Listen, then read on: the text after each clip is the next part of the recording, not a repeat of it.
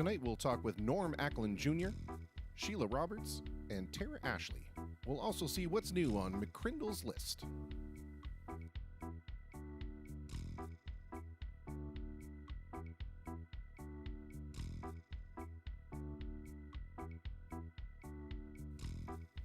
Head on over to the YouTube channel and click that subscribe button to get notified when we go live next.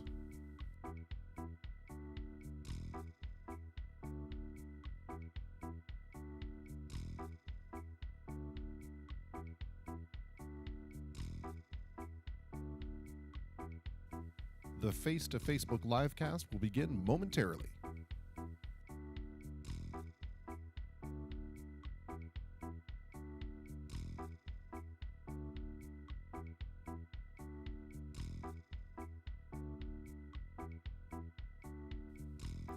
Tonight we'll talk with Norm Acklin Jr., Sheila Roberts, and Tara Ashley.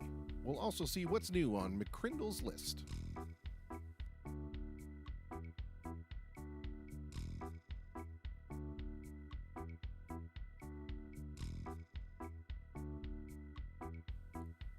Head on over to the YouTube channel and click that subscribe button to get notified when we go live next.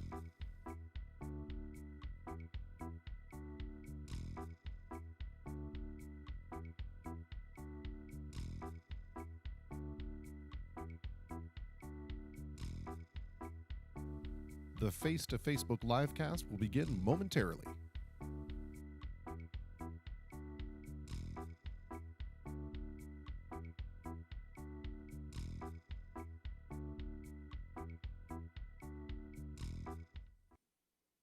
Starting momentarily like right now. Hello, everybody. Welcome to Think Bigger Thursday. Yet another in our mnemonic themes. And what does it mean? Well, and as always, when I say what does it mean, I mean, what does it mean to me? And then you get to decide what it means for you. For me, Think Bigger Thursday means, this is a time when we can start to affect some change. So, maybe I look at the things of myself that I want to improve upon or the things in myself that I'd like to see done differently. Cool. So I address those. Now think bigger. Now I think about areas of my neighborhood that I'd like to see, changed, or ways that I could help out in the neighborhood. Great. So we'll do that. Then think bigger. What's something you can do in your community that you can be a participant in and help spread joy or spread usefulness? Fantastic. Let's think bigger. Now that we've done that, what's something maybe in our municipality that we can do? Maybe there's some programs we can take part in that help everybody. Fantastic. Let's think bigger. Maybe there's something we can do provincially. Maybe there's something we can do within Canada. Maybe there's something we can do within North America. Just think bigger. That's it. And if you can't, no big deal. Think for yourself. My advice is just think bigger. That's all. Hello, Jocelyn Laporte. I have missed your comments. How's the foot? That's what we want to know. Poor Jocelyn broke her foot. We want to know how the foot is. We have a wonderful program for you tonight. We have so many interesting and lovely people to talk to. Mr. Norm Acklin Jr. is our first guest, followed by Sheila Roberts, followed by McCrindle's List. We're going to see the top five lists of outrageous stage performances and incomprehensible lyrics. That's great. And as always, if you guys have requests for Corey, just leave them in the video comments, and we will do our very best to get them to Corey. Corey can also post his email during the segment, in which case you can go there and grab that. And then finally, last but certainly not least, we'll have the lovely Tara Ashley, who has sent us a poem as well. But I need to ask her what the title of the poem is, just so I can put it up on the little media thing. The little media thing that appears down here. And if there's anybody you would like to see on the program, please put them in contact with me. I have a couple people out there that are doing a wonderful job in helping me find and locate people, but I'm running thin. So There we go. So Corey McCrindle send your suggestions for Corey's top 5 lists right to his email that he's put up in the video comments there. So check that out. Yeah, Jocelyn, the way I say poem is like that is because it's from The Wall, the movie of The Wall, right? When the headmaster is strolling through the classrooms and he snatches the little book away from young Pink and says, "What's this? Poems! Poems, everybody! The laddie reckons himself a poet. New car, caviar, 4-star daydream. Think he'll buy me a football team. Rubbish! Get on with your work." Anyway, so every time I see the word poem, that's a poem. That's how I think of it. Anyway, that is neither here nor there, and I'm sure nobody gives a crap about my my frames of reference. And Jocelyn says, "Oh, the foot is the bane of her existence. She's so done with crutches already." Now, here's something interesting that maybe maybe nobody noticed because nobody mentioned it yesterday. This entire time that we have been doing this program, I've been pitching for the sponsorship from Coca-Cola. Because I'm constantly drinking their product. And no, I didn't get the sponsorship from Coca-Cola yet. I'm looking at you, Coke. But the other day I went to my store and they did not have any. They were out. So I had to drink their competitor's product. I had to drink Pepsi.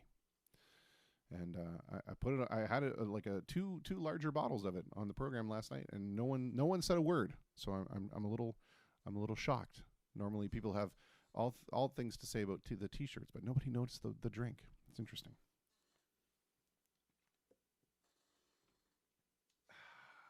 Speaking of the shirt, there's another one in the Sesame Street collection from one of the ones that's near and dear to my heart. The first iteration before Elmo drove him into the ground. But it's Grover, and I liked Grover because he had the same voice as Yoda. You would come to find out later, but near? Far. Anyway. Hello, Sandra Torelli-Shaw. And Rob Shipley says, any chance you could play Lucifer Sam? Ooh, do-do-do-do-do. That's an early Pink Floyd tune. All right, well, we will get that going. But our good friend Ashley Rose had a list of songs that she wanted to request, and she keeps it in her car, and every time she thinks of one, she writes it down. Anyway, she snapped a picture of this list and sent it to me, and I noticed one of the songs on there. So we're going to start with that. And it's a great tune to get the blood going. Get the toes tapping, as it were. So let's just do it. I've already gone ahead and done the beat for it. And I have the song, the tones set up. So I think we just go for it and see what happens. And as always, like Mr. Shepley, if there's something you want to hear, please post it in the comments, and I will do my level best to play it for you. All right. Let's try this.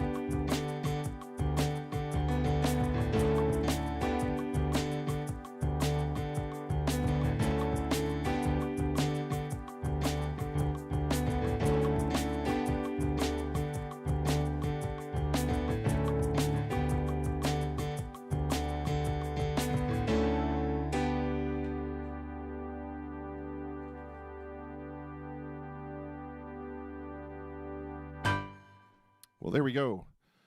Probably should have waited a few minutes for my voice to wake up before we attempted that one, but whatever. It's fine. Oh, man, Lucifer Sam.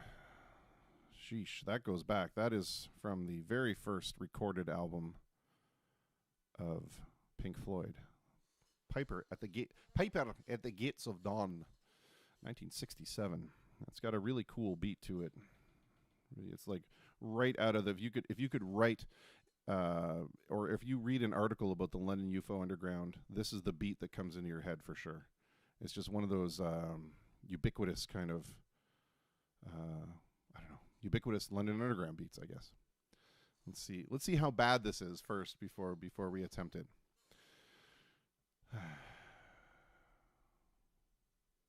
That cat's something I can't explain. Do do do do. We're gonna try it. What's the worst that can happen, right? I did say if I've heard it before, we will give it a shot. So let's see. It's definitely got a beat.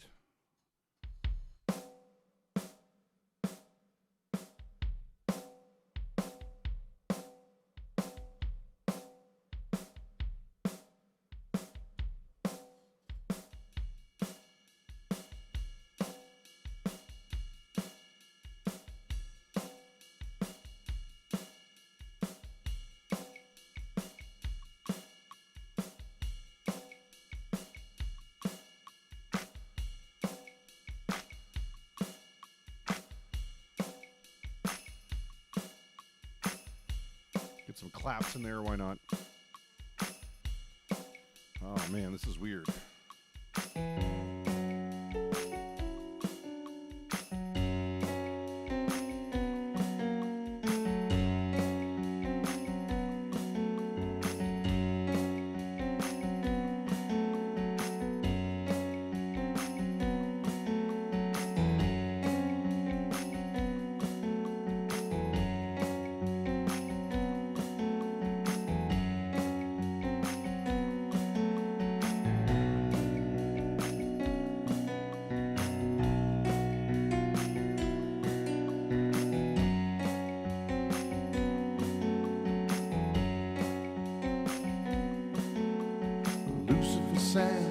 Cyan cat,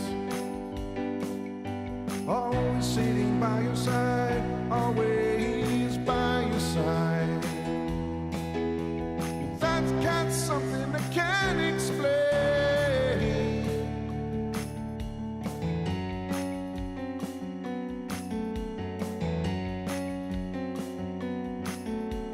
Jennifer Gentle, you're a witch. You're the left side, he's the right side, oh no. That cat's something I can't explain.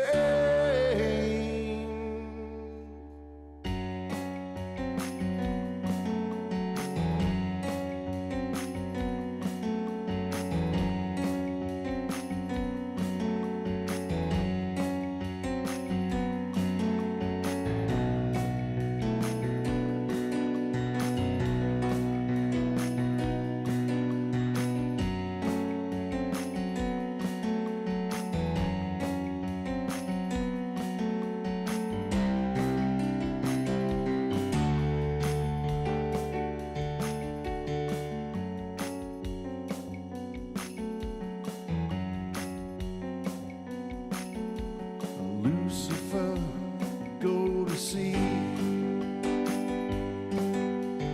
Be a hip cat, be a ship's cat, anywhere, somewhere.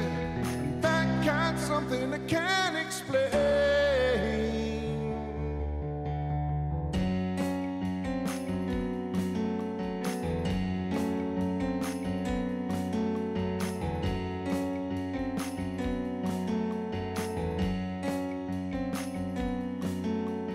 Night prowling, sifting sand, padding around on the ground, and he'll be found when you're around. That cat's something I can't explain.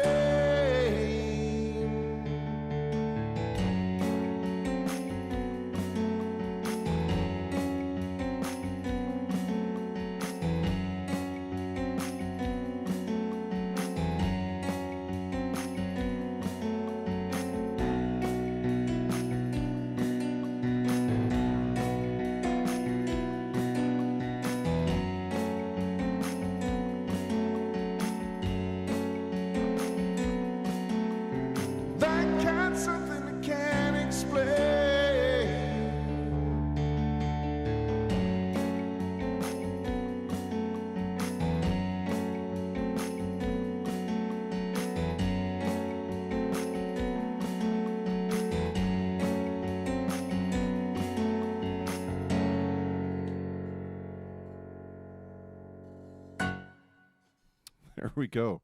There's something I never thought I would be attempting on piano. And of course, there's all kinds of crazy psychedelic guitar solos in there and stuff like that, which I can't do for a number of reasons. One, I'm not a very good guitar player. And number two, I did not take any LSD before the program. And number three, I didn't create any kind of loop with any kind of backing track that I could kind of gone over that. Norm Macklin Jr., our very first guest tonight, says he loves Grover. How can you not love Grover? I defy one person to tell me they don't love Grover. Grover is so lovable. But I will tell you this. There is a moment that to this day brings tears to my eyes when I think about Sesame Street.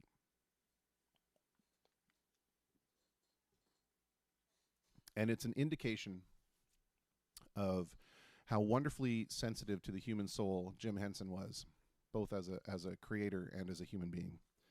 But there's an episode, and you can YouTube this. It's freely available there, and it's back from when Sesame Street was good. And I don't mean this in the sense of like, I'm an old man. Sesame Street was only good in my generation, but definitely Sesame Street was way better before it be transformed into this Elmo's World nonsense. But there is this thing you can YouTube it. It's Kermit the Frog tries to teach the ABCs to this little girl, and she's probably, I don't know, 3 or 4 years old, just adorable. And he comes out there as Kermit the Frog does, and he's like, says they want to sing the ABCs, and as they start to sing the ABC song, the little girl injects the phrase "Cookie Monster" as he's trying to sing it, and she dissolves into laughter. And Kermit pretends to get angry, not even angry, just kind of irked, while they keep singing the song. And at the end of it, Kermit the Frog says, "You're silly. I'm just leaving." And he turns around and he heads away off camera. And all of a sudden you hear the little girl very softly and totally breaks the moment, right? She just gets this kind of very serious look on her face and very softly says, "I love you." And then all of a sudden you see Kermit come back on the screen and he says, "I love you too." And it's just, there's that total commitment between person and Muppet in the sense that, she was in that headspace. She totally was in that zone, and it could have very easily gone any way. It could have very easily just cut it at that and just had the little girl say that and that be the end of the segment. They could have not acknowledged it at all. But that to me shows the real spirit of Jim Henson as a human being, is that he comes back and acknowledges that and stays in that moment and says those sentiments not as Jim Henson but as Kermit the Frog, as the thing that she is relating to. And oftentimes we forget that children, when they see these things, they don't question the fact, or they don't see the fact necessarily that it's a puppet or a Muppet or whatever. It's not a prop. It's a character that they believe in and they love. And I had the most interesting experience with that myself with one of our kids when we went to for our eldest daughter, because of her condition, we ended up she ended up being the recipient of a Make-A-Wish. And they sent us to Disneyland or Disney World or whatever the one in Florida is, and Meth Disney or whatever it is. Anyway, and the one of the programs that she was super into when she was a kid was Bear in the Big Blue House. And I don't know if you have ever seen this program. If you have children, it was around in the late '90s. It was a Jim Henson production as well. Anyway, there was a little tiny mouse on that program named Tutter, and little Kaya was absolutely in love with Tutter. And when we went to go to Meth Disney, there was a live stage production of Bear in the Big Blue House. So you saw all these characters, and we kind of hummed and hawed about it. Should we bring her to see this? Because it's kind of like then they're really not real, right? Because they're not on the magic box. They're now in real life, and they're obviously much larger. Anyway, the Bear in the Big Blue House comes out, and all the characters come out, and then Tutter, the mouse, comes out, and her eyes just lit up, huge as dinner plates, and she ran to the front of the stage, and she was yelling. She's yelling, "Tutter, Tutter, it's me, it's Kaya." She was 100% present in that moment that was the real thing. Just like you or I would go see one of our heroes or one of our idols or somebody who had a transformative effect on us musically or whatever. Or if you were into hockey, you got to meet Bobby Orr, the guy from TV. Now he's there in real life. She was 100% committed to that, and I think it's It's an interesting innocence, right?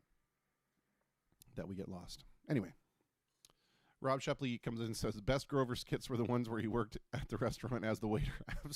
Absolutely. Although I will also put up Super Grover against any of those as well, because Super Grover was just awesome with that big Cavalier helmet.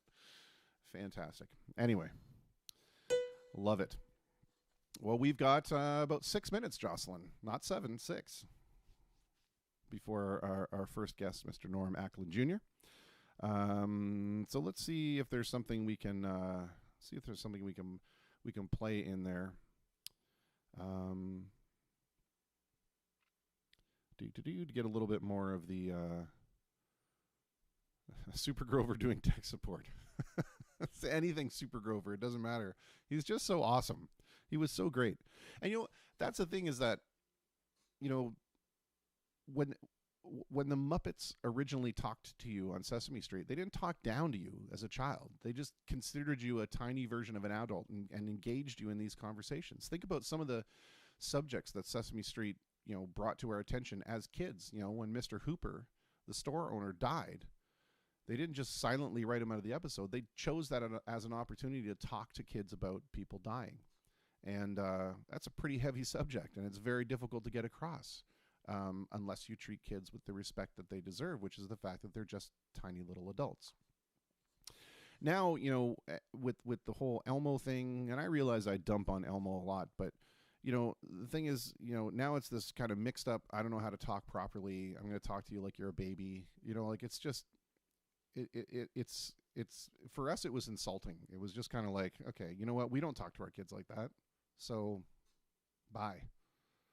And that's the time I wish that I could have gone out and gotten reruns of Sesame Street, so I could have had my kids enjoy the same thing that I did, along with the 1, 2, 3, 4, 5, 6, 7, 8, 9, 10, 11, 12. That song will be forever ingrained in my brain. All right, well, let's do this. This is a song in the 4 minutes that are left to us before the guest that we can probably do. It's a beautiful song by a beautiful human, Mr. Leonard Cohen. This is Suzanne.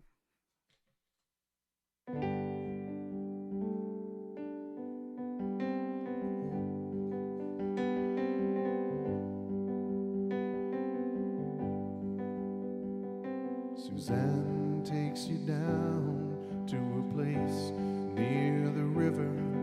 You can hear the boats go by.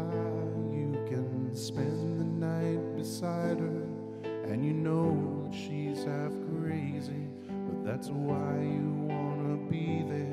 And she feeds you tea and oranges that come all the way from China. And just when you mean to tell her that you have no love to give her, then she gets you on her wavelength, and she lets the river answer that you've always been her lover.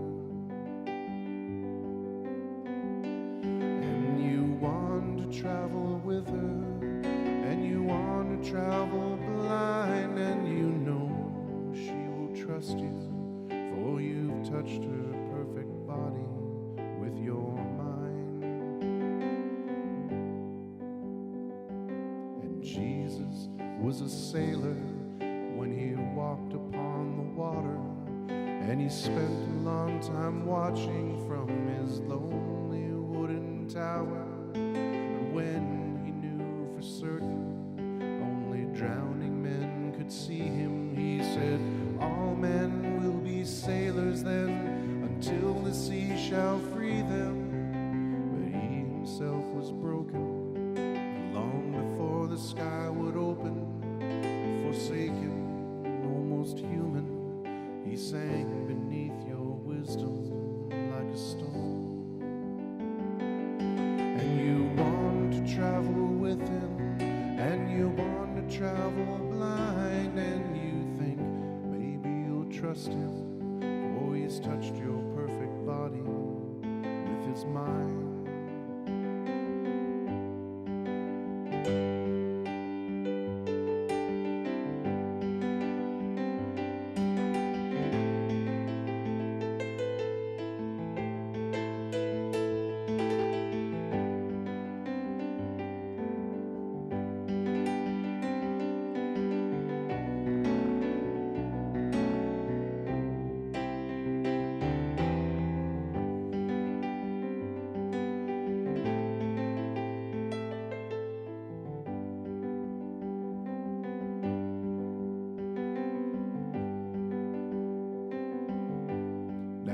Suzanne takes your hand and she leads you to the river. She is wearing rags and feathers from the Salvation Army counters, and the sun pours down like honey on Our Lady of the Harbor. And she shows you where to look among the garbage and the flowers. There are heroes in the seaweed, there are children in the morning. They are leaning out for love. They will lean that way forever while Suzanne holds the mirror. And you want to travel with her, and you want to travel blind, and you know that you can trust her, for she's touched your perfect body with her mind.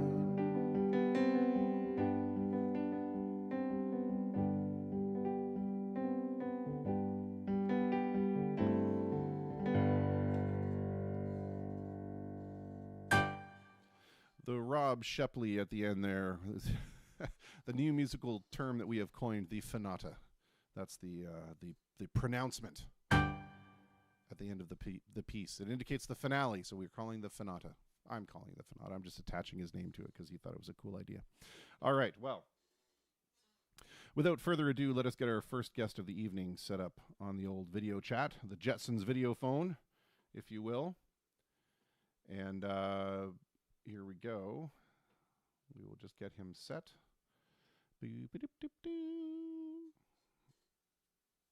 Oh. All right, and we'll see if he answers. We got some ringy dingies. Oh, he has answered. And as a consummate professional, he has already flipped his phone into the landscape position. And I will set him away from the keyboard cam and into the face cam so we can actually get some reference of who he's talking to. Not that it's a better view by any stretch of the imagination. But without further ado, let's bring him over. Mr. Norm Acklin Jr., are you there, sir? I am. Hi, Christopher. How are you? Oh, man, that microphone sounds delicious. That's fantastic. I'm near, and then I'm far. Near, far. I love it. Absolutely love it. That's great. The first question that I ask everyone that's on the program before we get into anything serious or jocular or anything at all, and that is you and those around you. I do have a drink. Oh, okay, fantastic, good. Oh, I thought that was the first question. Sorry. No, I also have a drink, but fortunately, there's no rum in it. All right. The first question is you and those around you. Everybody doing okay, happy and healthy and safe? Yes, we are. Thank you very much for asking. Yeah, no, everybody's doing well. My wife, who works in Taylor, Michigan, has been working from home since all this happened. Thankfully, she's able to still work. And the kids are, I have two children, Kendall 16, my boy Jack's 13, and he's still just basically working out hard every day for hockey and doing what little nominal amount of homework he can do. Yeah. And then, but no, they're all doing well. Good. Working out in the hopes that one day we'll return to some semblance of normal and everything that, has been suspended will continue, right? I just heard on my drive home here for this that Hockey Canada has released so that the individual bodies can start deciding when they're ready to open up. So that's good news for him. I think that it's one hurdle. Yeah. Passed. Absolutely. Good news not just for him, but for anybody in his position at all. I want that microphone. You sound so much better than I do, and it's unacceptable. Well, one of the things that we have been certainly missing out on is live entertainment in this area. And for those of you who don't know Norm puts on one of the absolute best Elvis Presley tributes I have ever had the good fortune to witness, and he's well known throughout, not just throughout the area, but through all over the place. And I want to ask you, what led to that? I want to know what goes through somebody's mind before they decide that that's something that I'm really interested in. Yeah, to be honest with you, I didn't think I would be doing this, and not nearly for as long as I have either. The reality is that my dad has been doing it since he was 13 back in 1968. So he's been doing a little Elvis act for 51 years, still going. So I kind of grew up with it. I wore out all my dad's records. I watched all the movies. I became I wouldn't say a fanatic, but I certainly was very passionate about Elvis at an early age, and I think he's very misunderstood and misrepresented. A lot of musicians, I don't think, I shouldn't say musicians, but people that either you know him and you get it or you don't. And so anyway, I got it. And as a kid, I would sing at bowling alleys and restaurants. Anybody that would give me a quarter to play Pac-Man, I would sing, and it kind of stuck when I came down here I'm originally from London, and I came down here in 1991 when I was 17, and started hosting karaoke at the Casey's on here online, and a bunch of other little places for a guy named Muff Martin, if you know Muff. And so I did some Elvis at that time, a little bit, but I shied away from it for a while because it wasn't cool to be, into Elvis. And as a kid growing up, I was doing Elvis at the talent shows, and everybody else was doing the really cool stuff like, Boy George and Mike Right. and George Michael or Michael whatever. Jackson. Yeah. Yeah. Well, actually, let me ask you a little bit about that. You say that you feel that Elvis is misrepresented, or not maybe misrepresented, but maybe misunderstood. Can you clarify that a little bit? Like how are we, Sure. thinking differently? Well, I think that a lot of people, he's a caricature of himself. So everybody thinks that thank you very much is every time I walk by somewhere that nobody knows Elvis, thank you very much, and you want a peanut butter banana sandwich, and all those little one-line zingers that are cheeky fun, and I don't mind the cheeky fun, but it's some of the ones that the holy fat bloated Elvis, da da da da. He didn't get that way till near the end of his career, and when he was, certainly doing uppers and downers and he's doing 2 shows a night in Vegas. He saved Vegas, sold out every show, and I just think that if people knew that he was a caring, generous man, gave more. He had so many people on his payroll, so many people that he was giving to and taking care of, and a good Christian boy. And I don't know. I just think there's a lot more to him as a human being than the thank you very much, if that makes sense. Yeah, and I think that unfortunately he's also a product of a very, very different time, right? It's difficult for folks in our generation, and certainly generations later than ours, to kind of understand, that it was the birth of this whole new movement that nobody really understood, and nobody really knew how to get a handle on. And, he also came up during McCarthyism as well. And there's that whole, weird element thrown into it that a lot of people really can't understand. But what do you think is something that even those who don't really necessarily are not fans of Elvis can certainly recognize his music? And what do you think it's about Elvis's music that really has stuck with us? Why? I get asked that quite a bit, and it's funny because obviously I'm really in tune with it. Every day I'll be somewhere and I'll hear Elvis, and it could be a commercial that they've taken part of the tune, obviously, and used it. I mean, EPE Enterprises that owns it certainly, uses it, gets whatever they can for it, and have really commercialized it as much as possible.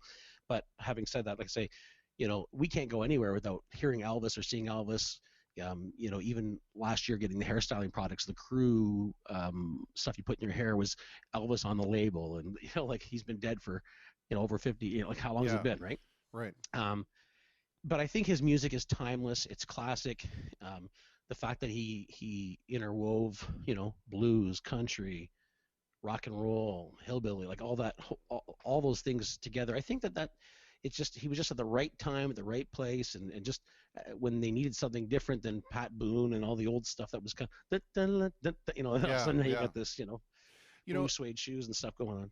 I think it's also an unfortunate example of history in the sense that he gets a bad rap from a lot of people in the sense that a lot of folks think that he co-opted the rock and roll coming out of the blues from Black America, and it's basically here was a white kid from the South that was basically stealing these folks' music and kind of bring it to the forefront. But I think that's an unfair label. I think that we have to look at it in the kind of the conditions of the time, and that he was really the only vehicle, or one of the only vehicles, that was going to be able to bring that to a larger audience. Now, for better or for worse, that's just the time that it was, right?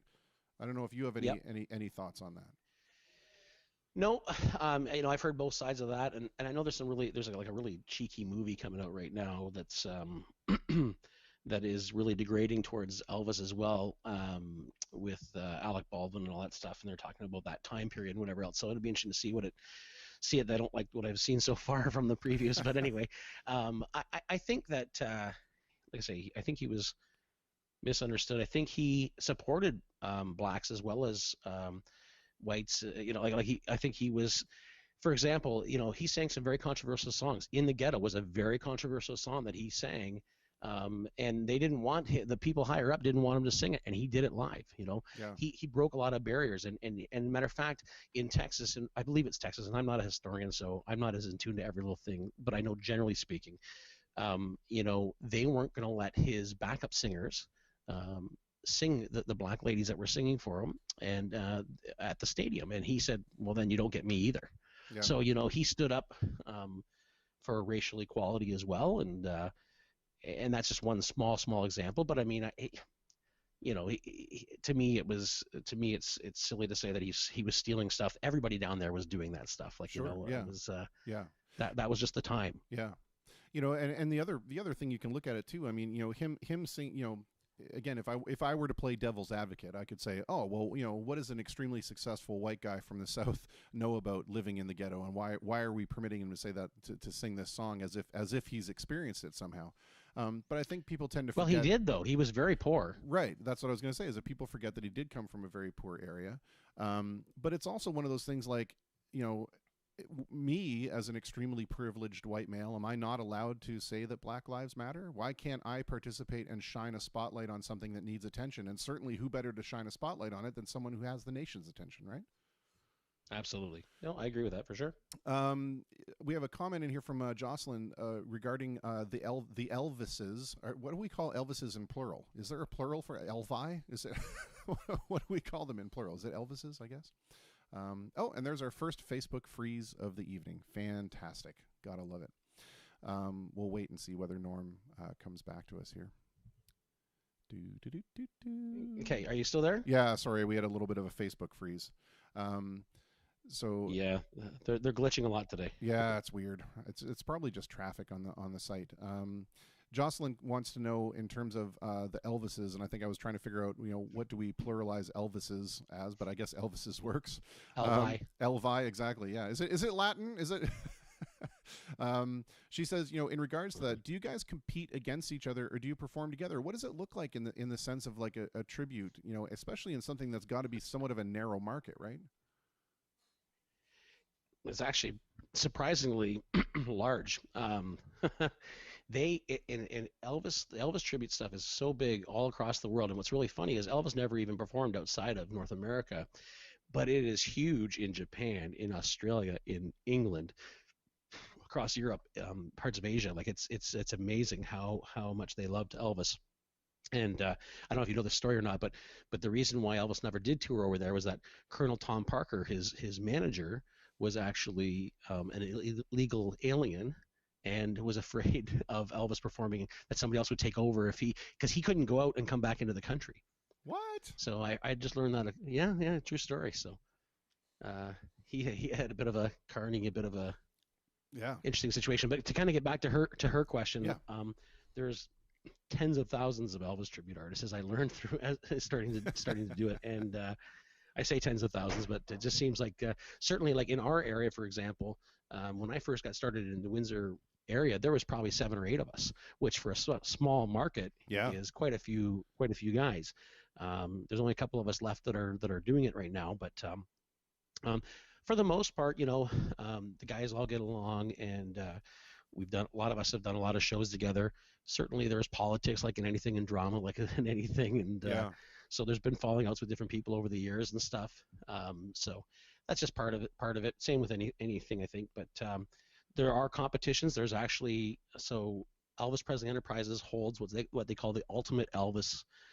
And I was blessed to be the Collingwood winner of the biggest. That was the biggest Collingwood was the biggest Elvis festival for many, many years. They just had their 25th this last year and ended it. I was blessed in 2015 to win that and go represent them in the Ultimate, which was held in Memphis. It was a really surreal experience. That's amazing. And I got to meet all these different Elvises that competed at different competitions all across the world. That's amazing. So we have another comment here. For Corey McCrindle wants to know, do you know Mike Lawrence from Kitchener? He is one of the Elvi. The name sounds familiar, but I can't place a Yeah. face, to be honest. Mike Lorenz. I think I do, but it's not close. It's one of those things like, oh, you're from Canada. Do you know Bob? You're from Yeah. Canada. Yeah, yeah. Well, in all fairness to her, the Elvis tribute world is pretty close knit to a point. Like you do all kind of get to see each other and know each other a fair bit. So there's not too many, unless it's somebody new just jumping in or somebody that hasn't been around for quite a while. A lot of them you do get to know just from being at different competitions or different places. So Sure. Yeah. I've been really blessed to perform with lots of the guys over the years and meet some of Elvis's co-stars and been really close with them.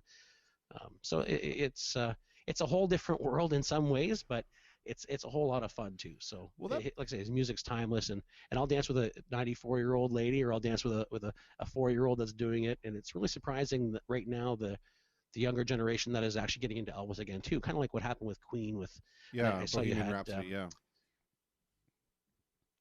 Rick on here before, and he was talking about that stuff too, and same sort of thing, right? Like it's just as more and more things come out, that younger generation is starting to show some interest too. So it's kind of neat to see that happen. Yeah, absolutely. Now, it raises an interesting question. Those folks that, were either part of Elvis's backup band or part of Elvis's life, how do they react to this whole phenomenon of, seeing all these people come in and emulate the person that they spent so much time with? It's got to be weird in a sense, right? I think for some of them it probably is, and there's some guys that are like, there's a lot of guys that have the sound but not the look, or guys that have the look but not the sound, or some combination thereof. There's very few guys that have the whole package. There's some guys, young guys, Cody Slaughter, which might not mean anything to yourself, but in the ETA world that would be a big name. Dean Z. These names are people that have the whole package. They got the moves down. They're good looking guys. They can sing and sound like them and do all the little nuances and stuff like that. So um, I think that a lot of the co-stars they love it because they get a little bit more attention too. They get a little bit more Sure, draw yeah. because they starred with them in a movie and a film. And matter of fact, there was a movie that just had its 50th year anniversary. It was called Speedway 2 years ago, and we brought Victoria Paige Menrick, who was just a little girl when and Elvis sang a little song to her, "Your time hasn't come yet." But anyway, she was the original voice of the Chatty Cathy doll, and she was in The Littlest Hobo, and then she's still part of the Academy and does all these other cool things that she's involved with. So it's really neat to see that.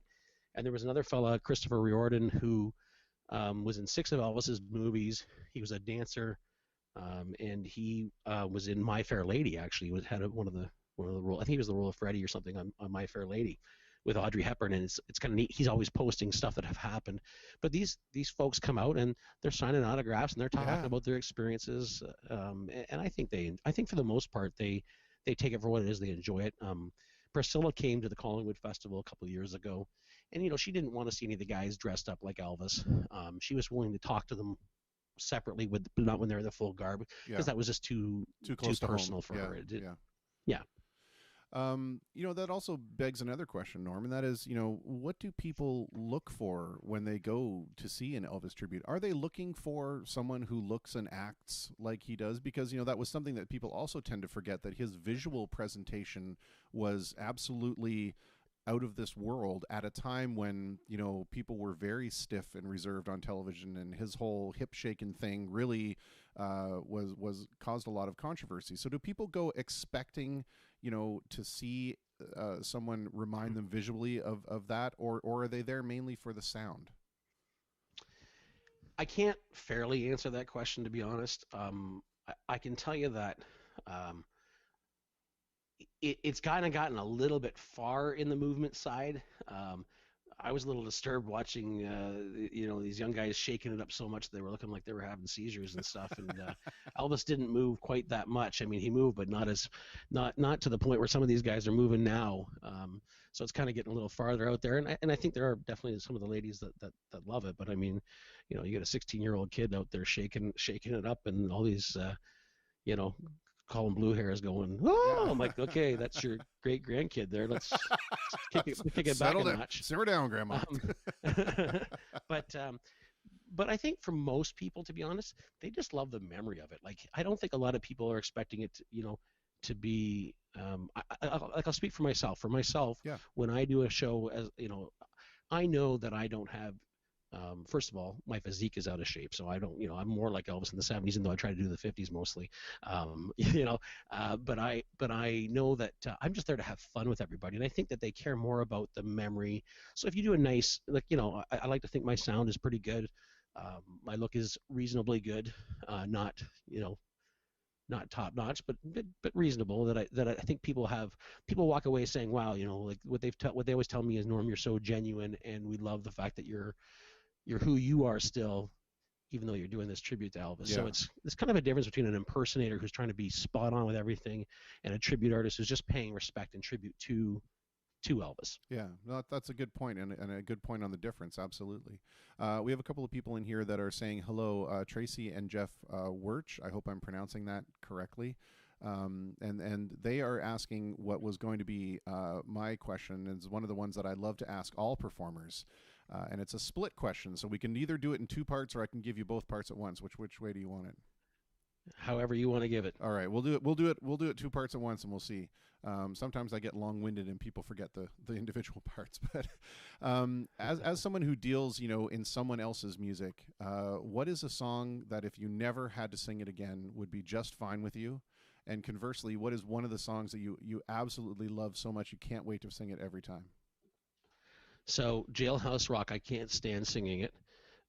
It's a great song, but I can't stand. It's a hard song to sing, and so every time somebody, because he just had this other little thing going on that one, so it might sound a little weird that it's that song, but it's just one of those ones, like, you're just getting that raspy. Trying to do that one is a really tough, Yeah. tough song to sing. So if I never had to sing that one again, I think a lot of other guys would tell you Viva Las Vegas, but I actually enjoy that one. And to say ones that I like. His gospel music really does move me, and I feel very, you get the tingle and shake. So any of this Elvis gospel stuff really does. It is some of my favorite stuff to sing. So, How Great Thou Art, any of those ones like that. Yeah. He touched me. Those are ones that kind of really, I look forward to singing, and a lot of his ballads too.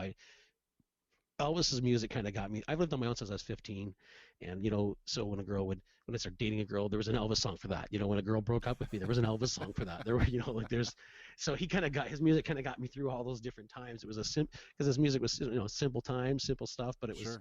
it still had a lot of meaning and feeling, and you could just feel it when he would sing. So Yeah. if that makes sense. It does. Actually, yeah, great answer. And pursuant to that, Corey McCrindle jumps in again and asks another question. Beat me to it. What is your favorite performing era of Elvis? And I think you said that you try to concentrate a lot on the '50s stuff, but there is certainly a difference between the '50s Elvis, the '68 comeback special Elvis, and the '70s Elvis, right? So which of those is your favorite era? If I could fit into the black leather tights and do the '68 stuff and look good, I would be happy to do it, obviously. But this physique is definitely not fitting into that and looking pretty. So um, here's the thing: all three of those sections are so different. So I like the early Sun stuff and I like the '50s stuff. It's fun, but as I get older and my voice is sort of deepened and matured, I actually do love singing a lot of the '70s stuff. I like. He's got quite a catalog. Like it's such a large catalog, and a lot of people just scratch the surface. They know a little, they know the blue suede shoes, and they know the, Yeah. that's all right, mama stuff. But he's got so many songs, especially in the '70s, there that are really quite powerful, quite moving, and I think he's a different. He really evolved as a singer. I mean, you think about it, how many artists can, had that length of a career, and Sure. and even though he didn't have a lot of number one hits near the end of his career, um, I thought a lot of the music was more powerful than the '50s, even like Yeah. that earlier stuff. Yeah, for sure. And I think that again, that's one of those things that people tend to forget because you're right. We do end up characterizing Elvis more than we do, because it's so tame now, and it's like people that forget. When Black Sabbath, for example, first came out on the radio, that was absolutely terrifyingly loud and heavy, Mm-hmm. and now in retrospect, it's so tame, So I think people would do well to remember the time in which these things came out, and in order to kind of maybe be a little more appreciative. We got another question in here from Denny Baster. She says, hello, Chris and Norm. Hello, Denny. Norm, with all that's happening out there, do you see a change where you where you can stream shows with enough interest to share your tribute with some success. And I guess that kind of leads into, the fact that we're all kind of in dry dock right now as terms of performances go. Yeah, it's funny that like I was doing these live feeds before COVID. I would do it for shut-ins and for a lot of these elderly ladies that couldn't get out, and it's funny because a lot of people, I get mocked sometimes and made fun of for doing these little live feeds on Facebook at the time, and then now it's become so popular and everybody's doing it, so now it's cool all of a sudden, which is fine. So I get to say I was a live feed or a live guy before it was cool. Yeah, So, you're the but live stream hipster. yeah, I wanted to. Well, I think you and I even worked together a little bit there at Rockstars doing a couple little things there. Yeah, Where we could stream, and that kind of was a good idea. And I always thought, I would love to scale that and be able to use it so that these people that couldn't come to our, I host that little Windsor Elvis Festival, and you know, so pardon me, I apologize. It's not COVID. Um, the I want to do more of that stuff, and I do see it evolving. I heard you when you were talking to Mike Lesperance about that very thing as well too. Early on. And so I think that, yes, I think it's going to evolve. I think it's become a bigger thing. I'm seeing it already with a couple of these Elvis pages, like this Elvis United page has over 23,000 people on it. Elvis and Friends Across the World has over 13,000 or more people on it. And now they're starting to charge an entry fee to come and watch certain feeds. yeah, I don't know that I could ever do that. I like it, like you have and people have, where you can, if you're enjoying yourself and you want to tip. I haven't done that personally, but I have all the respect in the world for yous all that do that, because hey, you are sitting dry docked right now and unable to make that money that so many people, that's what they rely on. yeah, I'm kind of blessed that at least I, when I can get back to some painting. yeah. Thankfully, my wife's working. Like I'm not, I've got a lot of projects done around the house since this has happened, but I haven't been able to. I have sung, mind you, like my daughter and I have been going around and doing some singing. Like we've got 2 shows tomorrow. We're at La Chamere nursing home in the afternoon, trying to cheer them up, and then we go over to Westchester Place tomorrow night from 5 to 7 doing a show where they're all going to be on their balconies, and so that kind of stuff. We're definitely still doing right now and respecting social distancing, of course. But Yeah. that's been fun for us. Well, let's talk a little bit about that, because I kind of wanted to bring that up, and what a wonderful idea, and we're starting to see a lot more people kind of musicians kind of emerging from our dens and figuring out a way that we can go out and give people, even if it's just a momentary distraction, right? People don't realize how much something like that means. How does that work? How do you guys kind of set up and be mobile like that, in terms of, because I've seen some of the live streams where you guys are standing outside the apartment buildings and all the folks are out on their balconies. It's truly a wonderful image, but what are the logistics of that like? Well, that particular one that you mentioned, that you referred, is the one we're going back to again tomorrow, because we did it 2 weeks ago, and the people loved it so much, and so many people missed it. They were like, "Oh my God, you got to bring them back!" And so they asked us, "Would you please come back?" And I said, "Sure, by all means." I mean, we just want people to smile and have some fun. So all we did was whoever their maintenance person is has a cord ready to go, and then I just bring my 1610 mixer and some speakers, and we just kind of set it up quickly, and we go to town. So they put out some flyers in the buildings to let people know we're coming, and then obviously I promoted a little bit on social media, and then people are like, "Oh, so and so lives there, I'm going to tell them," and Yeah, whatever. So, but and then we put out a call, just not a call, but I posted a few things on social media saying, if anybody needs to cheer up and would like something, please let us know and message me, and we'll set something up. So we've done that. I've done several birthdays already where I've gone and, somebody's a big Elvis fan and they're celebrating their 60th, 70th, 80th birthday, and so I've gone and shown up dressed like Elvis, and done a little. Sometimes it's just 1 or 2 songs, and sometimes it's like I did a full hour show for one people on their lawn, and all the neighbors were out on their lawns and having some beverages and just enjoying the experience. And it's fun, right? I mean, my daughter said to me the first time when she did that Westchester one, she's like, "Dad, this warms my heart just as much as it does for them, I'm sure." Like, it just feels good to know that people are smiling and dancing for sure.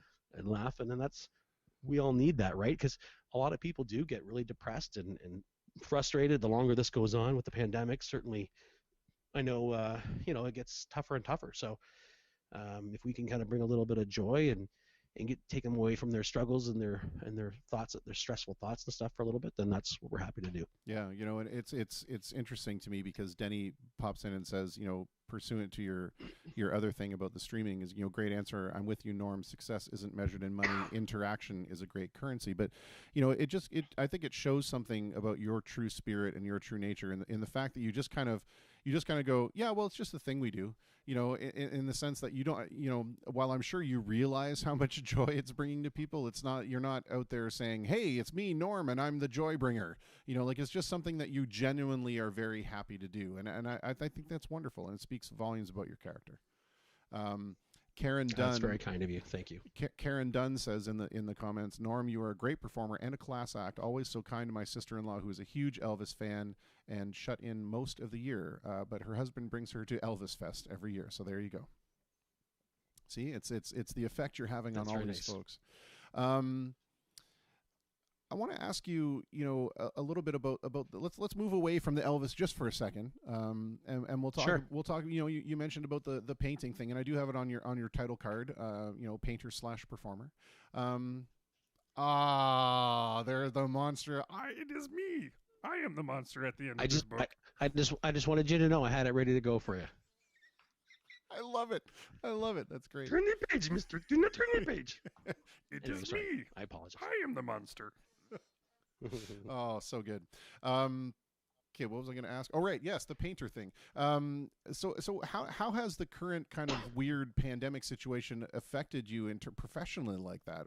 Because we've seen that there have been some job sites, for example, where certain trades are allowed in one at a time, but you are kind of in a unique situation because the length of time you need to be there is probably different than, say, the electrician or drywaller or whatever. Yeah, so if I was doing like new construction or something like that, then it would be a different story. Like, if there was, so I haven't really been able to do any real work, simply because, we don't want to bring anything home to the family and take any risks, right? I've got the kids. So if a building was empty, like, I was doing it in an empty home just before this hit, and the family was moving in, and I literally, I just said, I'll have to come back and wrap this up for you once we get the clear, because we just didn't want to take a chance, right? So, I do kitchen cabinet refinishing, so I could, and I've offered people to say, hey, I can take the doors if you want to, take them down or be clear and let me come in and grab them, and I could do that, and then, bring them back and do the boxes when we're done. And I've got a lot of people chomping at the bit waiting for me to go. Like, there's a few people that they want me to do their exterior. So exterior I could probably get ready to start doing now because you're not really interacting with anybody. So now that the weather's turned and we're in that state, I can probably do it more. But it was a rough ride for a few months here where you couldn't really do anything unless, without taking a risk. So I can't really speak much more to that as far as that part goes. I'm anxious and happy to start. My wife was happy. I got a lot of work done for a little while, but then I got really, really sick. Oh. And it wasn't COVID, but it was like a bronchial thing. And I was kind of out of commission. I still, as you can tell, I still have this little cough and this. Yeah. But it's something that has been going on for some months now. But it was not, like I say, it was more bronchial than anything to do with the pandemic. And I'm going to cough as we speak. It's okay. My apologies. We will just to prove a point. Yeah, we'll certainly forgive you that. Yeah. But go ahead. Oh, sorry. I was just gonna say that we had a comment before it scrolls off the screen here. Tracy and Jeff want to know, and this is one of those crystal ball questions that unfortunately I don't know that anyone can honestly answer. But will you do a concert in Windsor this summer? I think that's largely dependent on whether or not, Well, so okay, I'm gonna let the cat out of the bag a little bit here. Do it. Sorry, I didn't mean to cut you off. I apologize. No. So when I say cat out of the bag, it's still very conditional. It's still very conditional, obviously, on the government allowing people to do it, and There's a lot of different moving parts. But we have had preliminary contact or discussions with a few different places in regards to having sort of we'll call it a drive-in theater style, and hopefully even having classic cars set up where people could actually come sit inside a classic car and watch on the stage the performers go at it and do it. So I haven't canceled Windsor King Fest yet. We usually do it in the fall. the date is definitely moving right now because of everything that's happened. And once again, this is all kind of falls onto support and a lot of other things. But a lot of other Elvis festivals all across North America have been canceled this year. And I've had a lot of people message me privately to say, Norm, please don't cancel yours, because people are going to be dying for one of these things to at least go somewhere along the way. And because I don't have a lot of the same upfront costs, because I am a much smaller one than a lot of them, where they have to sink in, tens of thousands of dollars up front. I have that flexibility to kind of wait as long as I can a little bit to a point. I mean, you have to still get the promotion out there and make sure it's going to happen. But I've got some people that really want to work with us to make it happen. So we're definitely we're in a holding pattern to a point, but we are in discussions on how it would, the logistics of how do we make it safe, how would we be able to do it, and Sure. So hope springs eternal, and hopefully within a month we'll know from Premier Ford and everybody else whether we're going to be able to do stuff or not. As things slowly loosen up and open up, hopefully it can happen. Yeah, for sure. And if you do end up finding out a way to do that, I would love to be in contact with you in terms of how I could be of any assistance in terms of doing the streaming. I think that would be something wonderful to collaborate on for folks that are still maybe a little apprehensive about getting out there. Absolutely, would love to discuss that with you for sure. Cool. You mentioned that you're a little bit of a smaller outfit, and I know that a lot of the times what you do is you have like some pre-recorded music. I'm sorry. Like that right there. You've got some pre-recorded music as if on cue.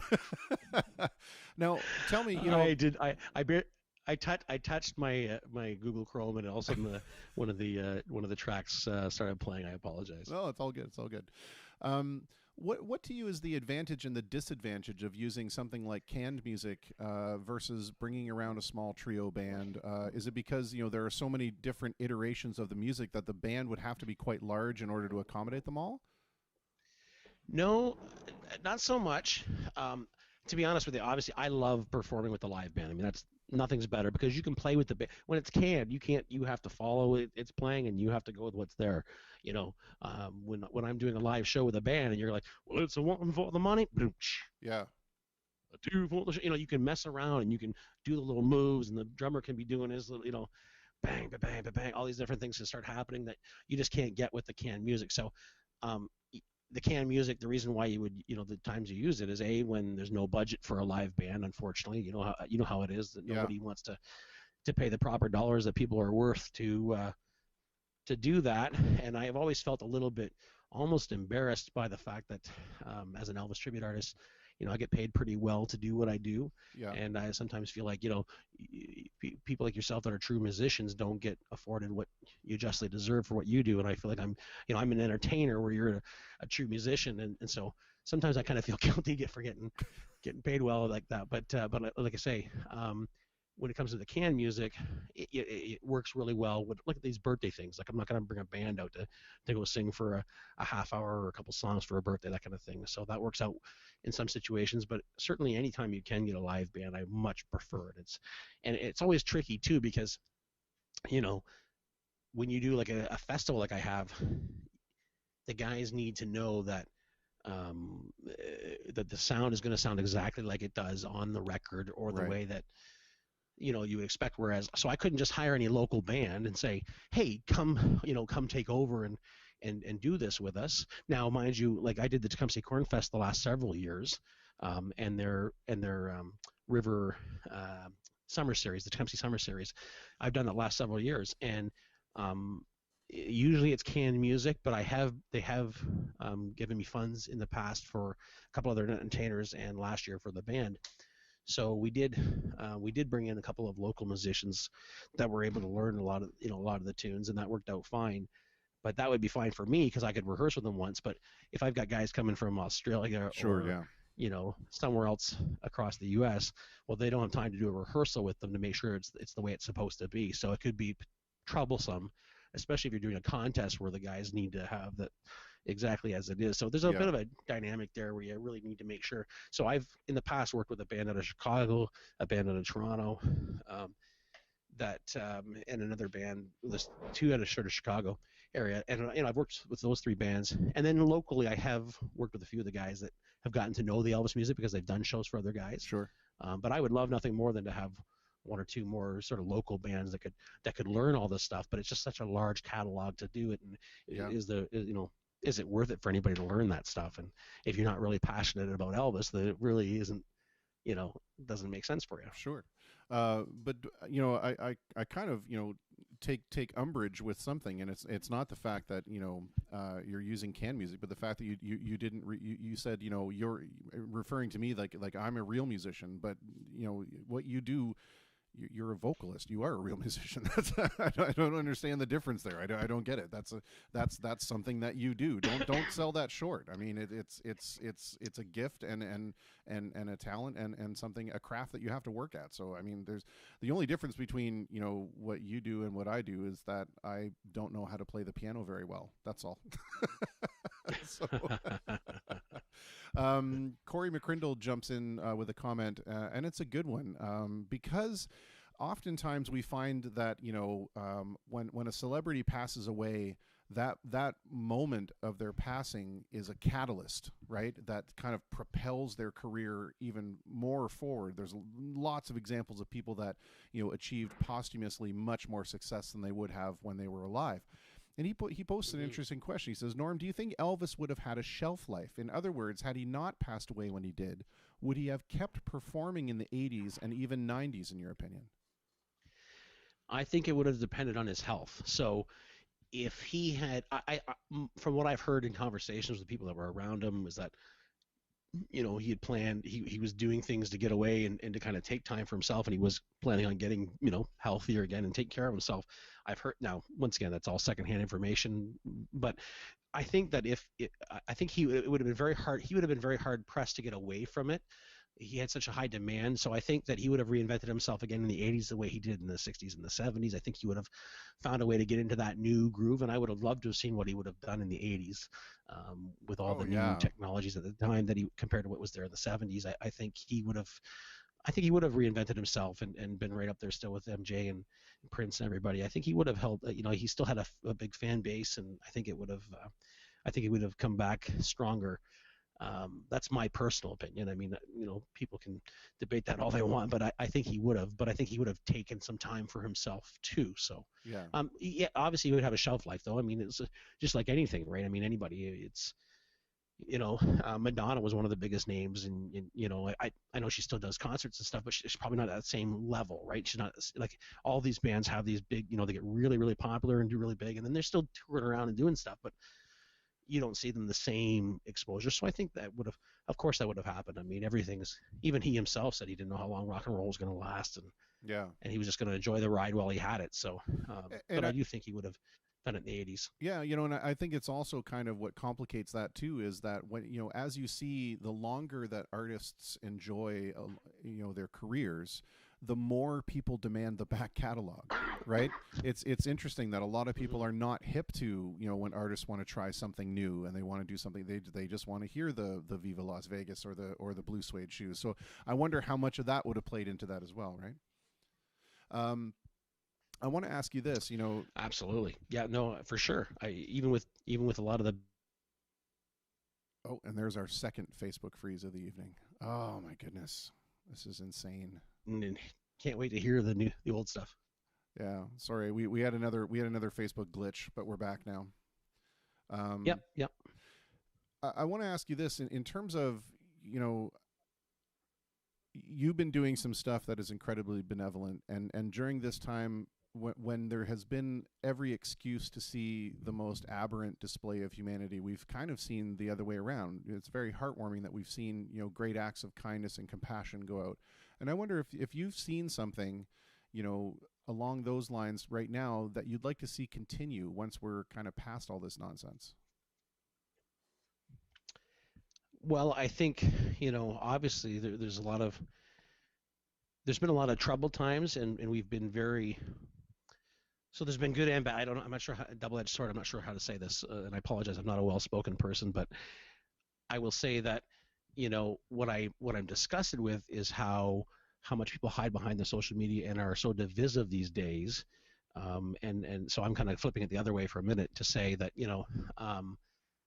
I'm hopeful that things like what's happened with the riots and all the things that are kind of going on, the Black Lives Matter, I'm hoping as a society that we kind of examine ourselves and say, hey, look, we've grown too divisive and too much about ourselves and too much, and so it's nice to see, like, my daughter was like, Dad, if dance has dance on Tuesday, I don't think I can do it because it's Blackout Tuesday and I want to support Sure, the yeah. Black community. And that's just a personal thing with my with my own family, my daughter, but I'm saying, like, I think that you get people getting ninja'd and people doing, the honks and the drive-bys, the birthday things, and all that. These are just little minor things, but I think that they're all steps in the right direction, right? Just showing acts of kindness, period, on a regular basis, and I think we just got to get back to being a community.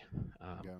I think too many people over the years, the last few years in particular, have been so self-absorbent and so about themselves, and I think we have to try to get away from the negative and start thinking positive and looking positive and trying to, and it's obviously easier said than done, but I know that's one of the things for me. Like, I went through a mental health crisis myself over the last 2 years, and finally, I went and got some help and got talking to somebody and trying to get my life back in order. And so I've always, even during that time, I was still always trying to do things for others, but I wasn't taking care of myself. And I think so everybody has to you do have to take care of yourself, and then you also have to, like I say, think about a community and be involved. And it doesn't have to be like, you don't have to be, some people do have nothing but time on their hands and they're involved in 10 different organizations and this and that and the next thing. And those are all wonderful that they can do it. But even a few small things, and I think that you'll see more of that. I think you'll see, not just with live feeds and stuff, but I think people in general are I think things come full circle. So I think all this disorder and things are gonna go through, and I'm very hopeful that we're gonna get back to some love and community. I don't know if that makes sense to you, but that's kind of where my absolutely. head's at. No, it totally makes sense to me. That's extremely well put. Thank you. Norm, it's been an absolute pleasure talking with you. It's you're one of those cases again where, and I've had the privilege of talking to a few of them on the program thus far, but when I mentioned that you're going to be on the program, or even in the past when I mentioned that I'm going to go see Norm, or Norm's doing this, I've never had anybody say anything except very wonderful things about you. And I think that the quality of someone's character, it speaks a lot to that based on how others speak about them. So I think you should take that to heart. And I think that, again, it's just an example of you're one of those people to me that represents that very best of what we can do. So I want to really thank you for lending your voice to the conversation and being willing to make the time. It means a lot to me. I appreciate you asking me, and thanks for having me. And if I could just say one thing, and that's Absolutely. Certainly to anybody watching, support the charities or whatever you believe in. They're going to need it as well.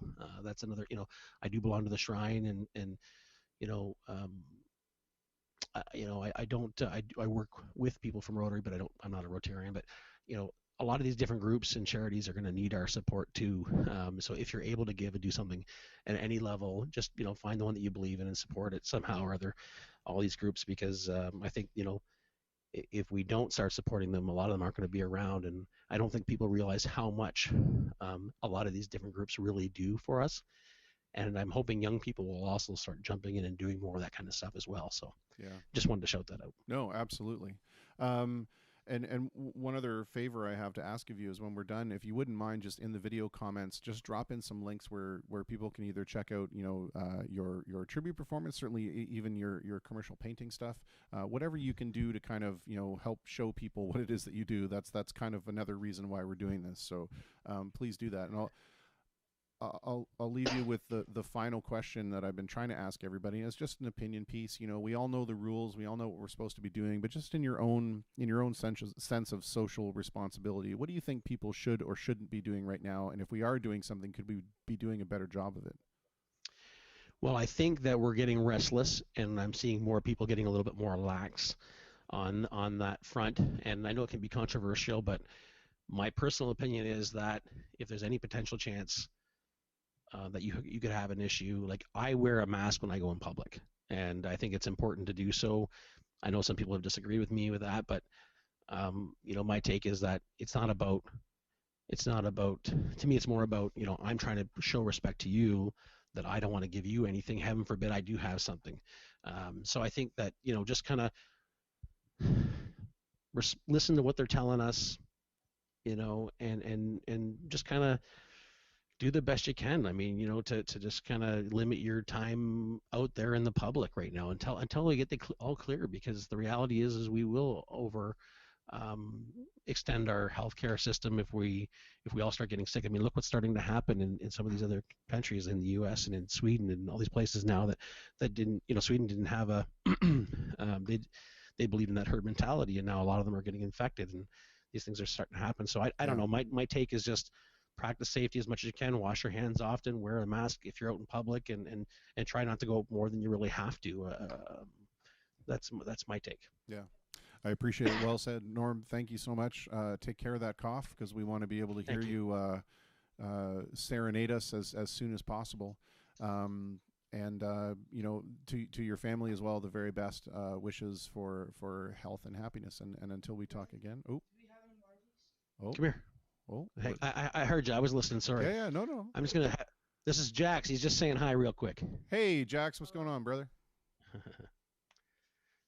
So we're staying well. We will stay well, and thank you, and same to you and yours, and thanks for all you're doing. I love the fact I've enjoyed watching you and talking to the different people in the community and getting a lot of stuff out of it as well. So, Chris, you're a class act, and I'm grateful that you asked me to be a small part of your feed, and keep doing what you're doing, man. Rock on. Thanks, Norm. I appreciate it. Until we talk again, be well.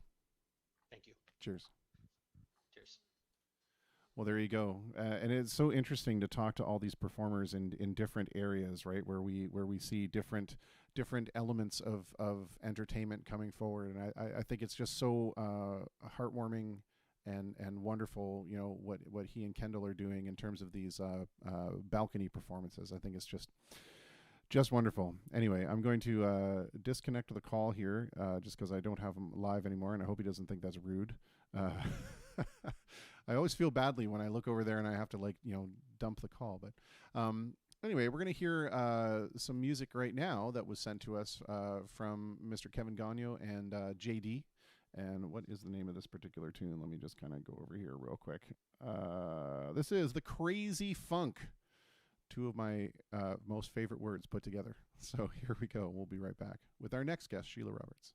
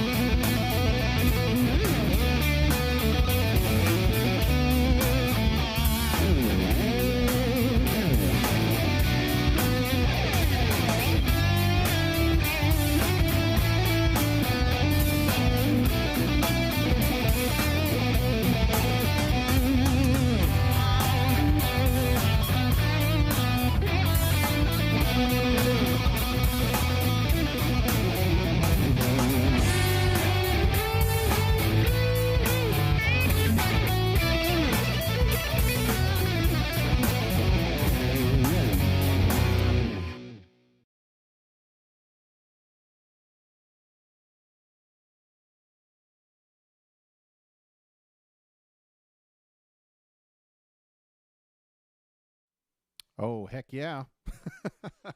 That's some good stuff right there. Eric Benici, Crazy Funk Rock, are they local? Yes, that is Kevin Gagno and JD. And Kevin Gagno you'd recognize because he is, like, if there is a musical event happening in the city, Kevin Gagno is playing bass for it. Most recently, he's actually shocked all of us and actually joined a band. He's in the Formula. But for the longest time, Kevin was, and I mean, he still is one of the most sought-after players in this city. And that's actually my first time really seeing JD. But what a tone on that Marshall stuff. Oh my goodness, just absolutely amazing. Wonderful players all. All right, we've got about 4 minutes before our next guest. It's probably just enough time for me to sing this song. Corey McCrindle had requested it before, so hopefully he wants to hear it again. Anyway, we'll do a little James Taylor.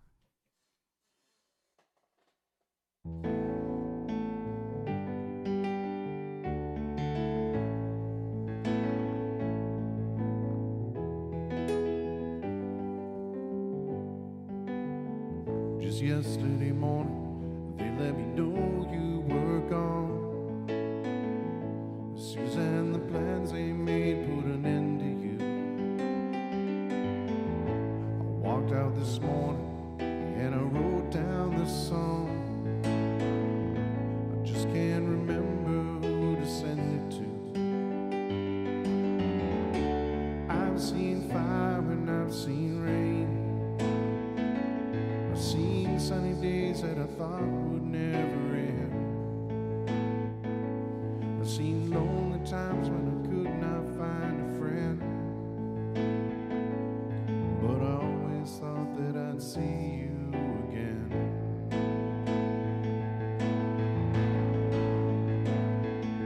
Won't you look down upon me, Jesus? You gotta help me make a stand. You just gotta see me through another day. My body's aching and my time is at hand, and I won't make it any other way. I've seen fire and I've seen rain. I've seen sunny days that I thought would never end.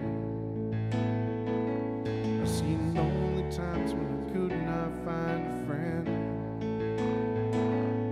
But I always thought that I'd see you again.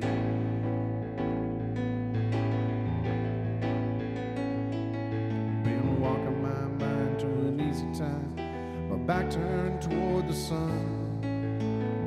Lord knows when the cold wind blows, it'll turn your head around. Well, there's hours at a time on the telephone line, they talk about things to come. Sweet dreams and flying machines and pieces on the ground. I've seen fire and I've seen rain. I've seen sunny days that I thought would never end.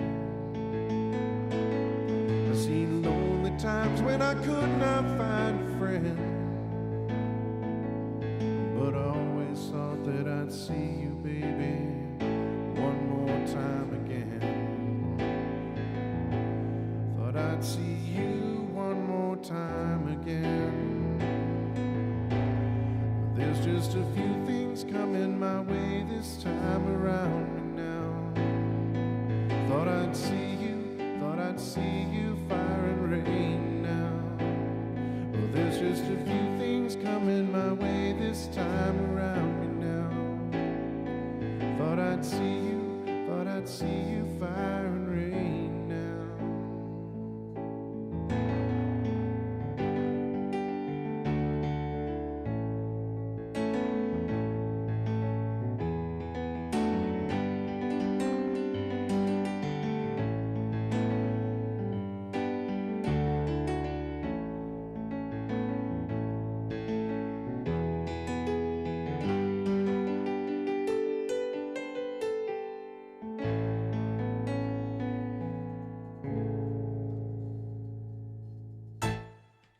All right, the Fanata at the very end.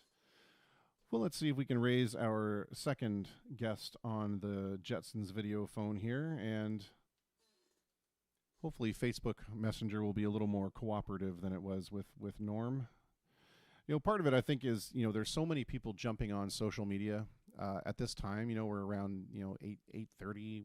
People are unwinding after dinner. Everybody's popping on Netflix and so on and so forth. And so I think it really it kind of saturates the intertubes, as the case may be. All right, well, I have her connected. I don't have her live as of yet, just because we're going to do a little bit of housekeeping here by switching around the camera so that she's actually staring at my face and we can have a semblance of a face-to-face conversation. Man, I wish I could default that camera to where it's supposed to be, but oh well. Anyway, without further ado, let's bring her over. We are talking with Miss Sheila Roberts. Hello, are you there? Hello, how you doing tonight? I am doing very well. Thank you for asking. Before we get any further, the very first and very most important question, and that is you and those around you, including our furry friend there. Is everybody doing well and happy and healthy? Why is it always when you start a Zoom call, the dog decides to lose their minds? I think there's some kind of secret signal hidden inside communication software that sets off, and the dogs hear it, right? Honest to God, I think it's like, oh, wait, you're going to be on camera and you're going to do something? Let me bark my head off. All day, quiet as a mouse. It's me. It's actually me. As soon as they hear it, they're just like, hey, that guy sounds pretty cool. Yeah. But yeah, That's to the point, everyone with you and around you doing okay and doing well?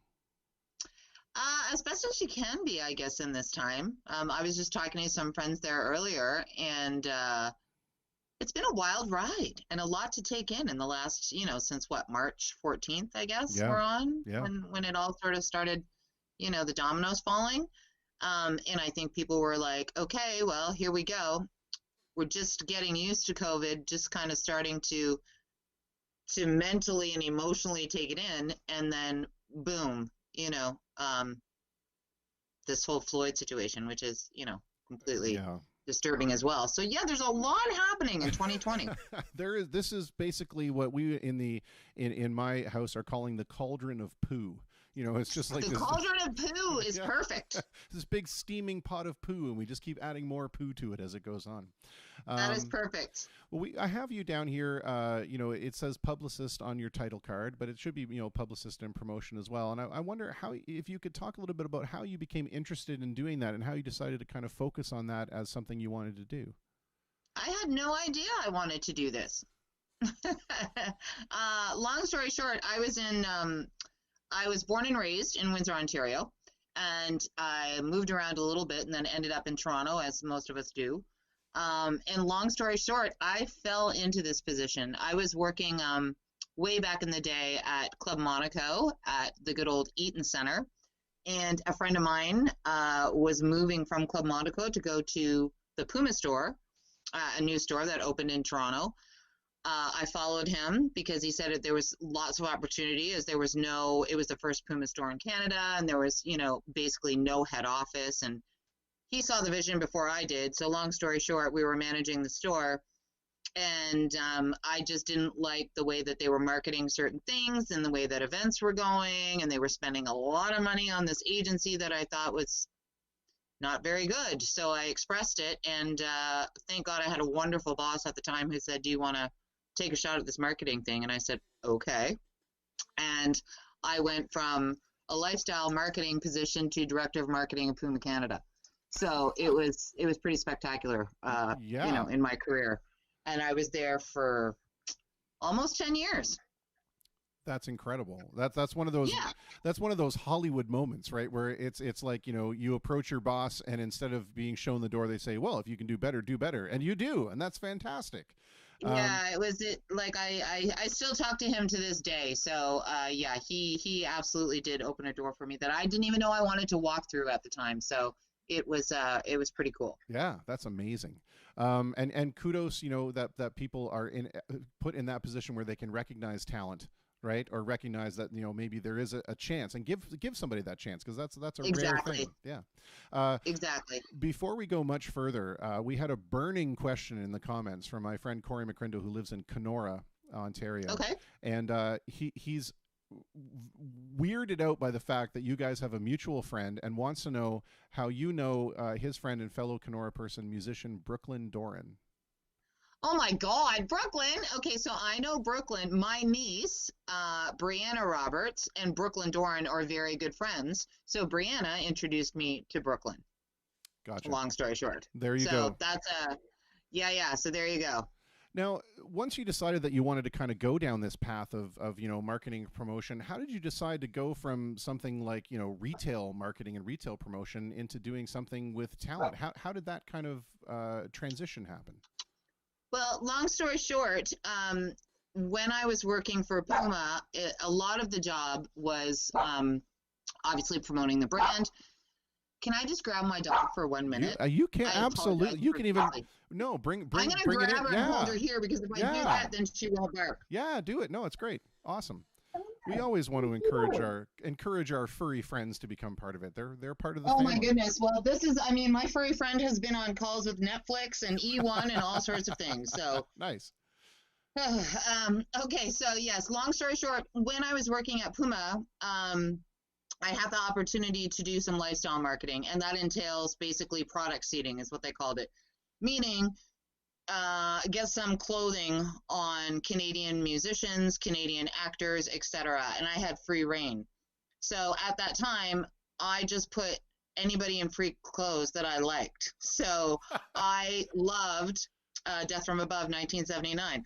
I loved Sam Roberts Band. So I thought, okay, well, perfect opportunity to get them in clothes, and I get to meet them. Yeah. So that was my initial sort of, this is what I'm doing. And from there, it went to Trailer Park Boys. It went to actors. So that's how I kind of rolled into that. So I have been blessed because I met so many wonderful people just through doing that. And of course, the people that I met have been so gracious to be like, thank you so much for supporting us. Especially indie bands. That was my favorite thing to do back in the day because they have no money. They didn't have a lot of sponsorship. There wasn't a lot of people doing it. So as much corporate money as I could give away, thank you, Rich Benford, if you're ever going to see this, I did. Yeah. So that's how that sort of panned out. It's really heartwarming, especially from somebody in a performance background, to hear that the corporate world is ready at times to be able to step in and be that benefactor that we all are looking for, because it's so hard, as you said, as an independent to kind of put any kind of scratch together. So good on you for taking that on. That's fantastic. Yeah, anything in that regard was, again, it was sort of a lot of the bands that I dealt with. I said, listen, all you have to do is wear the shoes or somehow put the logo somewhere, and then we'll give you the money, and you go in the studio and cut your albums, kind of thing. So that's what we did. I don't know if they're doing that anymore, especially with indie artists. I know now with the music industry the way that it is, I'm not sure what they do, but I hope they're still doing that because they had a lot of money to spend. Yeah. It's interesting, and I wanted to touch on this a little bit with you in the sense that, back in the day, there were opportunities for artists, both, acting as well as music, or any performing artist really, but there was such a narrow scope of networks that were available to produce any kind of content. And one of the things that we've seen right now with the emergence of streaming technologies, we've seen these early adopters of streaming technologies like Netflix and Hulu and Apple have moved now from simply being relays of content into producing original content. And it's been fascinating to kind of watch that take hold, because they have immediately gotten some incredibly wonderful and viable products out there. Now, in terms of, for folks that you may represent, what is that kind of hold? What does the future hold for them in the sense has the opportunity for folks increased because we've been seeing these new content producers emerge? I would say 100%. Long story short, even with the Trailer Park Boys, they used to belong to a production company and a channel called Showcase. And then they were bought out or bought into by Netflix. We'll take your shows on. We love the show. And now they're on Netflix. So long story short, it was this small little Canadian show, that we...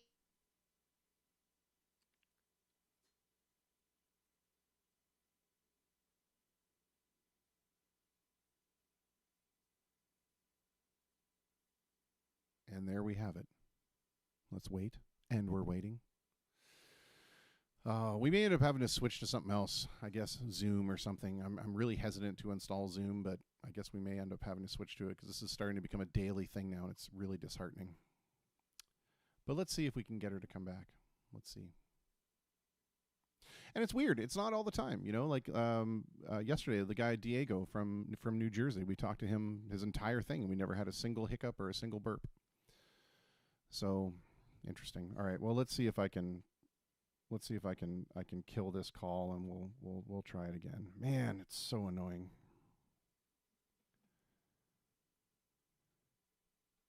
All right. I'm going to try one other way of doing this here and see if we can get going. My apologies, everyone, but we also don't have the budget here for for a whole lot of fancy equipment. So we do the best with what we've got. I'm gonna flip it off here where it's unfortunately an unflattering shot, and we'll go back here. Let's see if I can get another way up. Yeah, right, Tara. It was totally perfect for Diego. So how does that work exactly? It's crazy. Let's see here. We're actually gonna try to go directly through Facebook itself rather than the desktop messenger client and see if we get that any better. Just gotta wait for Facebook to load on the computer.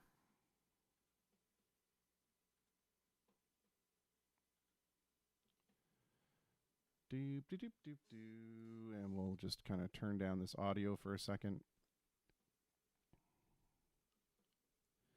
And we'll see how well it works.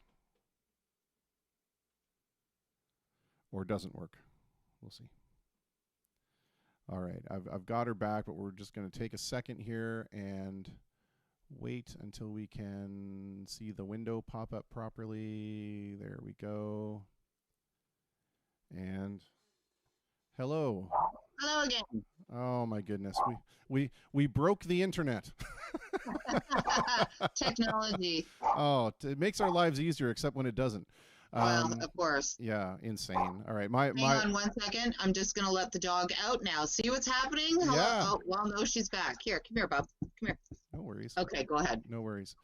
My apologies. I guess we have to figure Oh out. my gosh, no problem. We have to figure out a better way of doing this. You know, I thought it was going to work so well with Facebook Messenger because nobody has to install any other software. It's just something that works right off the interwebs.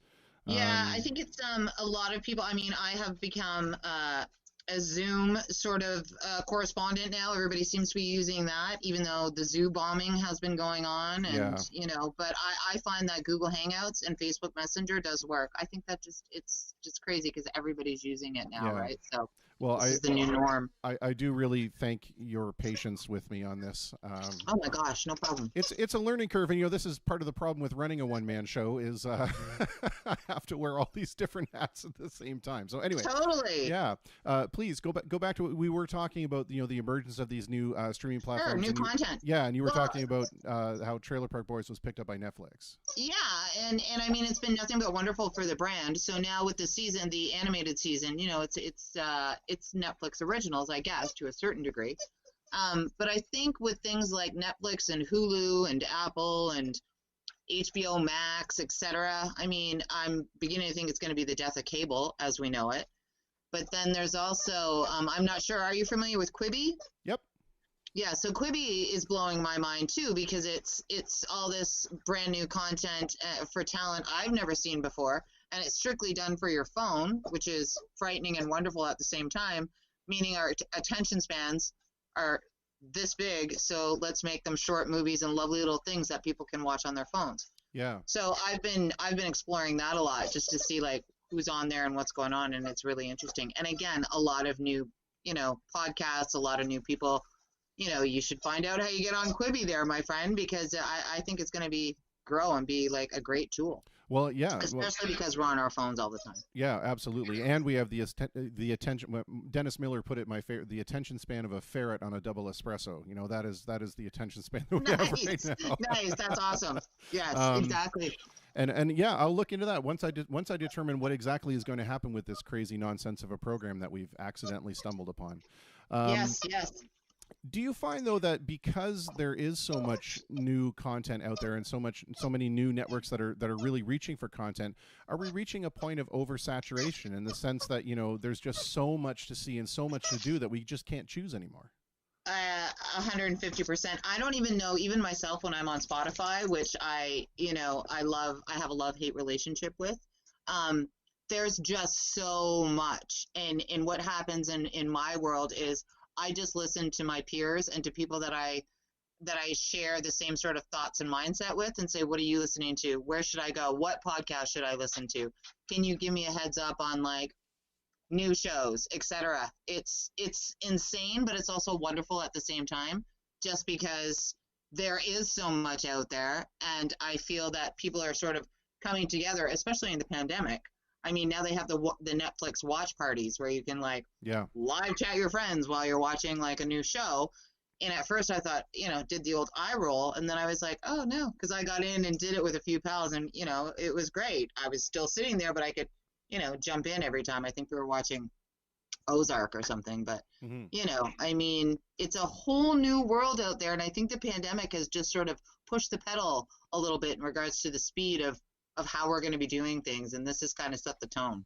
I agree with you 100%, and I think that was going to be my next question to you, was that we're starting to see so many not just completely unknown folks like myself or independent artists like myself that are starting to do a lot more streaming performances, but when we start to see things like the iHeartRadio Living Room concert that legitimizes this platform and puts us all on the same level and removes some of that uber production quality away from these. Do you agree? Do you think that this is in some way legitimizing the streaming platform, and we're going to see a lot more content delivery on a streaming platform rather than a traditional cable subscription or something like that? I do indeed. I absolutely 100% believe that's what's going to happen. Even myself, like personally, not talking from an industry point of view, there are many times when I get my bill in the mail here in Windsor, my Cogeco bill, and I shake my head. I'm like, what am I doing? Yeah. Even I'm paying for things that I'm not watching, or like I have it, and then friends will be like, stream that, get rid of your cable, get rid of your cable. We got rid of our cable. We don't do it anymore. And I'm like, this is it. This, to me, even with, if you look at Netflix in regards to feature films, I mean, The Irishman was nominated and for like how many awards this year for the Academy Awards. And I mean, that's film now coming to television. The new Judd Apatow film with Pete Davidson. So they can't show it in the theater, so it's going straight to your on demand. Yeah. And I think we're going to see it's going to be the future. Yeah. Going to cinemas, going to movies, I think that's might be, it's not going to happen too much anymore. Well, yeah, going to the cinema though, or going to the movies, there's so much more of a social aspect to that. It's going out. I love it. Yeah. I love going to the theater. Yeah. I mean, but a lot of people still don't want to drag their tired arses out of their homes to get there or pay the money or, deal with the crowds. Yeah, I also, I don't want to pay $30 for popcorn. That's well, yeah, that's exactly. But even with the music industry right now, there's these talk of drive-in shows that are happening for people to, get in your car, go to the drive-in, which I think from an ingenuity point, it's amazing. I'm like, wow, whoever thought of that is terrific. But I also am scared we don't want that. I should say I don't want that. I don't know how you feel, to set the precedent of how we're going to see live music. I mean, I go to see live music to have a drink spilled on me and somebody kick me in the back of the head, or like be shoulder to shoulder with people at a show. I mean, that's the whole, the experience. I'm not sure sitting in a car and honking my horn at a band is going to cut it for me. No, I'm in 100% agreement, and I think that most people would be in agreement with that. I think it's like you said, an incredibly ingenious way of getting around a particular problem when we have a hard time, collecting in a crowd. But there is absolutely nothing like the revival type atmosphere of going to a concert and being a participant 100%. among that crowd. So I don't think that's ever going away. Instead, I think that we're going to see things like this be supplementary, in the sense that if I'm in Windsor, Ontario, and for lack of a better example, Pearl Jam is putting on a concert in Chicago that I can't get to, I can still, virtually participate anyway. I think we're going to see it as an augmentation, right, rather than a replacement. Than it being the norm. Yeah. Yes, I agree. But you bring up an interesting thing when you talk about, that you got your cable bill in the mail. Now, I remember, I'm old enough to remember when cable TV first came out, and one of the big things was that, the promise of cable TV was that because I was subsidizing the content by way of subscription, that all my commercial content was going to go away, and I was just going to be able to see, the programs, and that very quickly changed. Right now, I'm still paying for the same television, and I'm still getting the same commercial content. But in some respect, aren't we seeing just a shift away from the other thing with cable is that we're forced to buy these packages, right? We're forced to buy these packages of channels that maybe we don't want. But are we not just seeing a shift in the way that we're moving our consumer dollars, in the sense that now we're going to pay, $10 a month for Netflix, and $10 a month for Hulu, and $10 a month for CBS All Access, and $10, the list goes on and on and on. So instead of really kind of streamlining that purchase process, or that way we're funneling money into it, we're just basically shifting focus into a different platform. I said the exact same thing, because I was talking to a friend of mine about that, and I think it was HBO Max their big promotion was, before unfortunately COVID-19 got to us, was the Friends reunion. Yeah. So that was their big HBO Max. So nobody else could see it, and then unless you obviously went into HBO Max. The Beastie Boys, the Spike Jonze documentary that I really wanted to see. I don't have Apple Television, so my friends were like, "Oh my God, have you seen it, Sheila? You're gonna love it." I'm like, not paying for Apple just to get that specific piece. I know it's gonna come around again at some point, or I'm gonna find a way to watch it. Yeah. And I saw something tonight about Laurel Canyon. Looks like this amazing documentary that I would be totally into. And it was a new provider. I'm like, who are you? I haven't even heard from you yet. So, it is a bit daunting when it comes to how we're going to get all this stuff. And I agree. If I cancel my cable, I'm sure I'm going to end up spending $150, $200 on all the streaming services that I want to get now. So I don't know. I just know I think it is the death of cable, though. I really do. Yeah, no, I am in 100% agree with you. And to be honest with you, I am so furious at the cable model that I can't wait. I cannot wait for the day. I agree. Yeah, I agree. It annoys I'm not going to, can you swear on here? Heck yeah. Well, I was going to say shit. So then I was maybe not. No, do it. No. I was just going to say, again, with the packaging of cable, it's like, can I not cherry pick what I would like, instead of, well, you can have this one channel in a package of 8 channels that you're not going to watch, and we're going to charge you $49 for that. Yeah. It's almost like we need to see the emergence of what I would call a streaming aggregator. Right, that takes where we can select certain things from certain other streaming and just kind of put them into one unified interface that people can agreed wholeheartedly. Yeah. Right. Well, you and I are going to get on that. We're going to create the next streaming revolution. All right, I'm in. Sign me up.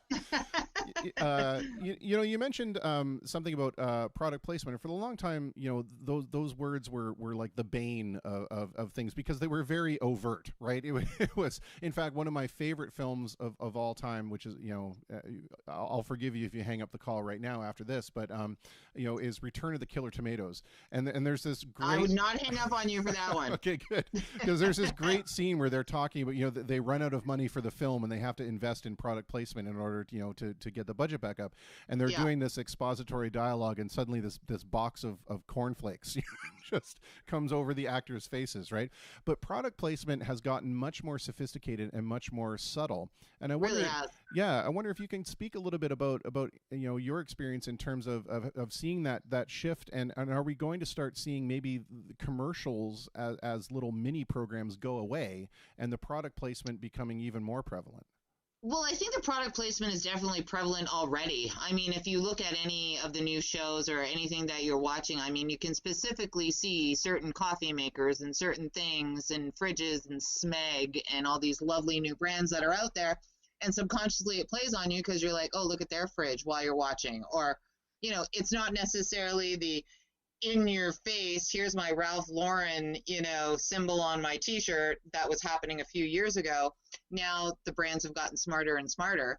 And I would like to think, and moving forward, this is what I mean about brands monetarily giving people money or bands money or whatnot, to use it for what they need to use it for without saying to the brand or to the band, okay, well, we're Nike and we're going to give you all these pairs of shoes that you're never going to wear.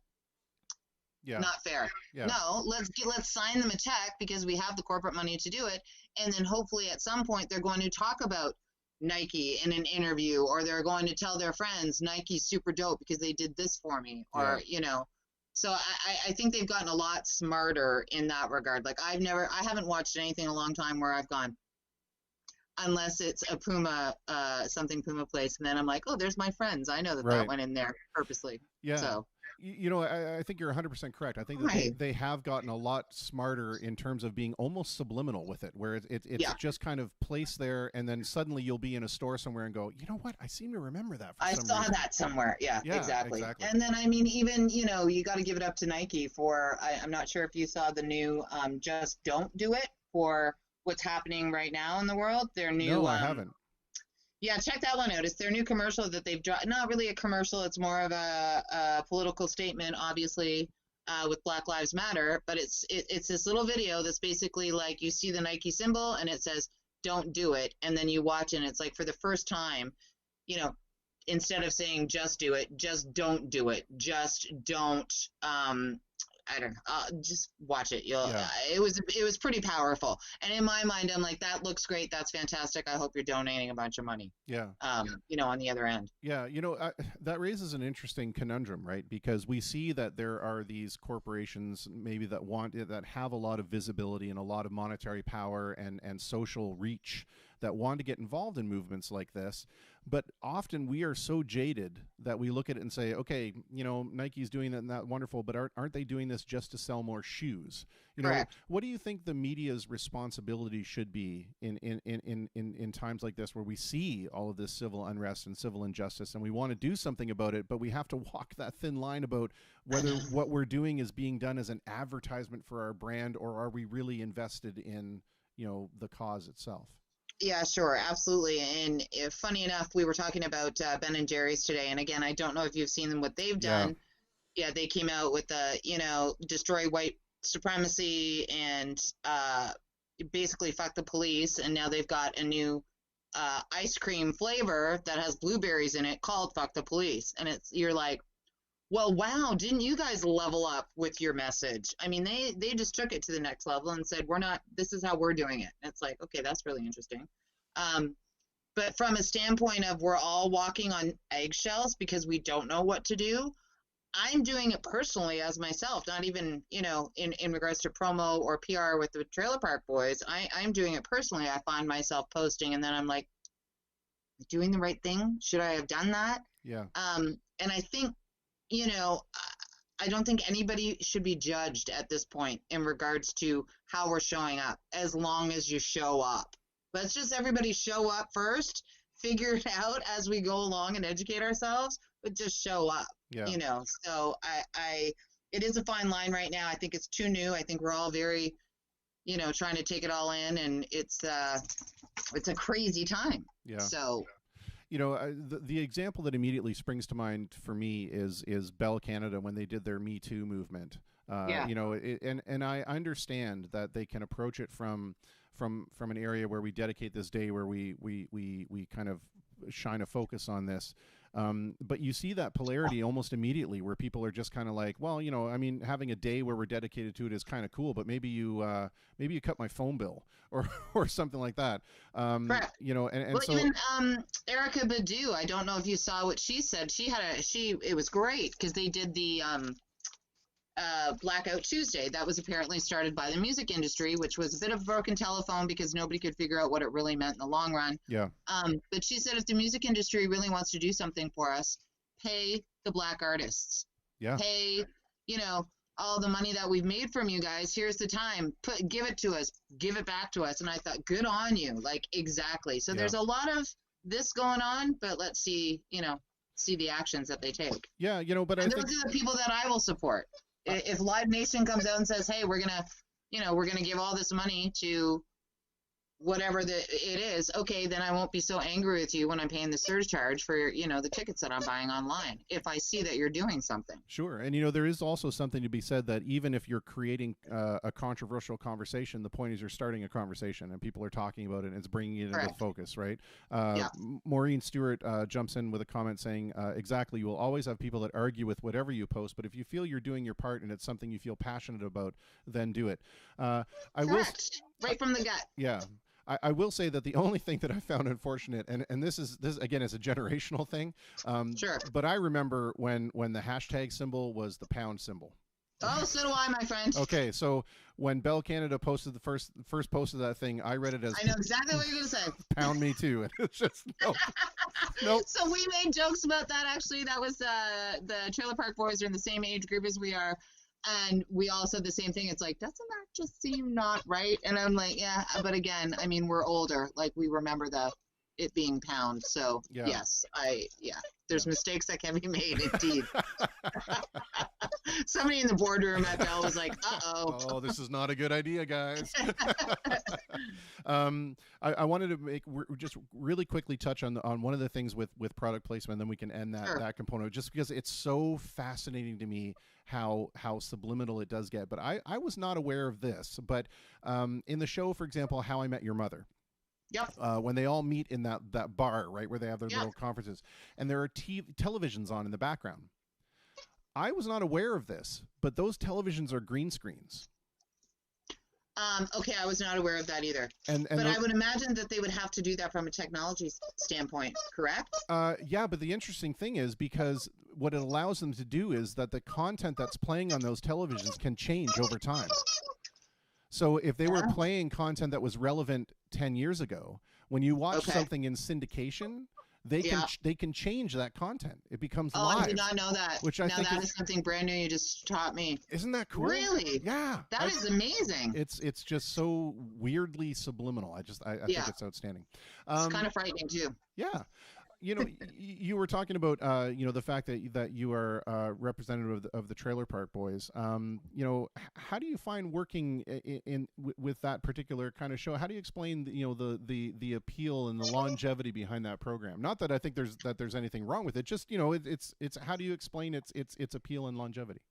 I think, and it's funny, I get asked this a lot too, especially Trailer Park Boys is a conundrum because you've got people on, every walk of life kind of tuning in, and a lot of people are incredibly loyal to it. Our fans are like super fans. They know everything about the boys. They know every episode. They can quote it, etc.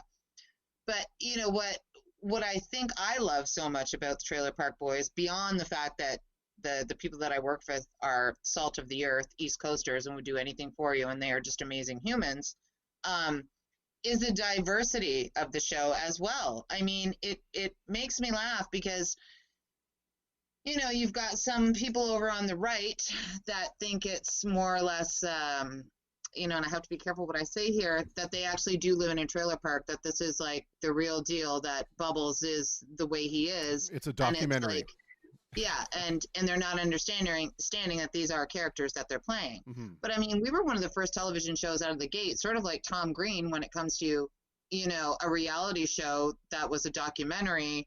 We kind of broke the mold. And we also had two characters, Randy and Leahy, who are gay on the show. And yet nobody blinked. Nobody said a word, and people still don't blink about Randy and Leahy, which I love, because I'm like, they're such great characters, and everybody in the park just kind of went, oh, okay, they're gay, and off we go, next scam or whatever we're doing. Nobody cared. Yeah. So there's this sense of Sunnyvale Trailer Park being very, they take in anybody, and it's all about family and friends. And anybody that I talk to always says, I know somebody who's like Ricky, or I got a guy in my neighborhood who's just like Julian. Someone has a story about, any of the characters in the show. And that's what I think that's why people love it so much, and why they continue to tune in just to see, what the boys are up to. Yeah. I think that there's that wonderful quality of everyman, right? Where you create characters that are so relatable that people can say, oh yeah, there's a little bit of that person in me, or whatever. Actually, Correct. it's funny. My band played a pig roast last year, and the theme for the pig roast was Trailer Park Boys. So There you go. it's everywhere. We can't escape it.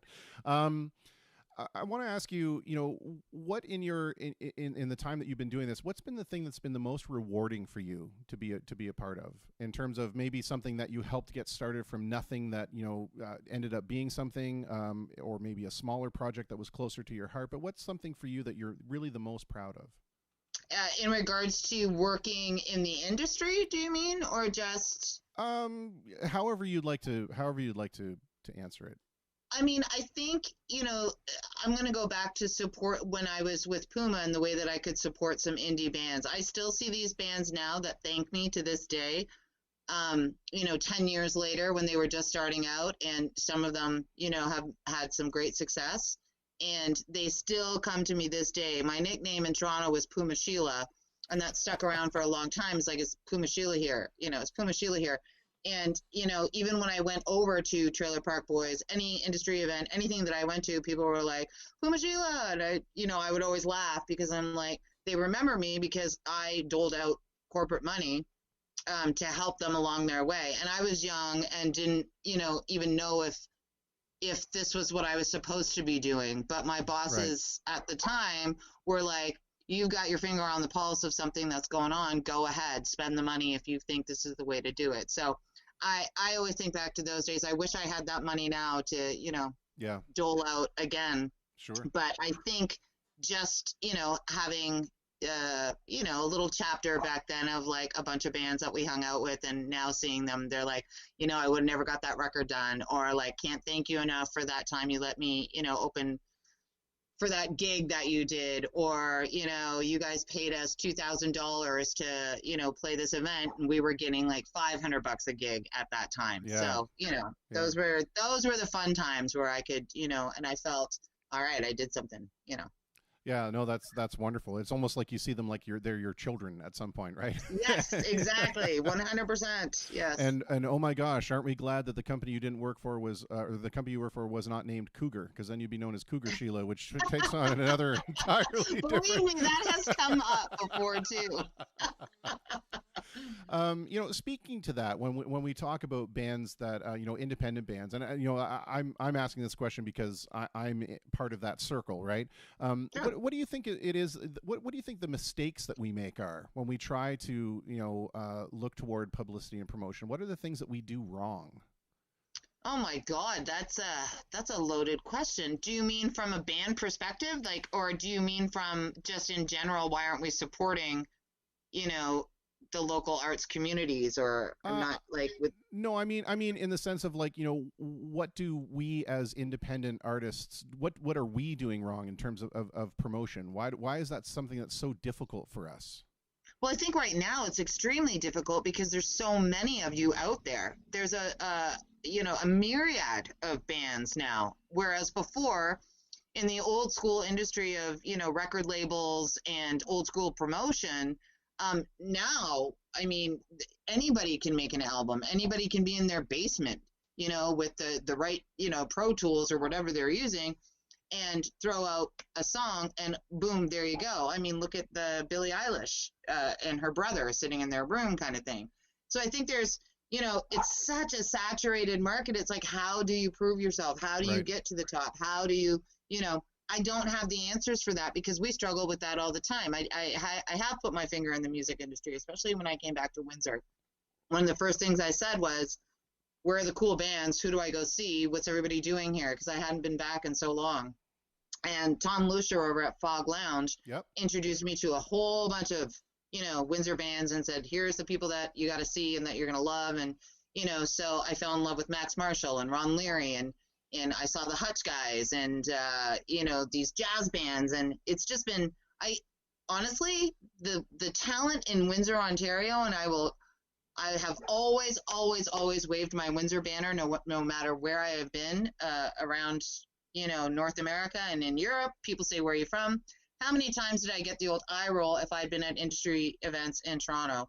Where are you from? Windsor, Ontario. Oh. Yeah. You get the oh. And then I would always say you have no idea. You have no idea the talent that is in that town.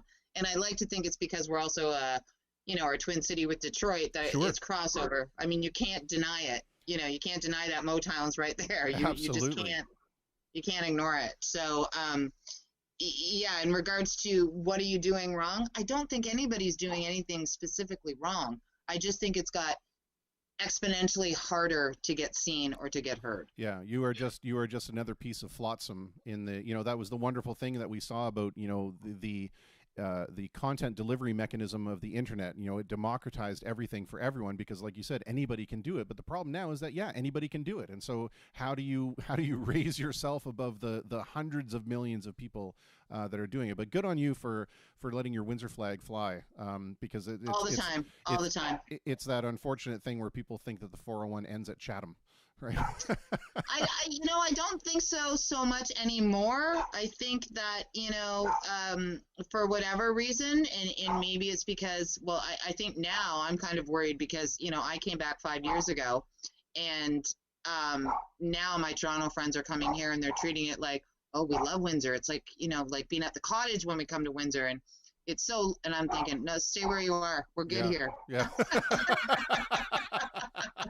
It's our little secret. Don't come. That's right. Even though it would be amazing for the economy. But you are seeing that too. Look at Ford City, Yeah. Drouillard Road. When I came back 5 years ago, Drouillard Road was still Drouillard Road. Yep. And now look at it. Now it's like, it's turning into a bit of a hipster haven, which is amazing with Grand Cantina and then like the merch runner guys. And, there's a lot of stuff happening. And I really hope that people that are in Windsor, or especially the young people, stay in Windsor. Yeah. It would be amazing to see people not sort of, as soon as they graduate, we got to leave because there's nothing here for us. That's right.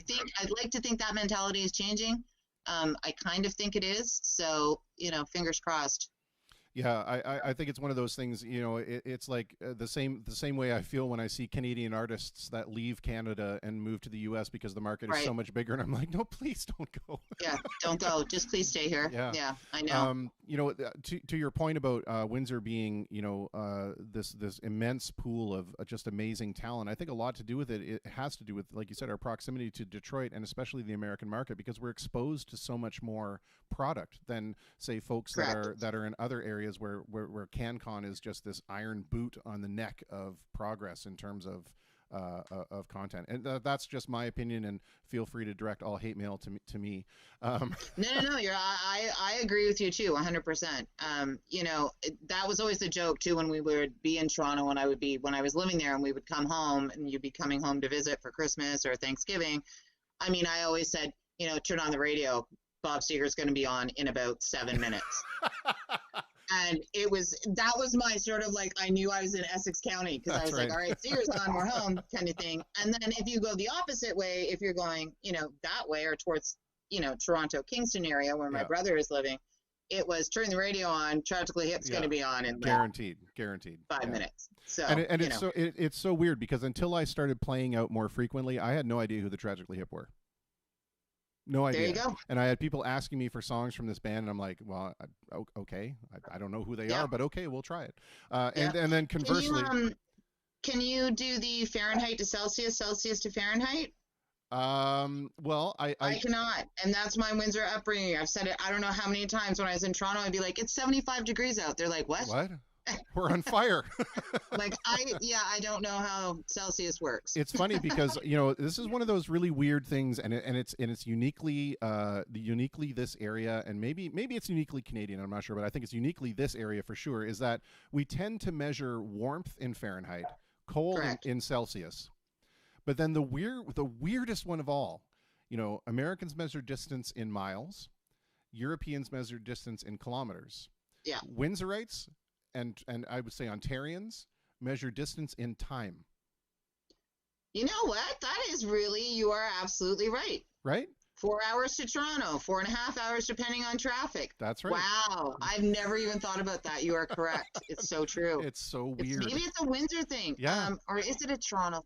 Because people say it. You're right. Yeah. It's 10 minutes down the road. You're right. You're absolutely right. It's Good so on you. weird. That's good now. I'm Yeah. gonna, yeah. You, Well done. I grant you a license in perpetuity to use that. Thank you very kindly. We're going to take one more comment from the chat here, again from Maureen Stewart. She says, "What was your best experience working with the boys?" Best experience working with the boys? Yeah.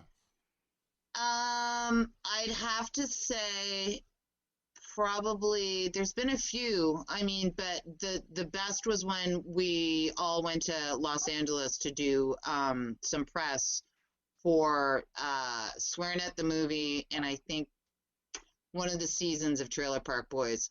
And we got to meet some pretty crazy people. They were doing the Jimmy Kimmel show, and the musical guest, when we got to Kimmel, we found out the musical guest that day was David Gilmour, and we were like, what? What?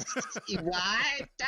So long story short, they rehearse in the parking lot. Like, if you've seen Kimmel, you know where they do the live show. Yep.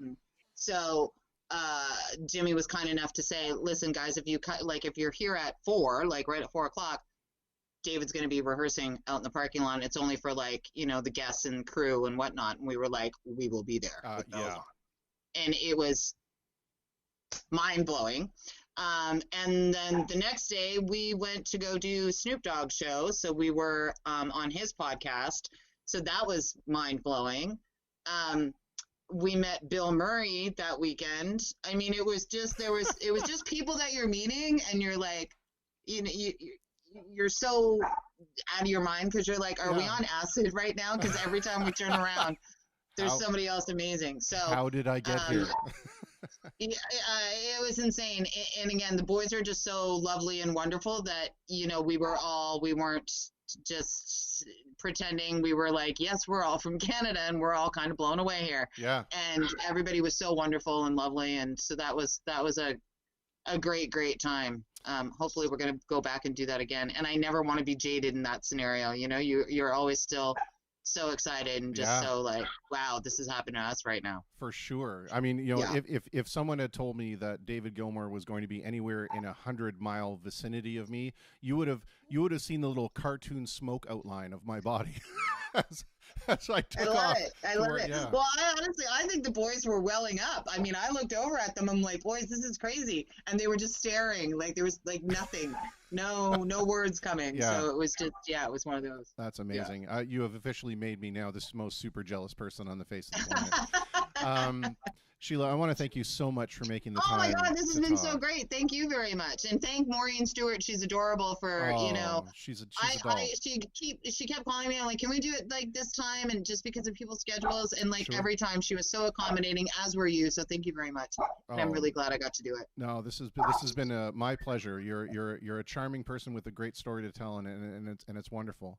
As are you, my friend, and I will let people know about your show for sure. Oh, thank you very much. But just before we go, I wonder if I could ask you the favor, if there's anything that you'd like to kind of share the information on, if you wouldn't mind just putting the comment on the video so that people can check it out in terms of a link. And then the very last question I want to ask is, it's just,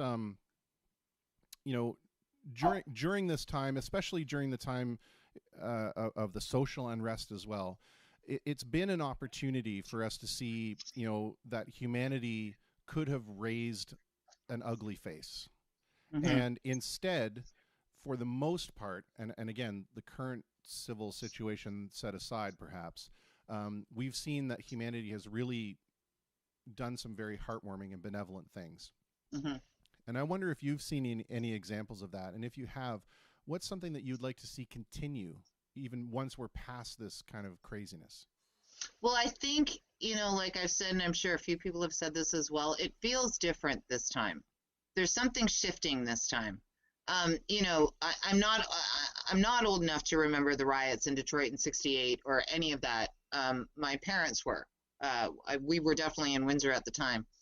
But, I have a lot of faith in young people, and this is a very small, tiny little story that just literally happened to me yesterday, so I'm glad you asked me this question. I went out for my evening walk with the dog around 7 o'clock. And I'm just out in Fontainebleau, and I walked over to the park, and there was there's basketball nets there. And I know with COVID-19 there shouldn't be more than 5 or 6 people, but these kids, I've seen them out there. It's the same group of kids all the time, so I know that they're out there practicing and having a good time. And they're Black, and they're Asian, and they're white, and they're all like 12 to 17, and they're all playing together, and it's such a sense of normalcy that I was like, lovely. And then I continued to walk the dog, and I saw a woman and her 3 kids who I believe were Muslim. And I said, wow, what a night tonight, because it was totally stunning. And she looked at me and she said, it is beautiful out tonight. And she said, your dog is so cute. I said, my dog needs a haircut. And, we had that little bit of, chit chat. And everybody that I talked to around the hood, or anybody that I passed, was, how you doing this evening? How are you? Da, da, da, da. You can feel this sort of, we all know what's going on, and we all have to look out for each other. And, that's what it boils down to, especially in our little lovely Windsor as a community. And I think it's wonderful how we are here. And there's no, I guess I was just blown away by the fact that everything that I was seeing on television, and then I walked around my neighborhood for 5 minutes, and it was a completely different tone, and it just settled me a little bit, like, oh, everything's going to be okay this time. Yeah. I think it's going to be okay this time. I think we've got a long road ahead of us, and I think it probably will get a little more ugly before it gets better, but there's something definitely different this time. I agree with you 100%, and I think that is one of the more heartwarming things that I've seen, is people just being people and forgetting about political affiliations or racial affiliations. We are skeletons in meat costumes, driving this rock through space, and the sooner that we can all get that through our heads, I think the better. off. Yeah, I agree. Again, Sheila, thank you so much. I really appreciate Thank you very much. This has been wonderful, and you are very good at your job, sir. You could be the next Mark Maron. We gotta talk you up with some people. Sure. Yeah, I have get some people to, again, see, this is what we're talking about, content and what people are doing, and you're delightful. So believe me, I will start spreading the word. Thank you so much. This has been a happy accident for me, and the best part, I said the whole thing started out of a place of egomaniacal performance, where I could still get out there and keep my chops up and perform for folks. But then we started these conversations, and I've made so many wonderful new friends, and the ability to connect with old friends, and I certainly hope I can count you among the new friends. And wonderful, absolutely fantastic. Until we have the pleasure of speaking again, please be safe and be well to those. You too, sir. Excellent. Thank you very kindly, and thanks, Maureen. Yes, thank you, Mo. Okay. All right, Sheila, take care. All right, good night. Bye-bye. What an absolutely wonderful person. That was a great talk. That's been the best part about this whole thing, is just having these conversations. Well, we are going to take a quick pause while we go to some music. I want to play Mr. Derek Kenny from Thunder and Jesus. He's going to play I can't believe I just did that. That was terrible. We are going to play his version, or his cover version, of a Wing song called Let Me Roll It.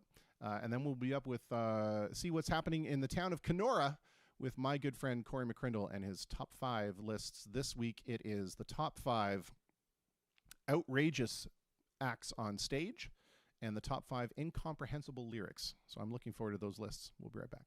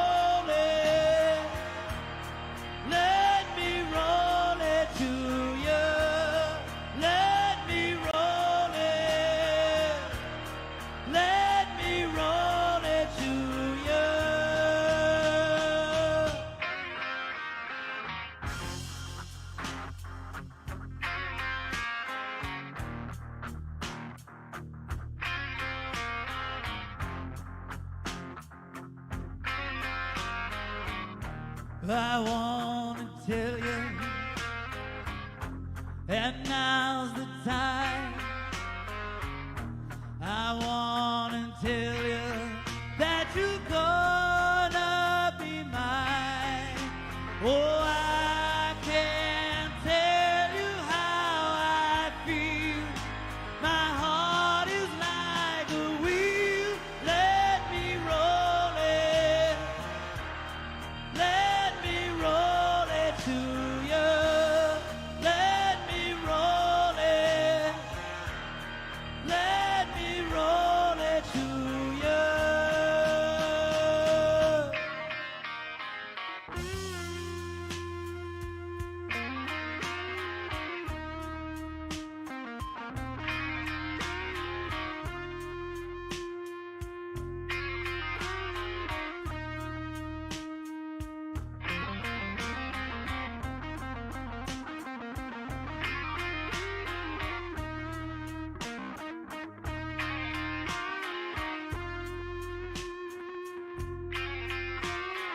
I can't tell you how I feel.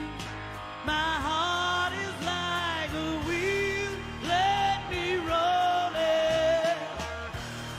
Let me roll it to you. Let me roll it. Let me roll it to you.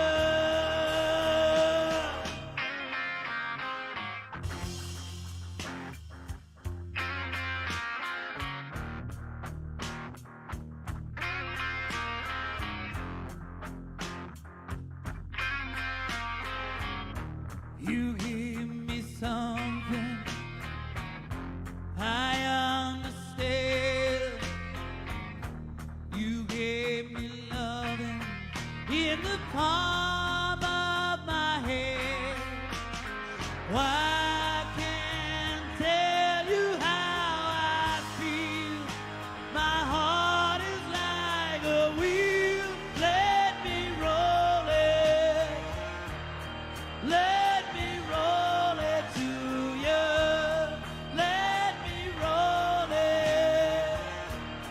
Let me roll it to you.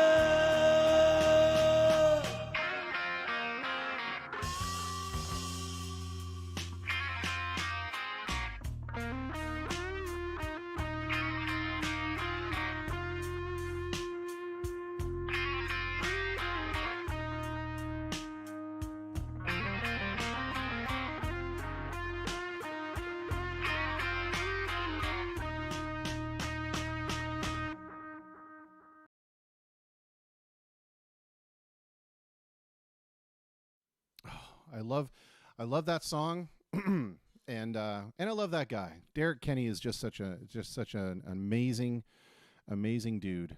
I had the pleasure of jamming with him when he came down, and we both just have so many amazing interests together. And one of them is Mr. Bruce Springsteen. We are both phenomenally huge Bruce Springsteen fans, and to that end, I'm going to play this song, which is the song that Derek and I trade back and forth. We do Facebook Live performances where we shout out each other to this particular tune. So I hope that Corey McCrindle will be okay if I go maybe a minute or two overtime. But I feel like I just feel like I want to play something. So here we go.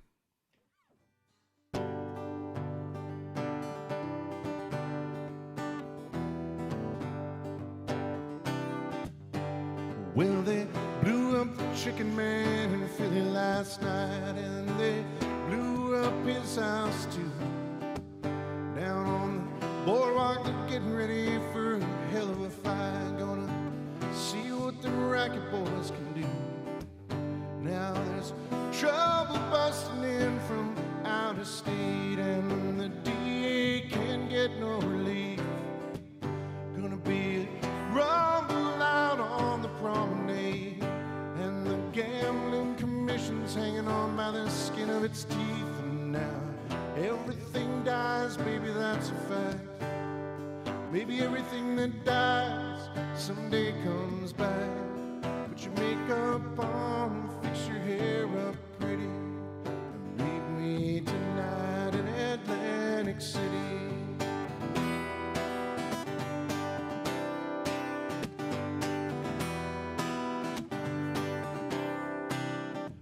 Well, I got a job and trying to put my money away, but I got debts that no honest man can pay. So I drew what I had from the Central Trust, and I bought us 2 tickets on that Coast City bus. Well, now everything dies, baby, that's a fact.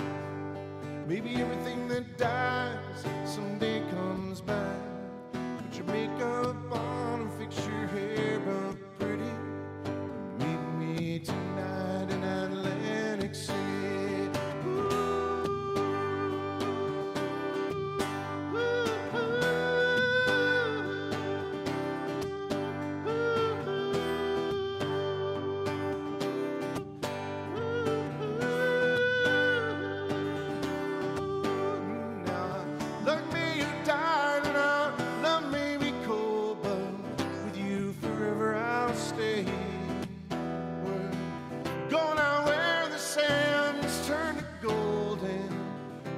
Stockings, baby, 'cause the night's getting cold and everything dies, baby, that's a fact.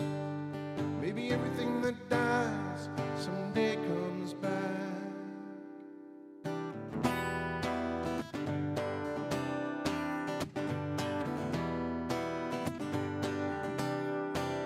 Now I've been looking for a job, but it's hard to find.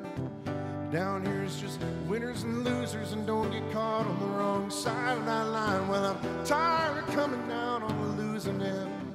So, honey, last night I met this guy, and I'm gonna do a little favor for him. Well, now everything dies, baby, that's a fact. Maybe everything that dies someday comes back. Put your makeup on, fix your hair up pretty. Meet me tonight in Atlantic City. Meet me tonight in Atlantic City. Meet me tonight in Atlantic City. Meet me tonight in Atlantic City. Ooh,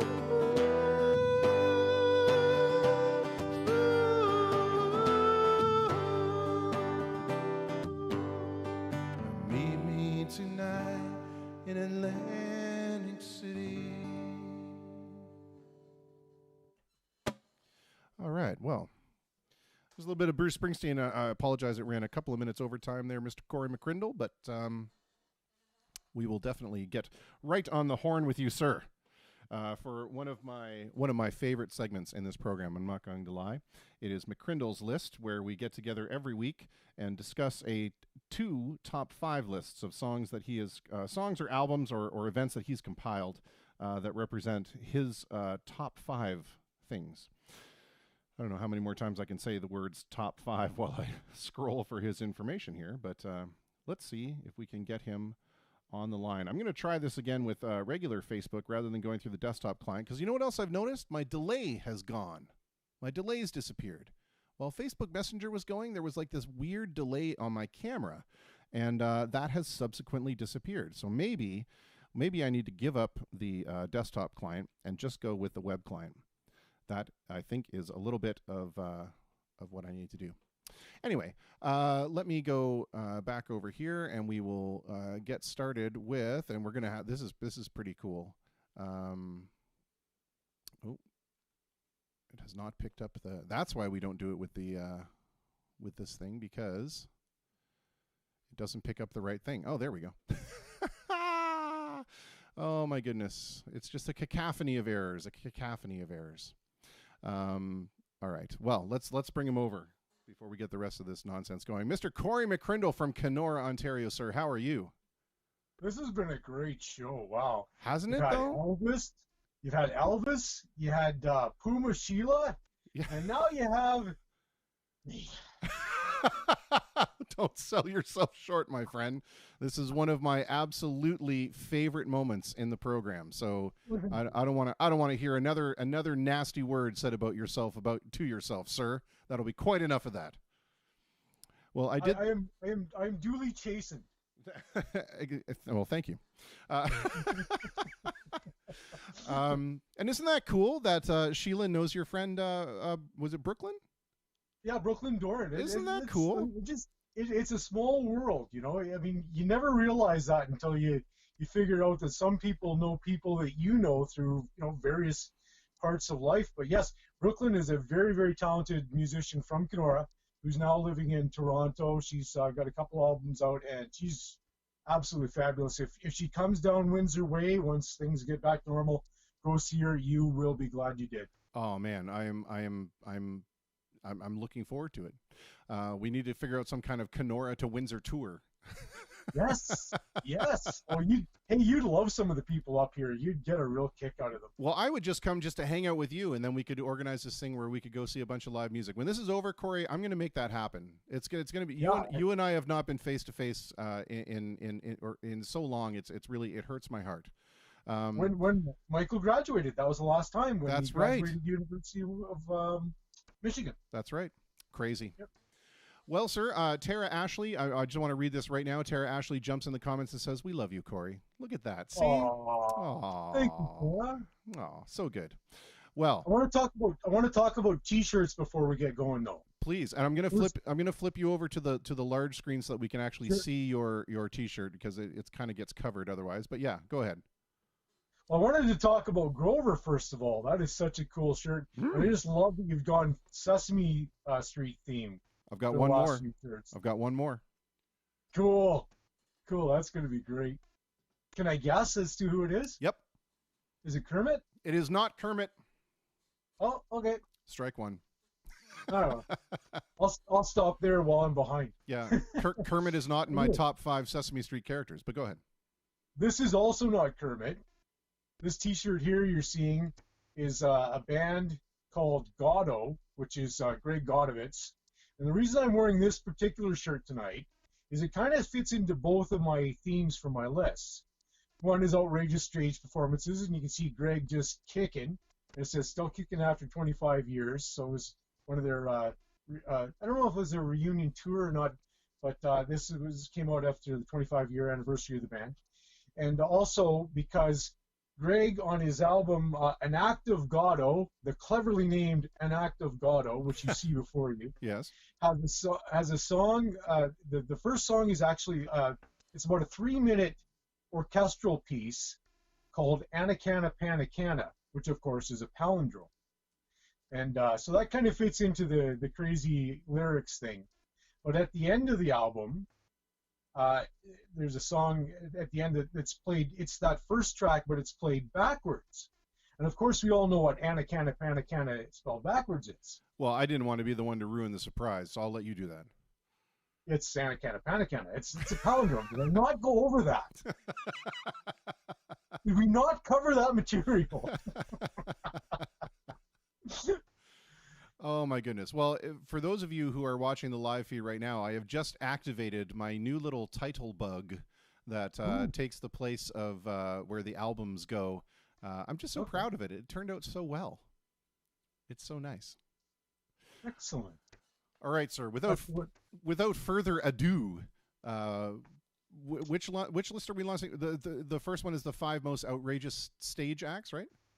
Outrageous stage performances, and that's the one that you had given me, so I put a lot of thought into that. And unfortunately, it's going to kick off with a little bit of a bummer, because this was the incident, the concert that maybe really killed the 60s. This happened in December of 1969, about roughly 4 months after Woodstock and all the good vibes of Woodstock. There was the free concert that the Rolling Stones put on in conjunction with Jefferson Airplane, and it was supposed to be the Grateful Dead as well. The Altamont Speedway is sort of near San Francisco, and they decided to have this free concert. And that in itself is a good idea. You sort of capitalize on what happened at Woodstock, but the mistake they might have made was in getting the Hells Angels to do security for them. What could go wrong? Oh yeah. Oh, and here's how the Hells Angels were paid. They were given $500 worth of beer.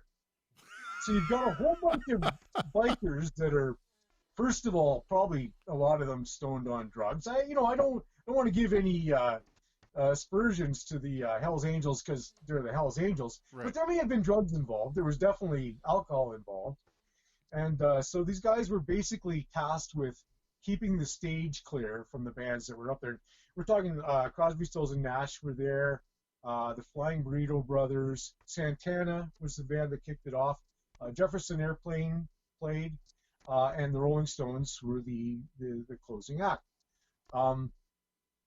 Things didn't go well because you had these guys that they didn't really want to be security for the show. They just wanted to hang out and drink beer. But there was a whole bunch of fights that happened between the people in the crowd and the bikers. And the stage it's one of those things, nowadays when you see a stage, there's usually a distance between where any fans can be. And, and part of the reason is because in this particular case, people could come right up to the stage, just the way this stage was set up. So basically the Angels kicked a lot of butt that day. They had pool cues that they'd sawed and used as weapons against the people. At one point, while the Jefferson Airplane were playing, Marty Ballin, who's one of the singers in the Airplane, saw a fight going on in the crowd between the Angels and one of the crowd members, and so he jumped off the stage to try to, see what was happening and try to get things under control. Well, he got knocked out by one of the Hells Angels. Whoops. And what's even crazier than that is the Airplane just kept on playing their set after that. So the Grateful Dead saw this and thought, you know where would be a good place to be right now? Not here. So they left. They took off. They just like, nah, this is not good vibes. This is not what we want to be doing. We're getting out of here. So it took a while until the Stones, because they had their time that they were supposed to play, and the Stones finally came on, and of course the Angels had even more time to drink their beer. The crowd had more time to take their drugs, so things were getting ugly. So at one point, they're playing a song. There was a few times during the concert where fights would break out, and the Stones would try to calm things down from the stage. There's only so much you can do. So Mick Jagger's telling everybody, people, I know what all this fighting's about. We're just here to have a good time, so they're playing this song Under My Thumb, and they notice something's going on in the crowd, but they're not quite 100% sure what's going on. They get the lights in their eyes, and they can't really figure out what's going on. So they stop for a bit and then continue. Well, what had happened is a guy by the name of Meredith Hunter, who's an 18-year-old kid, basically, had tried to get up on the stage and got pushed back by the Hells Angels. And he came, he got pushed back. His girlfriend tried to get him away from the area, but he came back. But when he came back, he had his gun out. So he pulled out this gun and ended up getting stabbed by one of the Hells Angels, a guy by the name of Alan Passero. And he died. He died as a result of this stabbing. The Stones didn't know that had happened, so they continued on with their set. They only found out, afterwards that this guy had been killed. So it's probably one of the most outrageous things that ever happened at a concert, and unfortunately cost this man his life. And there was actually some other people that had died. Two people got hit by a vehicle in the course of the concert, and it was a hit and run. And the other one died. There was drugs involved, I think LSD, and he ended up in a drainage ditch and drowned. So it really, whatever the great thing was that happened at Woodstock, it was the antithesis of Woodstock at Altamont.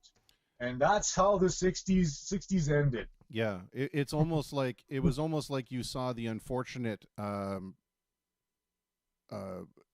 growing up of that culture, right? Like a forced maturity that really, I think, took the world by surprise.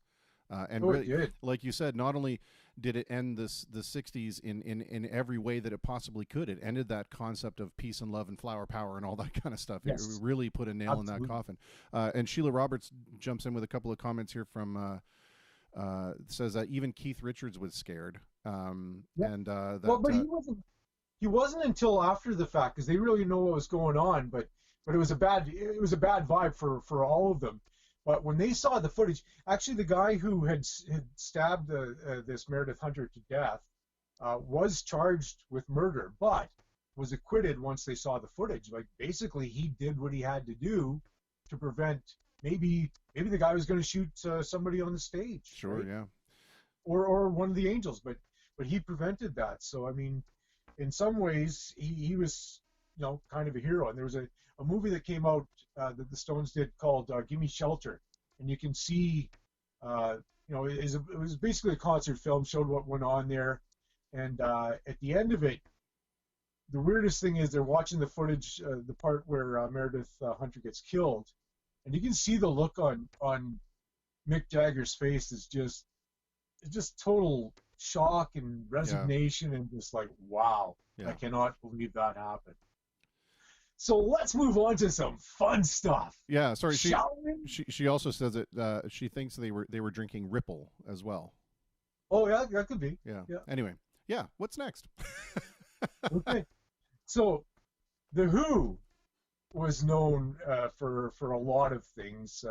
Their onstage performances became legendary, but there was a time when they were just trying to break into America. So they came over to the U.S. With Eric Burdon and the Animals, and one of the places that they stopped was the Smothers Brothers Comedy Hour.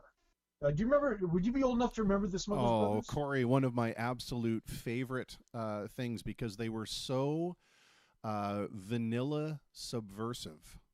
That was what really appealed to me about them, was that they were able to really bring an element of counterculture completely under the radar. Yes. Yeah. Absolutely, and I think that's what cost them the gig in the end, is because they were very much that way. But the Who played on the show, and of course, back in those days, they wouldn't let anybody play live. They had to sort of mime to their songs. So they went on and did two songs. One was "I Can See for Miles," and the other one was their big hit "My Generation." So they're going through the song "My Generation," and at the end of it, as it's kind of winding down, Pete Townsend, he's taking his guitar, he's trying to smash it through the amplifier, and he's, you know, hitting it onto the stage, and he became known for breaking his guitars, and so there was all this craziness going on stage. Keith Moon's doing his thing back on the drum riser, but what the rest of the band didn't know was that Keith had bribed one of the stagehands to put explosives in the drum kit, right? Because he wanted to have this big flash bang, and, you know, hey, this is really cool. We're the Who, check us out. So, but the guy put in about 10 times more explosives than were necessary.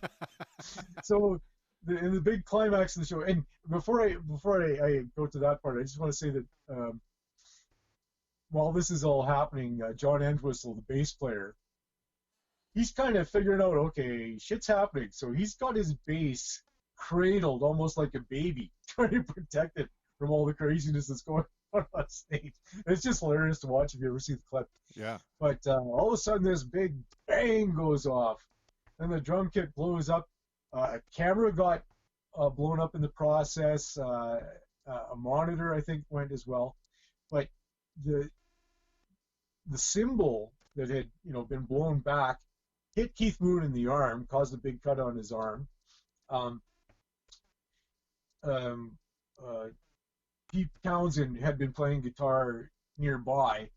He got his left ear, basically his hearing in his left ear, I think, was permanently damaged because of the blast. But I know there's a lot of ringing in his ear, and I don't know if you've ever experienced tinnitus. Being a musician, you probably have. I have it, and it's so aggravating. I can't even explain it. Oh, I've had it for years and years and years and years, so I know exactly what it's like. But yes, welcome to America, the Who. And Keith Moon gained a reputation in and around that time of destroying hotels.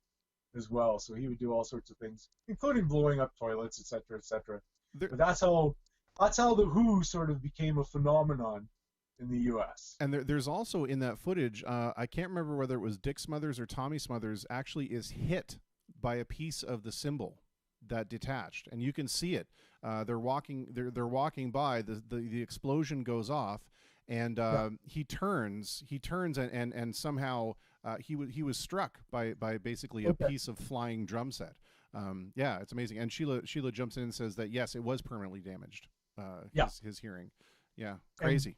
And they took Tommy's guitar and smashed it too, just for fun. At the end of that. Oh, that's right. Yeah. Yeah. Because why not? we're breaking stuff. Might as well get it on the action, right? That's right. Okay, so I'm gonna move on to my next one, and this one is probably one of the stupidest. It's not just a legendary stage performance, but probably one of the stupidest things any human being or partial human being has ever done. So we're in Des Moines, Iowa, in 1982. Ozzy Osbourne has come up with his second solo album, Diary of a Madman, and he went on to prove that he is a madman. So somebody in the crowd decides they're going to throw this bat on stage. And Ozzy thinks, hey, look, there's a bat. I'm going to pick it up. I'm going to bite its head off. Yeah, I was going to say we should clarify. This is not a baseball bat or a baton. No. This is like a little flying creature. A little flying creature that at one point was alive, right? So somebody throws it on. Ozzy bites the head off of it. Ah ha ha! I'm the Prince of Darkness.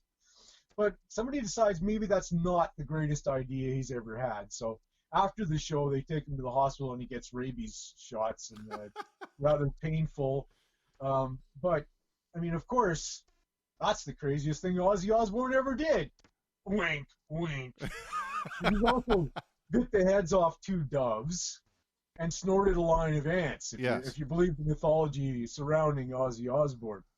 But it's and of course only good things can happen involving people biting bats. Yes.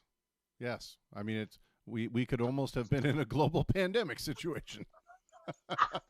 Yeah, I was going directly there with that comment, and glad for you to pick up on it.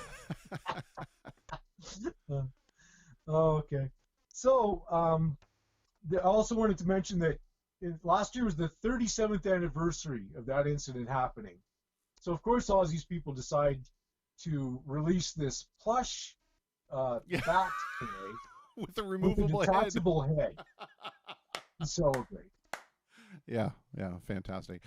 Sheila says, "Come on, that was epic stuff." I will agree that would, but I mean, there are certainly ways that you could have staged that rather than actually biting the head off of a bat. I mean, the film industry was pretty young, but I'm sure we could have found a prop bat to use. Oh yeah, but I mean, you gotta consider the source, right? Ozzy Osbourne is not thinking when he's up on stage. It's not like, hey, it'd be cool to pretend I'm biting it off a bat. It's just like, oh, bat, yum. And he's not like Alice Cooper that does a lot of crazy things on stage. But those are that's props. It's things that are well timed out. No, he doesn't really get his head chopped off on his stage show. Yeah. So I see. That's why I would never use Alice Cooper as an example of an outrageous stage performance, because it's all something that's supposed to happen during his act. Gotcha. And it's an act. Yeah. Right? Absolutely. Okay, so I'm going to move on to my next one.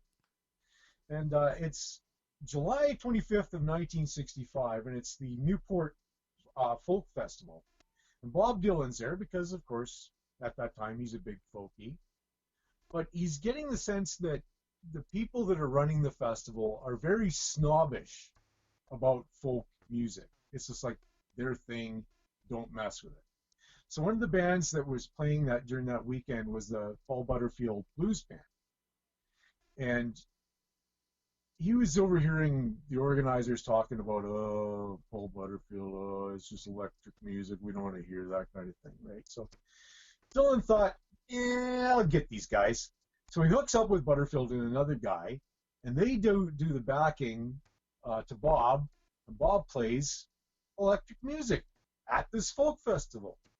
Well, the purists in the crowd did not like this. Bob did not care. So, fast forward a little bit. I think it's 1966. This happened in 1965, but 1966 he's touring England. So he's got a band with him called the Hawks. Do you know who the Hawks became? I recently was chewed a new one for not appreciating them enough. So yes, I totally do know that the band, the Hawks, became the band. There you go. And everybody knows you gotta love the band.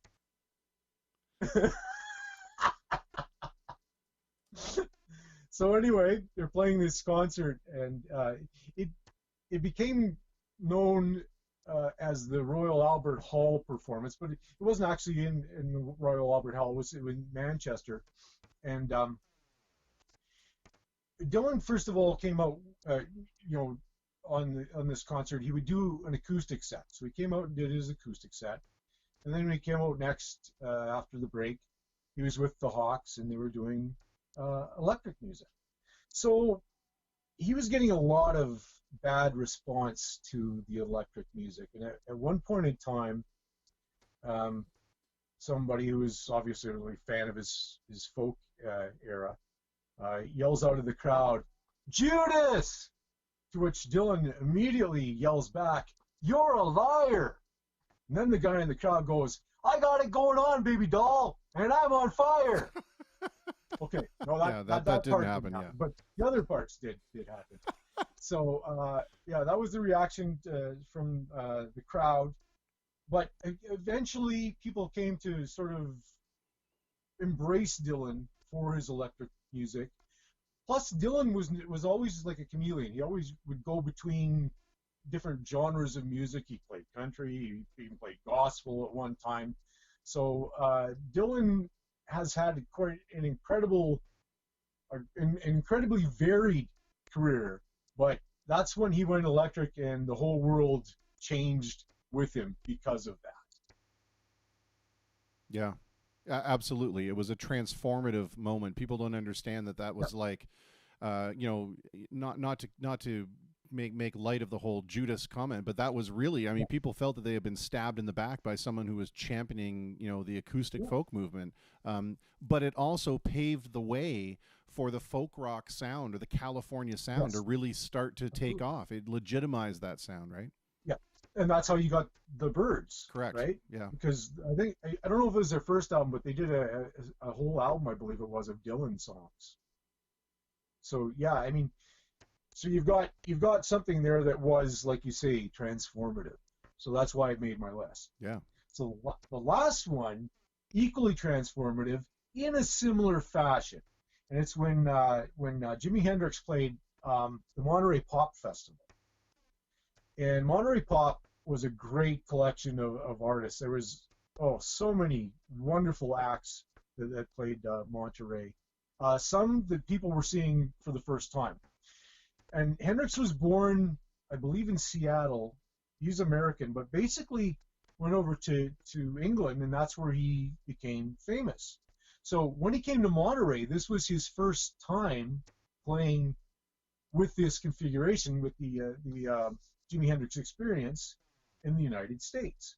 Of course, he played with other bands in the States, but this was his thing. This was something new that he was basically bringing back home.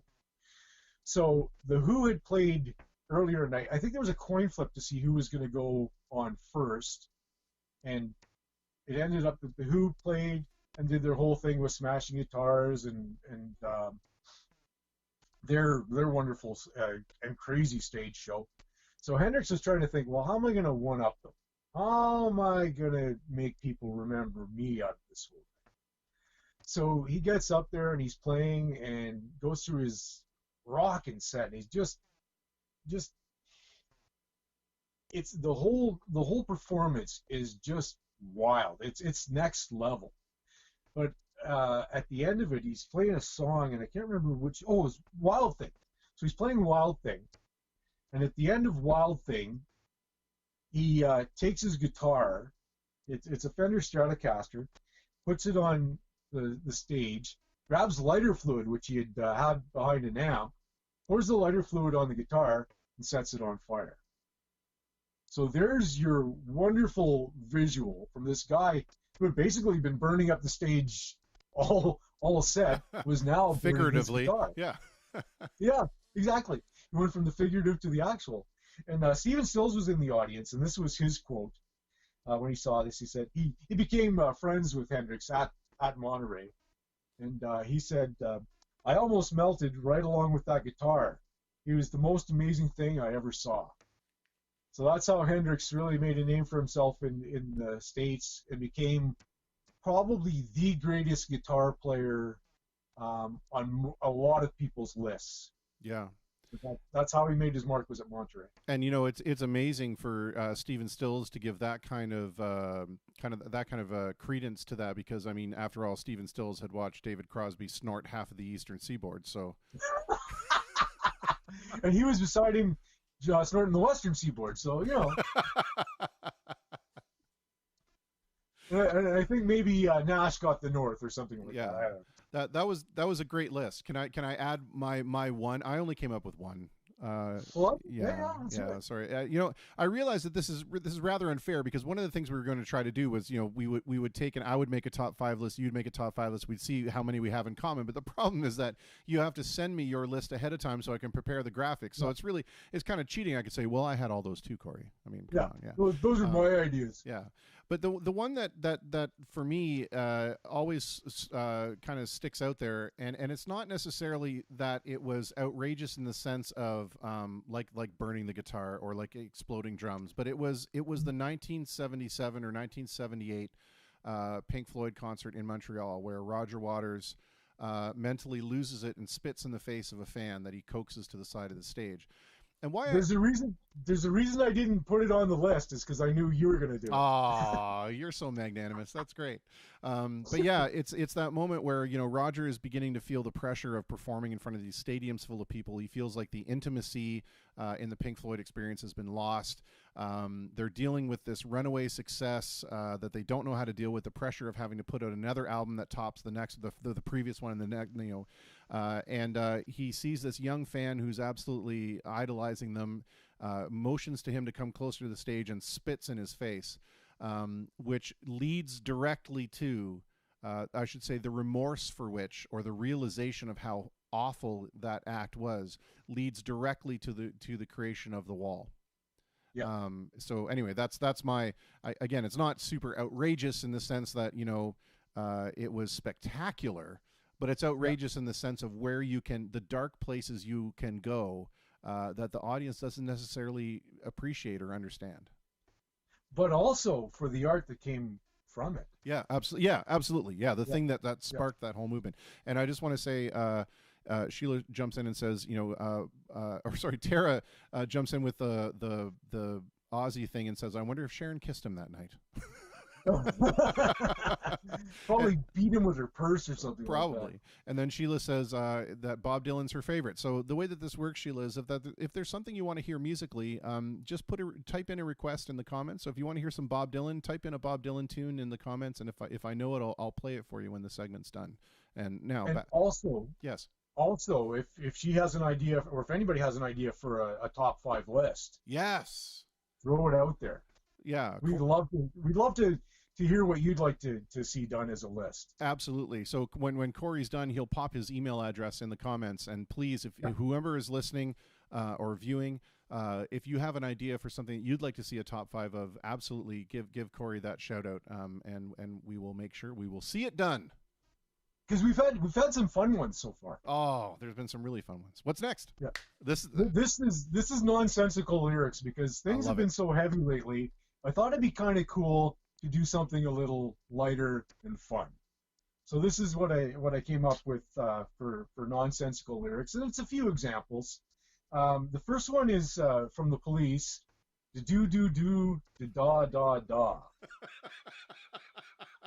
No, I had sent you a message. I don't know if you came up with theme music for. I didn't, because I wasn't sure how that was going to work, and I feel really badly about that. But I needed a little more time to kind of think how that was going to work.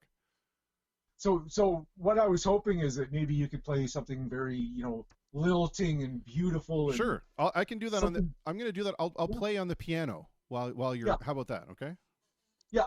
Okay. Because I will be, what I'll be doing is throughout these, I'll be giving some of the lyrics to the songs. Sure. Yeah. I wanted to talk a little bit about this song. It was released in 1980. Sting wrote it trying to make the point that simple lyrics can be good too. People tend to view lyrics as there's so much gravitas to them. They're so deep and meaningful. But sometimes just throwaway lyrics will also achieve the same goal, right? Yeah. So he had this his son came up with the do the da part. So he thought, oh, that's kind of cool. I'll work that into a song. And it became the Police's first U.S. top 10 hit, believe it or not, which Wow. is very cool. Well, So, you if need I to, may, yeah. Christopher, So you need to indicate to me when I need to start playing along with you. Like, just give me like a little. So I could say something like, if I may, Christopher, I would like to read some lyrics from the do the da da. The do the da da is all I want to say to you. The do the da da. They're meaningless, and all that's true. Poets, priests, and politicians have words to thank for their positions. Words that scream for your submission, and no one's jamming their transmission. Because when their eloquence escapes you, their logic ties you up.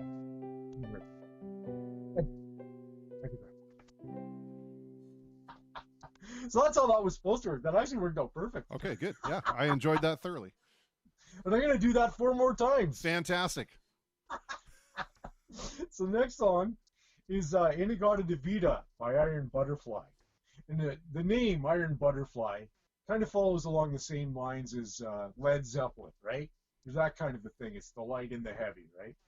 So here's an example of misheard lyrics that ended up being prominent in the song. It was written by the organist and singer for Iron Butterfly, Doug Ingle. Except when Doug was writing this song, he decided to drink about a gallon of red wine, which is always a good idea. Certainly. You want to be sitting there just, drunk off your ass and putting a song together. So his bandmate, Ron Bushy, who's the drummer, was sitting in listening to this thing. And so he was trying to get Doug to give him the lyrics, like, because he wants to write it down, so they got to, copy what's going on. So he's listening to this, and meanwhile, Doug is just drunk, just pissed, right? So he's going, Inagata Devita. And so Bushy's like, what does that mean? He says, Inagata Devita. What? Well, it turns out it was in the Garden of Eden. Right. So that's where Inagata Devita came from. And I'd like to, if I may, read some lyrics from Inagata Devita. Inagata Devita, baby, don't you know that I love you? Inagata Devita, honey, don't you know I'll always be true? Thank you. So yeah, it became a big hit for the band, and the album that came out with was called Inagata Devita, and the track was about more than 17 minutes long.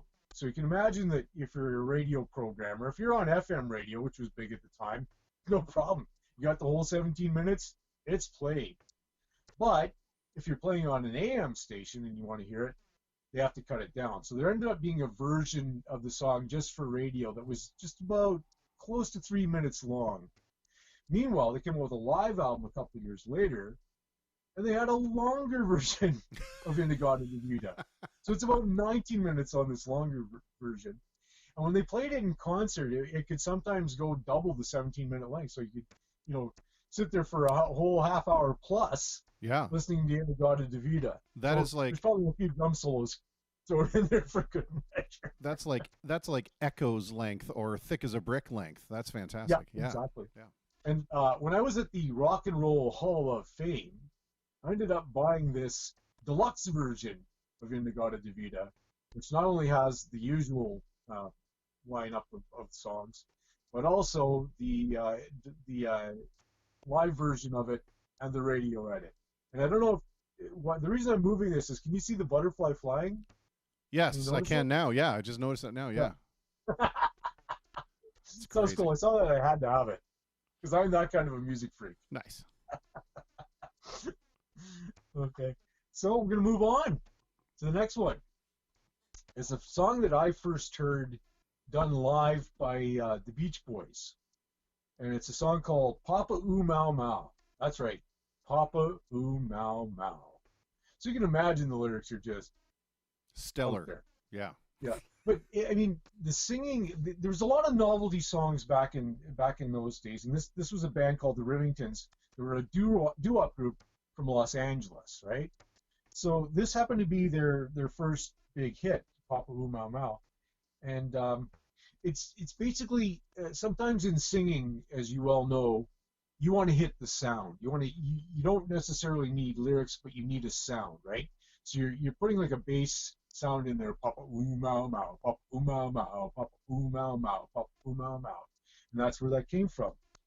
And if I may, I would like to sing a section or two of Papa Oo Mau Mau.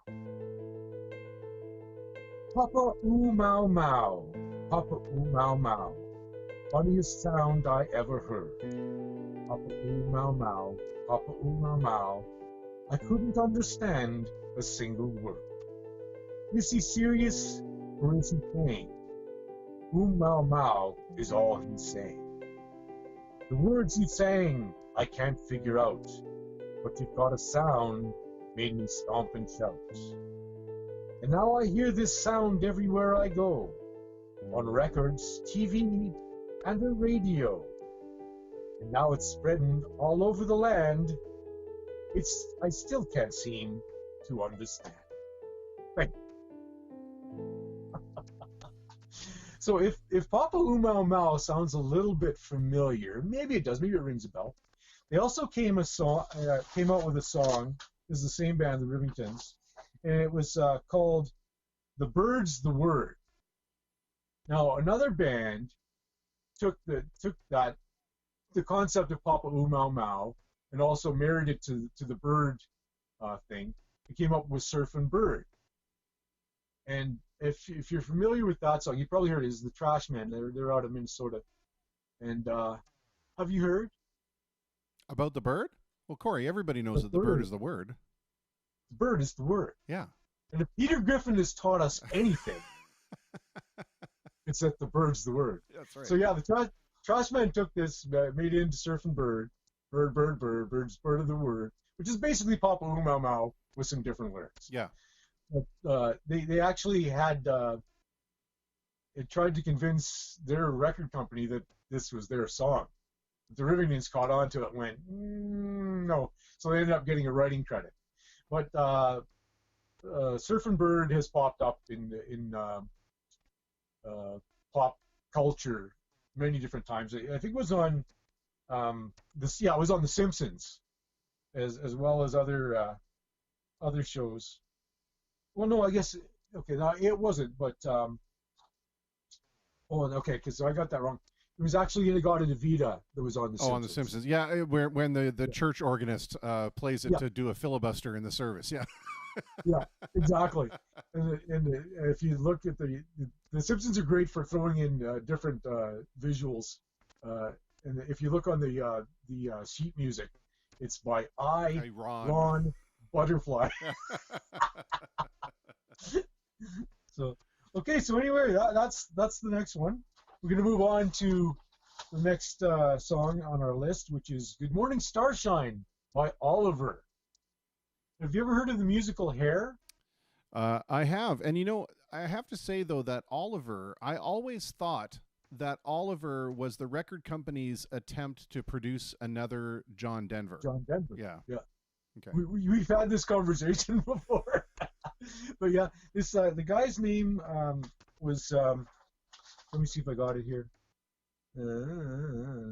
Well, the song was written by three guys who produced this musical Hair, and they're James Ratto, Jerome Ragney, and Galt McDermott, who's actually born in Montreal.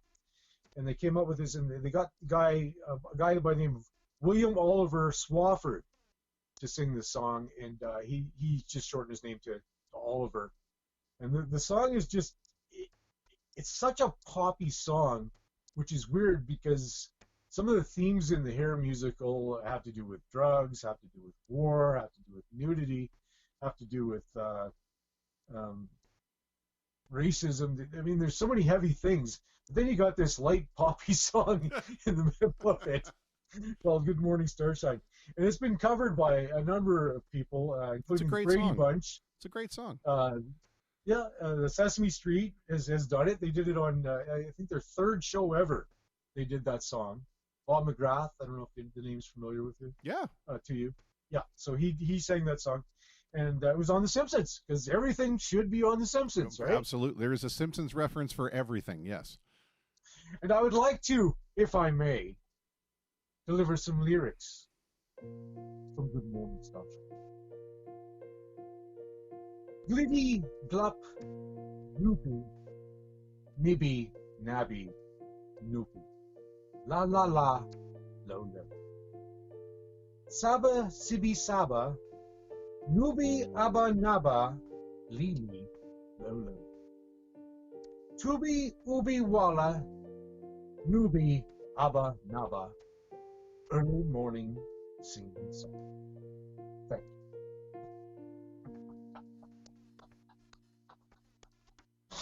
you. Yep. So I got one more. All right. And it's I Am the Walrus, probably one of my favorite nonsense songs of all time, done by the Beatles. John Lennon wrote it. And it's hard to see what the influences were for this particular drugs song. But John Lennon was had read a poem by Lewis Carroll, who I think he was the guy responsible for Alice in Wonderland. Alice in Wonderland. And he also came up with a poem called The Walrus and the Carpenter. So John took some of the concept of the walrus from The Walrus and the Carpenter. He had 3 songs he was working on, but none of them were complete, so he just had sort of fragments of ideas. So he decided to sort of combine them all together. And he also had a couple trips on LSD, which sort of helped create this. Mm-hmm. And there was also, he had heard a siren, a police siren, while he was at home going by, and he just kind of became fixated on this police siren and how it sort of was melodic. So he put all these things together on a song called I Am the Walrus. And when the song was released, it was off the album Magical Mystery Tour, which the Beatles had come up with a concept to take this bus and sort of tour around and have all these crazy things happen to them while they're on this bus. It was a Paul McCartney idea, and it wasn't much of a success, although there was some pretty good music on the soundtrack to it, and I Am the Walrus was Lennon's contribution to it.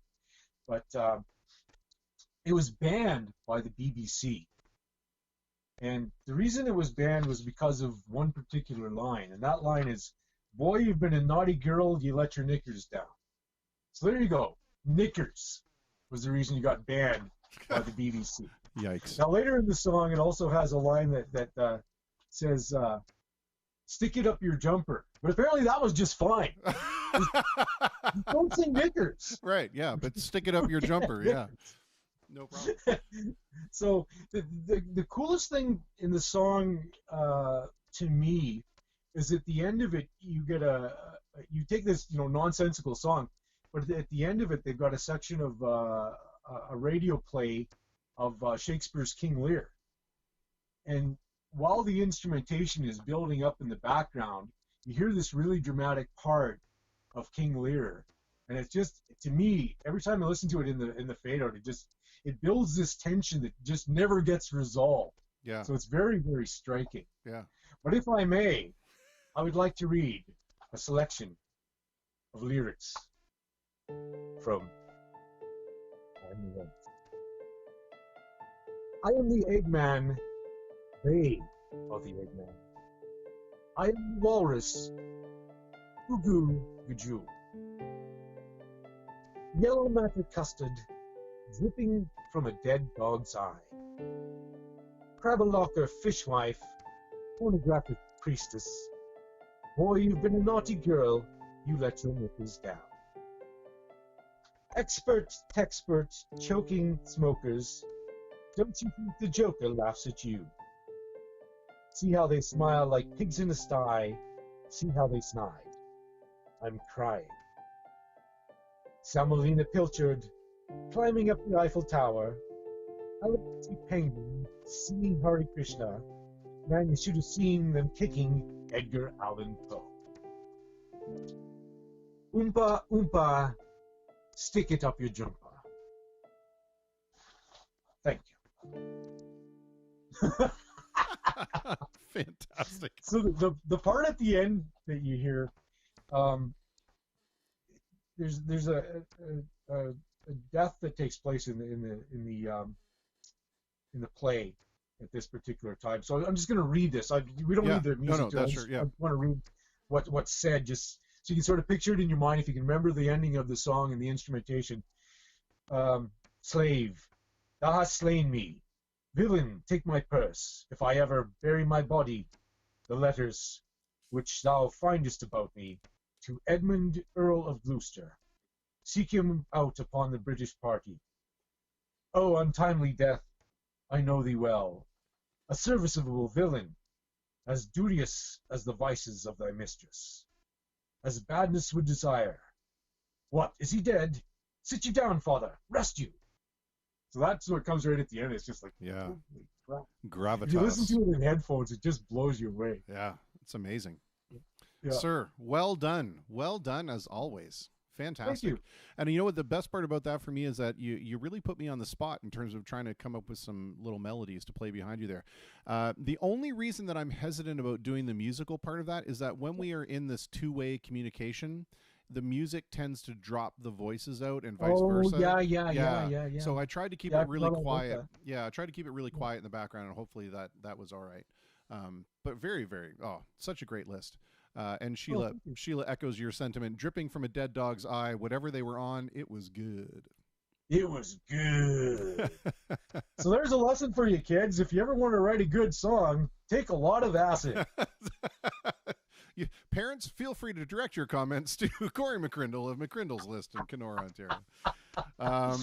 Well, that was fantastic. And again, anybody who's listening, if you have suggestions for what we can do or for what Corey can prepare for his next top 5 list, please either drop it in the comments or send an email to Corey. He'll be putting his email in the comments as well.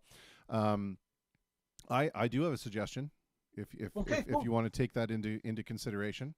And that is, hey, that's how we got the first one on the list today. yeah, there you go. Okay. Well, as long as I'm not inserting myself in your routine, I don't want to cramp your style or anything, but you did mention it. Dude, you are the show. I am merely a player. Ah. Okay. Well, I don't See, know. I did the whole Shakespeare thing. Yeah, I there. saw that. It was much ado about nothing. So you mentioned it earlier when we were talking about Inagata Davida in terms of it just being this outrageously long song. So I want to hear your top 5 outrageously long songs. Long songs. Yeah. Magnum opus, if you will. Okay. Yes. So Nothing's part 1 to 24 would fit that. Yeah, or say They Might Be Giants Fingertips parts 1 to 38, right? Sheila Roberts has an absolutely fantastic solution. Bands that have been banned from Saturday Night Live. Oh shit, yeah. Yeah. Okay. Yeah. And then why? Okay, there you go. There's our 2 for next week. Done. And anybody else that wants to hear or wants to suggest something, please put your email in the comments and they can get in touch with you directly and you'll let me know. Absolutely. So I'll go downstairs right now and throw that in the comments, and thank you very much for having me on. Oh, my friend, it's a treat and a privilege for me as always. And again, these little segments that we do, we do the Baz Menagerie on Tuesday, which is Barry Rumble and his amazing collection of just musical oddities, like just unbelievably cool things that he owns all this equipment. It's amazing. And then Wednesday we talk to Walter Riggy in the studio. Walter's the man. Oh, that segment is amazing too. Your thing is just such a wealth of musical history. It's just amazing to me all the time that you're able to pull these things together.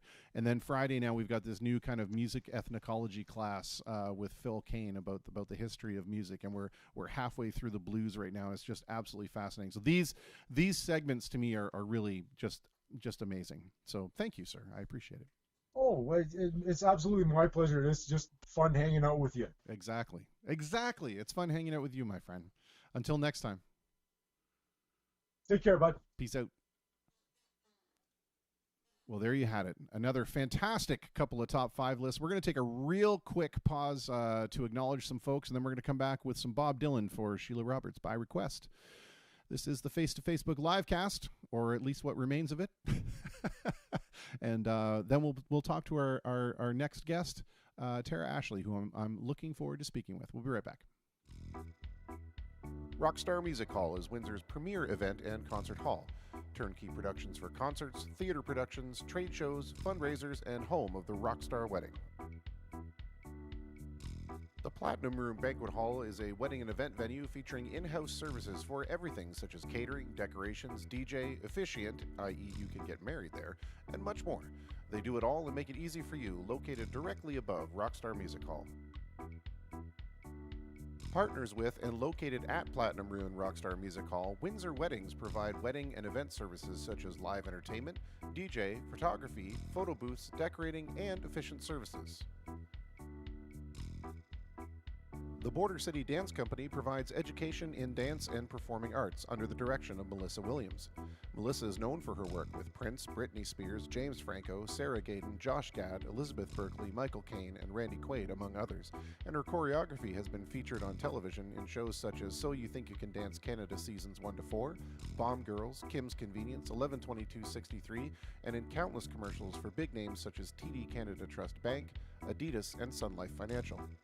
Also the main stage for the 2015 Para-Pan Am opening ceremonies and the 2016 FINA opening ceremonies and gala. Border City Dance Company is located at Platinum Room and Rockstar Music Hall.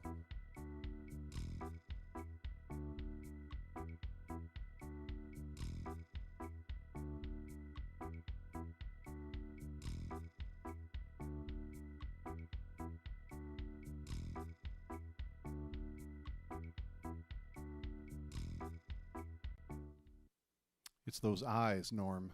Those sultry, soulful eyes staring at me in that picture. Makes me a little uncomfortable in my pants area. Well, we had a request for some Bob Dylan, and fortunately, it's one of the songs that I know quite well. It's probably my second favorite Bob Dylan song.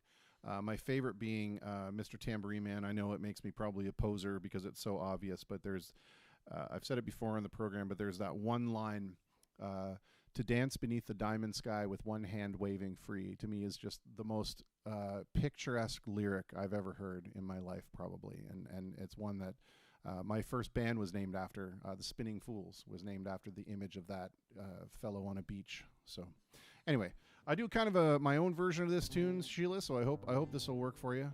I do it a little bit quicker than Bob does, I believe. But this is Don't Think Twice, It's All Right.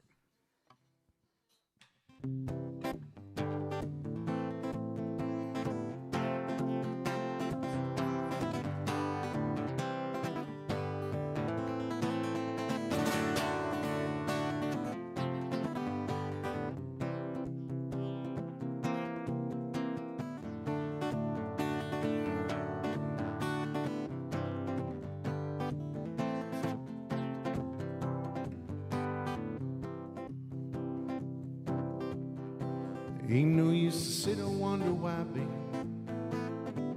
if you don't know by now. Ain't no use to sit and wonder why, baby, it'll never do somehow. When your rooster crows at the break of dawn, look out your window and I'll be gone. You're the reason I'm traveling on, and don't think twice, it's all right.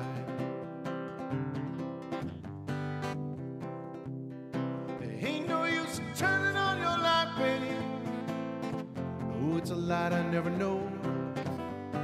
It ain't no use turning on your light, babe. I'm on the dark side of the road. I wish there was something you would do or say to try to make me change my mind instead. We never did too much talking anyway. Don't think twice, it's alright.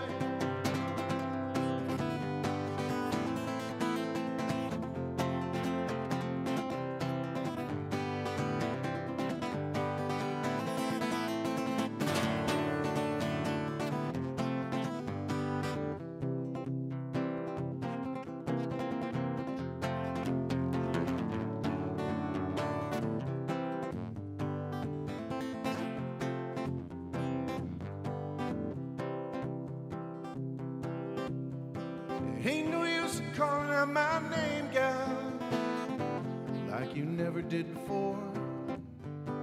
Ain't no use in calling out my name, gal, I can't hear you anymore. I'm thinking and wondering, walking way down the road. I once loved a woman, a child I'm told. I gave her my heart, but she wanted my soul. Don't think twice, it's alright.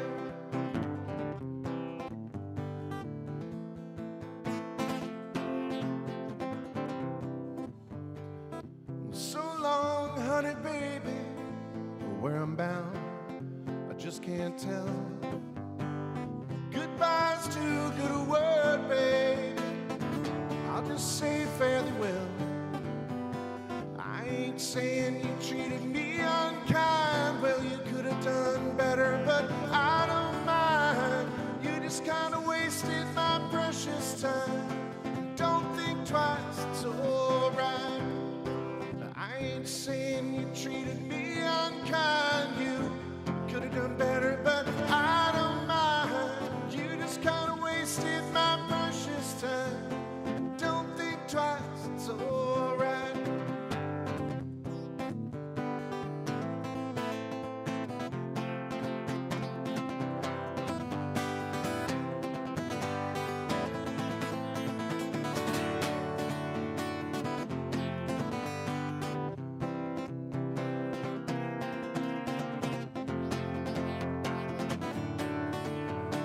You just kind of wasted my precious time. Don't think twice, it's alright. Well, that's about as I can, as good as I can do on the guitar. I'm a piano player, not a guitar player, so bear that in mind. And I've got a lovely piano song we're gonna do when this is all done with our next guest. But let me see if I can get our next and final guest on the line. She's been a recent viewer of the program, and she's been kind enough to want to share her story with us as well. And I think that's lovely. I think it's just great how many different stories we are able to hear from all these different folks. Just fantastic. So we're going to go ahead and get things kind of set up here and hope that it works. Although, you know, I will say this: we've been very much more successful with the actual Facebook version of Facebook than we have with the desktop client, which is just so weird. It's a little bit more work for me on this end, but I certainly don't mind at all. And I've got her connected now. I don't have her live just yet. I just want to ask her to turn her phone sideways. It seems to be locked in portrait mode, which means we're getting now you're upside down. Oh, it's a cacophony of errors. Let's see here. Sometimes it doesn't work. Sometimes your phone won't unlock. For some reason, it gets locked in that mode. So as long as you're okay with it being in portrait mode, I'm fine with it being in portrait mode. If you're good with it, I'm good with it. Okay, she's shrugging her shoulders because she's such a good sport. Here we go. Let's bring her over. Miss Tara Ashley, hello. How are you? Hello, Christopher. How are you? I am doing very well, and it's good to finally meet you in sort of person, I suppose. You've been you've had several. This is what we have to do now. Yeah, you've had several nice things to say about the program, and I'm very appreciative of that. Thank you so much. That's really do. You know, and I stumbled across it just by kind of being supportive of other artists that I know in the area. Right. Oh, I think I got the Facebook pause. If you're frozen for me. Nope. No. We're No? we're Okay, yeah. good. We're good. We're good. Good. Well, it worked for Diego. Better work for me. Yeah. There you go. Gosh, if it can work in New Jersey, it should work everywhere. That's my opinion. Seriously. Well, Um, I was watching for Randy Beaton, great Yeah. musician, and Nikki Knight, a fantastic musician as well. So I was kind of watching just to kind of support them because kind of friendly with them. Randy, Nikki, and Steve Benici, fantastic people, very welcoming, encouraging. I'm a vocalist, so I don't play music. I'll get there one day. And just kind of had a whole bunch of questions for him, like, how'd you start this? How'd you get into this? And they've always been so receptive to me and Yeah. kind of boosted me along. So I want to support them any way I can. So it was fantastic. So I started watching, and you got me hooked, Chris. Woo! Like, it's a fantastic show. I love it. And Aw. I've been talking about it nonstop. So Well, thank I you. really appreciate being here. I appreciate both the kind words and the faith in this bizarre little project that we've started. Thank you so much. It's very It's kind of you. fantastic And and much needed now. well, that was kind of the point, right? Is like hopefully it's providing folks with a little bit of distraction from the craziness that goes on, and if we can even bring somebody just a moment's worth of peace, it's worth it to me. So. That's great. I want to ask you the first question that we're asking everybody, the most important question, that is that, you and those, everybody kind of happy and healthy? Yeah, we are. I think we had a bit of the COVID back right before it hit us. Really? My husband was really, really sick back in November, really sick, and we really weren't aware of it then. And about 2 days before they shut everything down, I started to get not feeling so well. And I'm a person, I'm up, I'm out of bed, I'm always on the go, and I was in bed for 2 weeks straight, like flat out. Like couldn't breathe, couldn't move, couldn't do anything. So I asked to get tested, but because I hadn't traveled, they Right. didn't want to test me. So I just stayed home for months. I just started going out recently, just because you never know, and it Yeah. was really hard. Now that Luckily, I've now that you mention that, I was also horribly ill in November. I ended up taking 2 weeks Yeah. from work because it was just I couldn't move, I couldn't breathe, and I'm wondering, Yeah. had this been around a little bit longer than a lot of us I us think it thought. was. Yeah. Well, you mentioned in your chat comments when we were kind of doing a Yeah. little bit of prep for this that you've worn a bunch of different hats, and I wonder which is the Oh, one yeah. which is the one that you'd like to talk about first. Well, sure. I can start off from the beginning. Sure. I started off going into addictions. That was something near and dear to my heart. I have 5 children, and 2 of them were from a previous relationship where their father struggled with addiction, and it was a really hard time, and we went through a lot.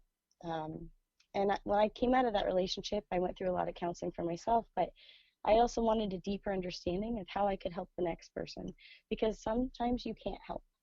Sometimes they're not there. And, I don't speak with him anymore, but God willing, he's gotten his road and he's gotten help. I really hope that for him.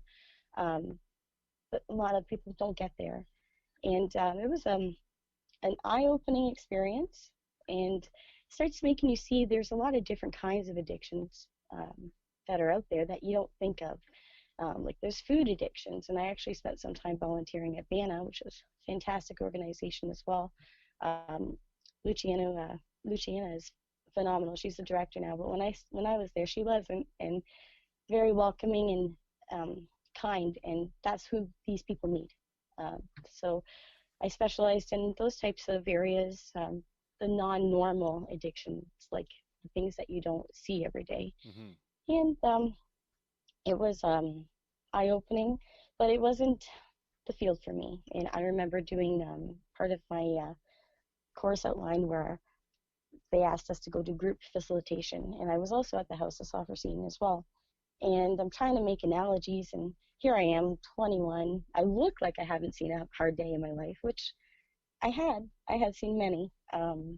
But, these women couldn't relate to me because I just seemed happy all the time. And how could she possibly know what we're going through? She's always so happy, which it wasn't the truth. I've had a very hard life. I was an abuse. I hate the word survivor because it's like champion. I'm not looking for champion or anything, but I was sexually abused for a very young age, and um, it played a toll. It did, but I chose to find the power of positive energy and overcoming that to kind of make my life better because I thought I've had enough stolen from me. I'm not going to let them take any more from me. So I'm going to move on forward. Yeah, you know, So, before you kind of move on, I want to take a moment and acknowledge the courage that speaking out on something like that takes, and that you should really commend yourself on the fact that you're willing to talk about it, because this is one of those things where it's very easy, you know, to kind of sweep under the rug and never discuss. But I think it's so fundamentally important that we talk about it. So thank you for the bravery and the courage to be able to talk about it. It's super important. you know, for a long time I couldn't. For a long time I felt like people will think something's wrong with me, or I'm broken, or that I'm like them, and I'm the complete opposite. Like, it's unbelievable. I don't think my kids have seen me without a top on ever. I'm very private and very different than the environment I grew up in. And I'm happy for that. I think I went through that to protect them. Yeah. And to be vigilant and see what's going on. And so, you know, I could sit there and hate, and I don't. I don't hate one single person in this planet. Donald Trump, maybe he's getting there. But I don't hate. I really don't. And I could, but I don't, because that takes the joy from me. And I didn't talk about it for a long time, but then I thought to myself, you know what? There's somebody out there right now struggling with it, who's afraid to come out of that, who's afraid to mention, because they'll feel damaged, or they'll think people will look at them differently. And sometimes people do look at you differently, and that's unfortunate. But hey, it's me. It's what I went through. It's not who I am. Yeah. And so, you know, I'd like to talk about it. It's interesting that you mentioned that, because, you know, I come from a background of my father was an alcoholic, and he was abusive with my mother, not to my brother or I that I can recall, and certainly there's never been any mention of that. But I can identify with you on a couple of different levels, in the sense that, you know, sometimes folks just you can't reach them and you can't help them, and that's the way it was with my father. He never had a rock bottom, and we were talking about somebody that went from being the editor of the Windsor Star to sleeping on a park bench. You know, and I never understood where is that rock bottom for you? You know, where is that point where you realize that you have to start turning things around? But the other thing that you said that really struck home to me, or with me, was the sense that you could be angry, but you chose not to be, or you could be bitter and you chose not to be. And I experienced the same thing with my father. I went through decades where I was furious, but I started to realize that anger wasn't doing anything to anyone except myself. Exactly. Yeah. And exactly. You know, I could either, and from that point on, there were two distinct people to me. There was my father and my dad, right? And my dad I would go and talk to and rebuild a relationship with, thankfully.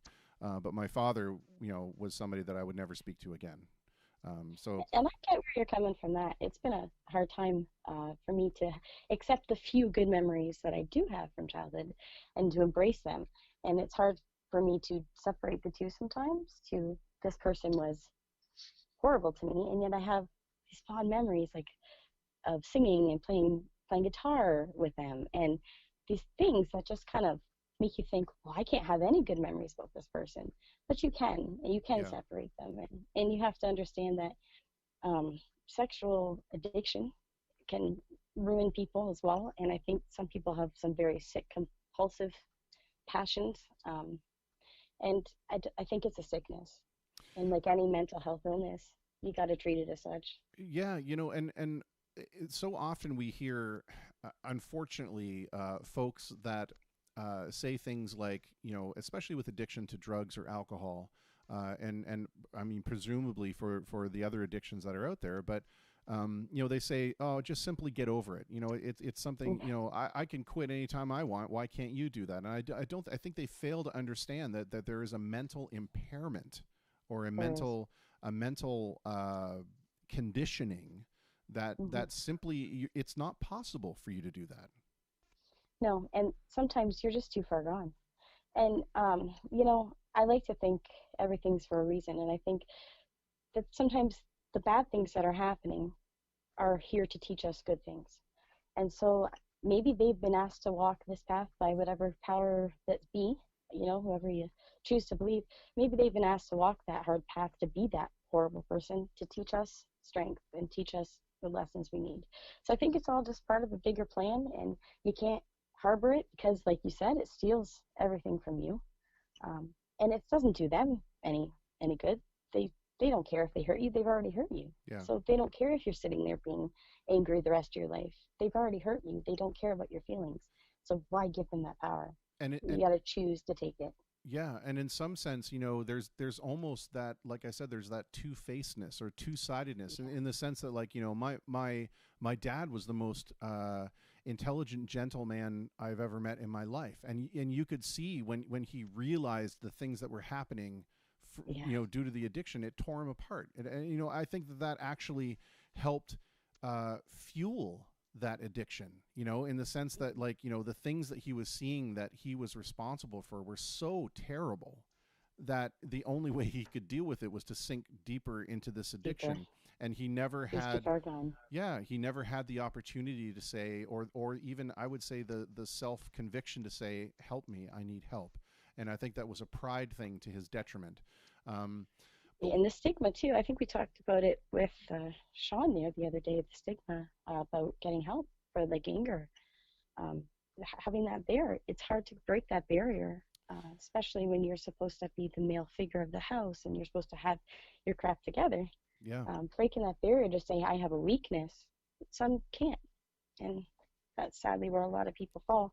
And I found that with the addiction work, a lot of people weren't at their rock bottom yet, and I could sit there with my happy little smile and try to talk them out of their hard time, but they weren't ready to hear it, and they weren't ready to get to it.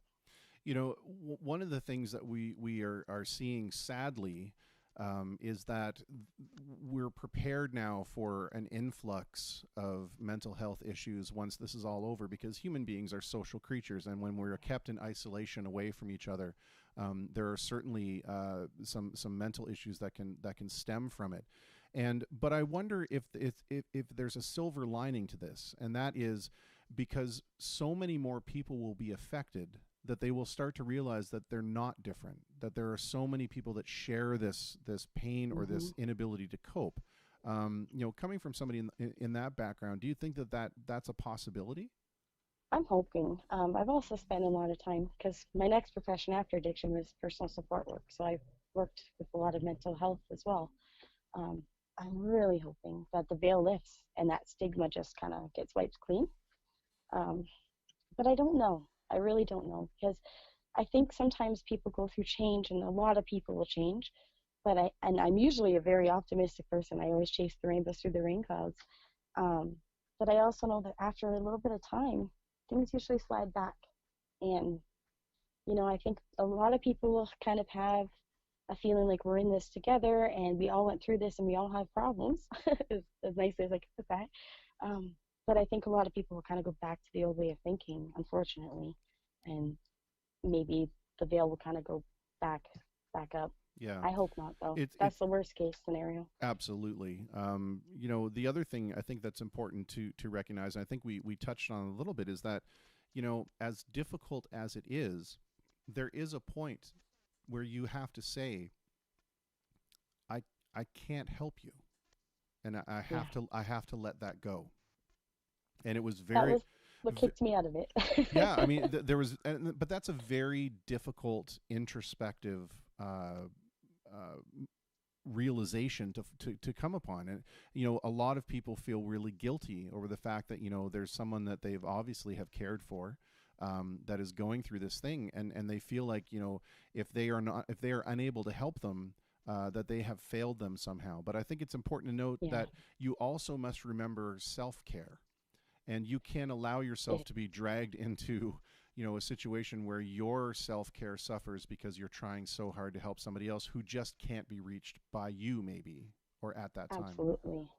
And that's something that, like, with PSW, being a personal support worker, after I switched over, I with the addiction, I said, okay, I can't reach these people and I'm failing miserably. I need to help people. How am I going to do this? So my next thought was, I'll be a personal support worker. I can still help people. It'll be easy. No, it's not easy. Probably more draining emotionally than the addiction work, which I thought was the bottom. It really was, because I worked with dementia people, and there's no getting through to them. They have their clarity sometimes, but it's very short, and you just see this fragile person who used to be this strong and used to be this vibrant life force sitting in a corner and not relating to anything going on around them, and that was utterly heartbreaking, and you can't help them. So self-care was super important when I did personal support work, because it gets you, it pulls on your heart like instantly. Yeah, that's the other thing about humans, is that we're incredibly compassionate and empathic creatures, or the majority of us are. Huh. And Yeah. the majority of us are. And I think that that's one of the things that I always commend about personal support workers or people in any kind of care, is that you are willing to take on the mental burden of easing someone else's mental burden or physical burden. We talked about that. Maureen Stewart jumps in the comments and says sometimes all you can do is listen and be a friend. And I think that that's a huge part of the personal support worker thing, is that you are the outlet for them when sometimes even their own family just doesn't want to or can't be with them. And I wonder, how much of a mental strain is that on the, Kirk Harris and I talked about that a little bit when we were talking with him about his role as a personal support worker. But how much of that, it's like, who watches the watchman, right? Like who looks out for the mental well-being of the people looking out for the mental well-being of others? Well, I'll tell you, I had a really hard time working in care homes, and I chose to, and I ended up, I did PSW work for many years, but almost 12 years now. On the side, I would help family and friends, because every time I put myself in a job where I was in a care home, there's amazing work that's being done, so please don't take this the wrong way. There are amazing people that work there, but you'll get that one or two that don't care as much as they should. And I remember just being fairly new, and I'm not one to watch people be hurt or to not speak up for them. I'm very blunt. I'm happy, but I'm very blunt. And so there was a lady that had been there for about 25 years, and she had recently lost her husband a few years back, so I know there was a lot on her. And the way she cared for people had definitely changed from what I had heard, because she used to be fantastic. But I watched her be very rough with osteoarthritic patients and just kind of rolling them around, getting them dressed. And I had this patient laying there screaming, "I want to die." And that was it. I took her to the hall and I said, "You can't treat her like this. She is a person." And I was shortly removed thereafter. But it was a fight that I was willing to fight, and to lose that placement, I didn't care at all. But I think that she had lost that sense of why she was there. Yeah. And I think the burnout kicks in, and nobody's really watching. The watchmen aren't there because they're tired too, and they're focused on the care of the clients, but they really do need to focus on the care of the caregivers as well. Yeah, because it's often the case that when you're burned out like that, especially if you're spiritually and mentally and emotionally burned out, there's no possible way you can front that to somebody else, right? You can't put on that brave face because you don't have any bravery left. You can fake it till you make it, but it's not going to help. Yeah. Once you're burnt out to that point, it changes everything about your demeanor. And that's why you have to choose being positive. That's a choice. It's something we have to choose. It's not something that comes easy. That takes energy too. Yeah. It's a choice every day to get up and saying to myself, I'm going to have a great day. And I'll tell you, Chris, today was not a great day for me. I think everything went wrong today. Oh no. And I'm thinking to myself, how ironic is this that I'm going on to talk about being positive, and today I'm just like, really? But it was a test. It was Yeah. a test to stay on track, stay positive. You'll get through it. I want to ask you this. You know, I put Mhm. down writer on your title Yeah. slug here because that's what it said on your Facebook page, and I figured that was the thing that was most dear to you. So that was It's where. not actually. Oh, I love dang. it, but it's not the most dear to me. Okay, but if we can visit that for a moment, you know, oftentimes, and we've talked about this on the program with other performers or creators, is that, you know, we tend to wear our hearts on our sleeve, and we tend to be very emotionally affected by things. And Oh yeah. did you find that, you know, your writing was affected by all these external influences, or did you use your Oh, writing as a cathartic or therapeutic way to remove yourself from those situations, or was it like both? both, both, absolutely both. Um, I've gone back and I've looked at some of my writing when I was going through remembering things that happened to me because I had blocked out a lot. The human brain is an amazing thing. You can block out anything if you allow yourself to, and I had done that for a long time. And when it hit me, because it always catches up to you, uh, I was a wreck. And I thank my husband. He was there for me through some really dark times. And, you know, I wrote some really dark pieces. And then I go back every once in a while and I think to myself, wow. And I feel sad. Like, wow, I was broken. I was really broken. And I kind of use it as a timestamp to move forward. And it was a great way. After I would write it, I would feel so much better. And it was such a good release for me to put it on paper because that made it real. Because before putting it on paper, it was just a memory that I had and that I couldn't quite put my finger on. And so writing that put it and made it real and solidified it for me. So that it being solidified, I was able to heal from that. Yeah. There's a moment there where, you know, things become actualized and they move from a point of conception to a point of actualization, and that's very hard to deal with sometimes when it becomes real. Oh yeah. It's no longer an abstraction; it's now something you have to deal with.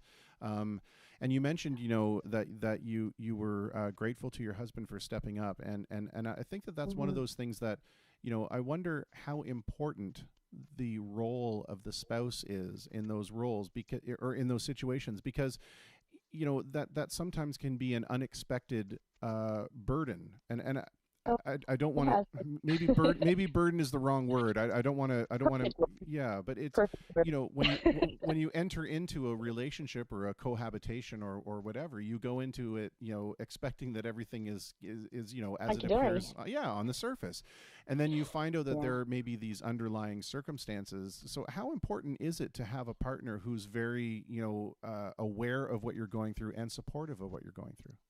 Well, we've struggled. We've struggled with it.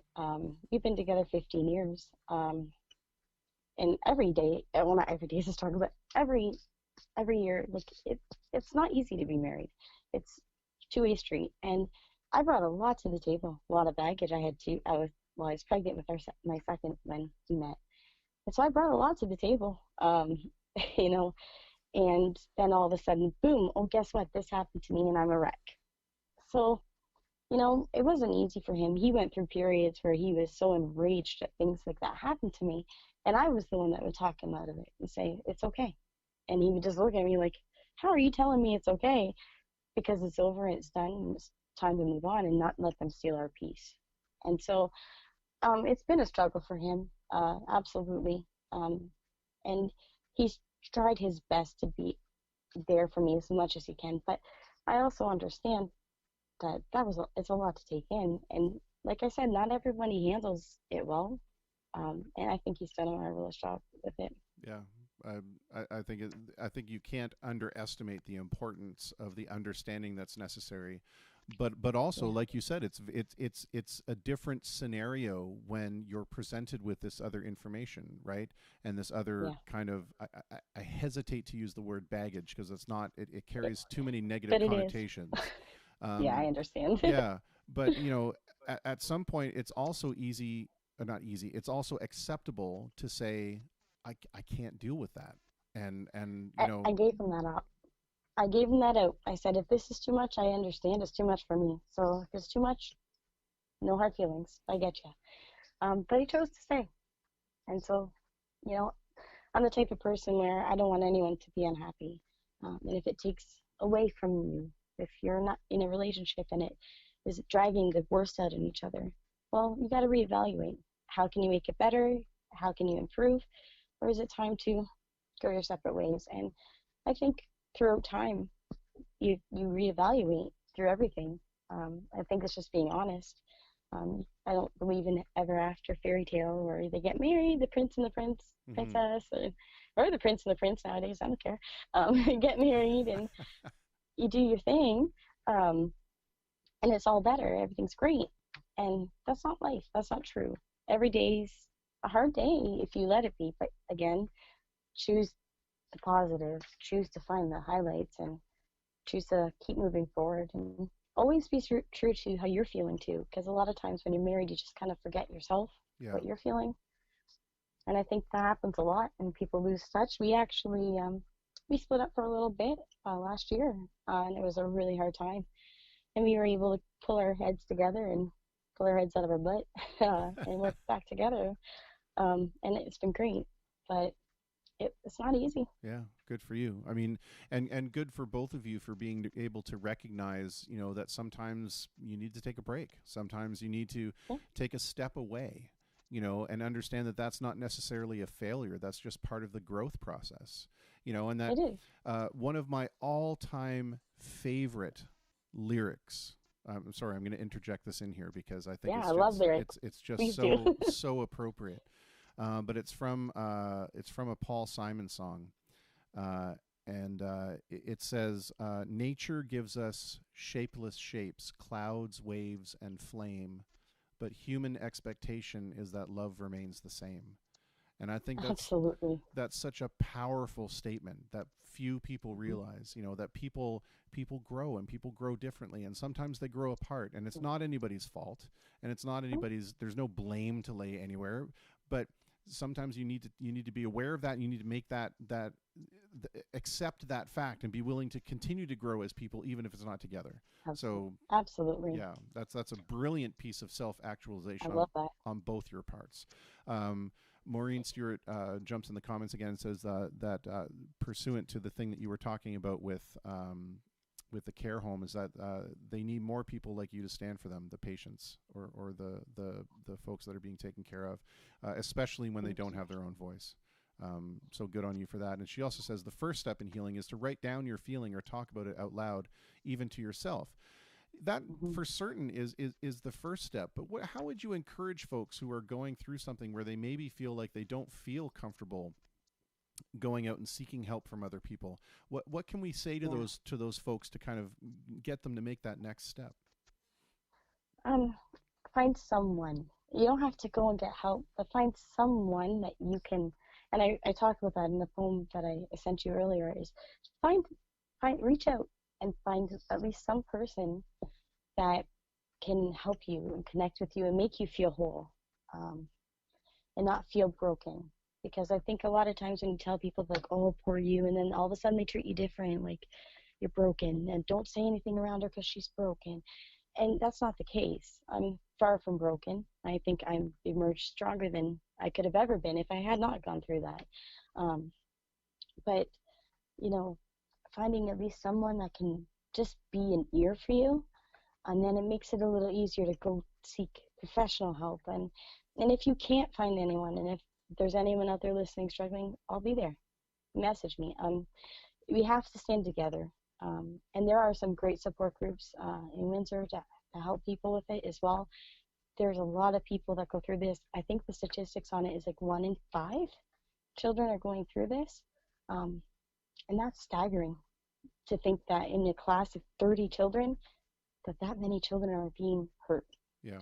And, you know, that brings me into where I switched from PSW. I actually, I'm an early childhood educator now, and that is my heart and soul where I will be forever. Because I think children, there needs to be a voice for them. And I think there needs to be someone there that's going to fight for them and let them be themselves and give them that love that they need that sometimes kids aren't getting at home. And so that's where I found my happy place and my forever after. Yeah, and it seems like such a natural progression for you.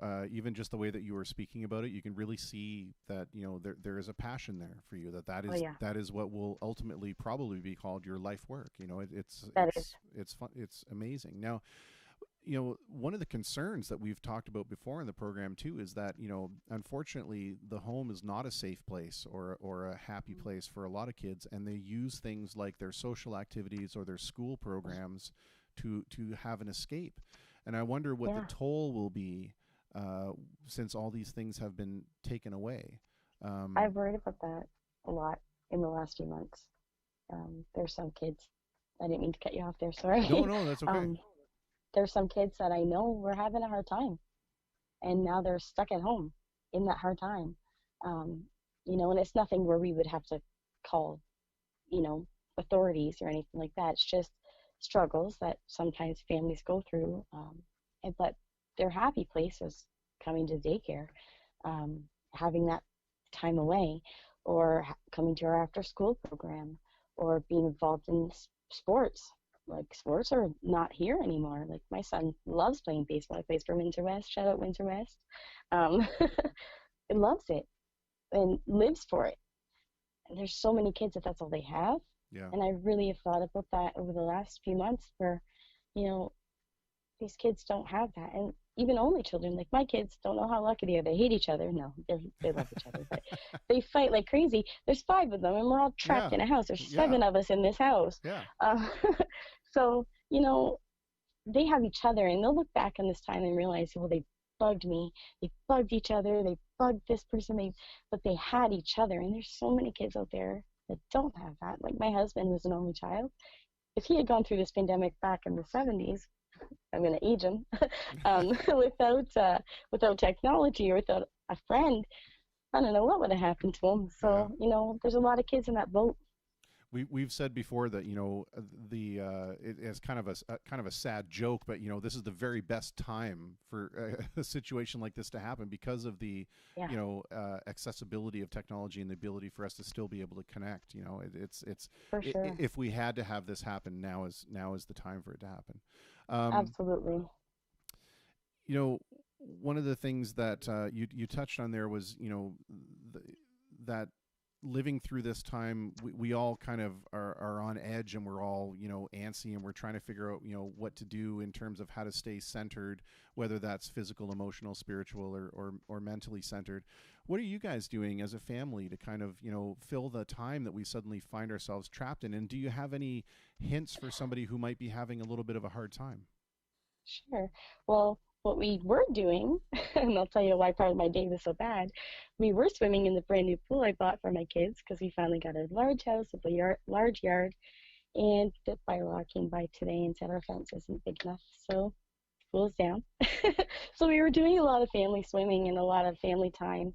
I do a lot of baking with my daughters, a lot of one-on-one time with them because I'm home, and I'm really taking the slowness of what's become of our society, and I love it because we rush through life.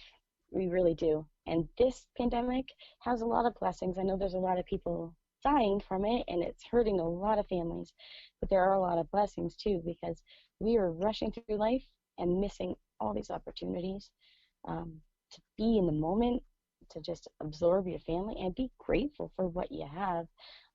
It's easy to sit there and look at, like, I don't have this, I don't have that. But when you're counting your blessings, you're really looking around going, you know what? It could be so much worse. And that's what we do. We count our blessings a lot.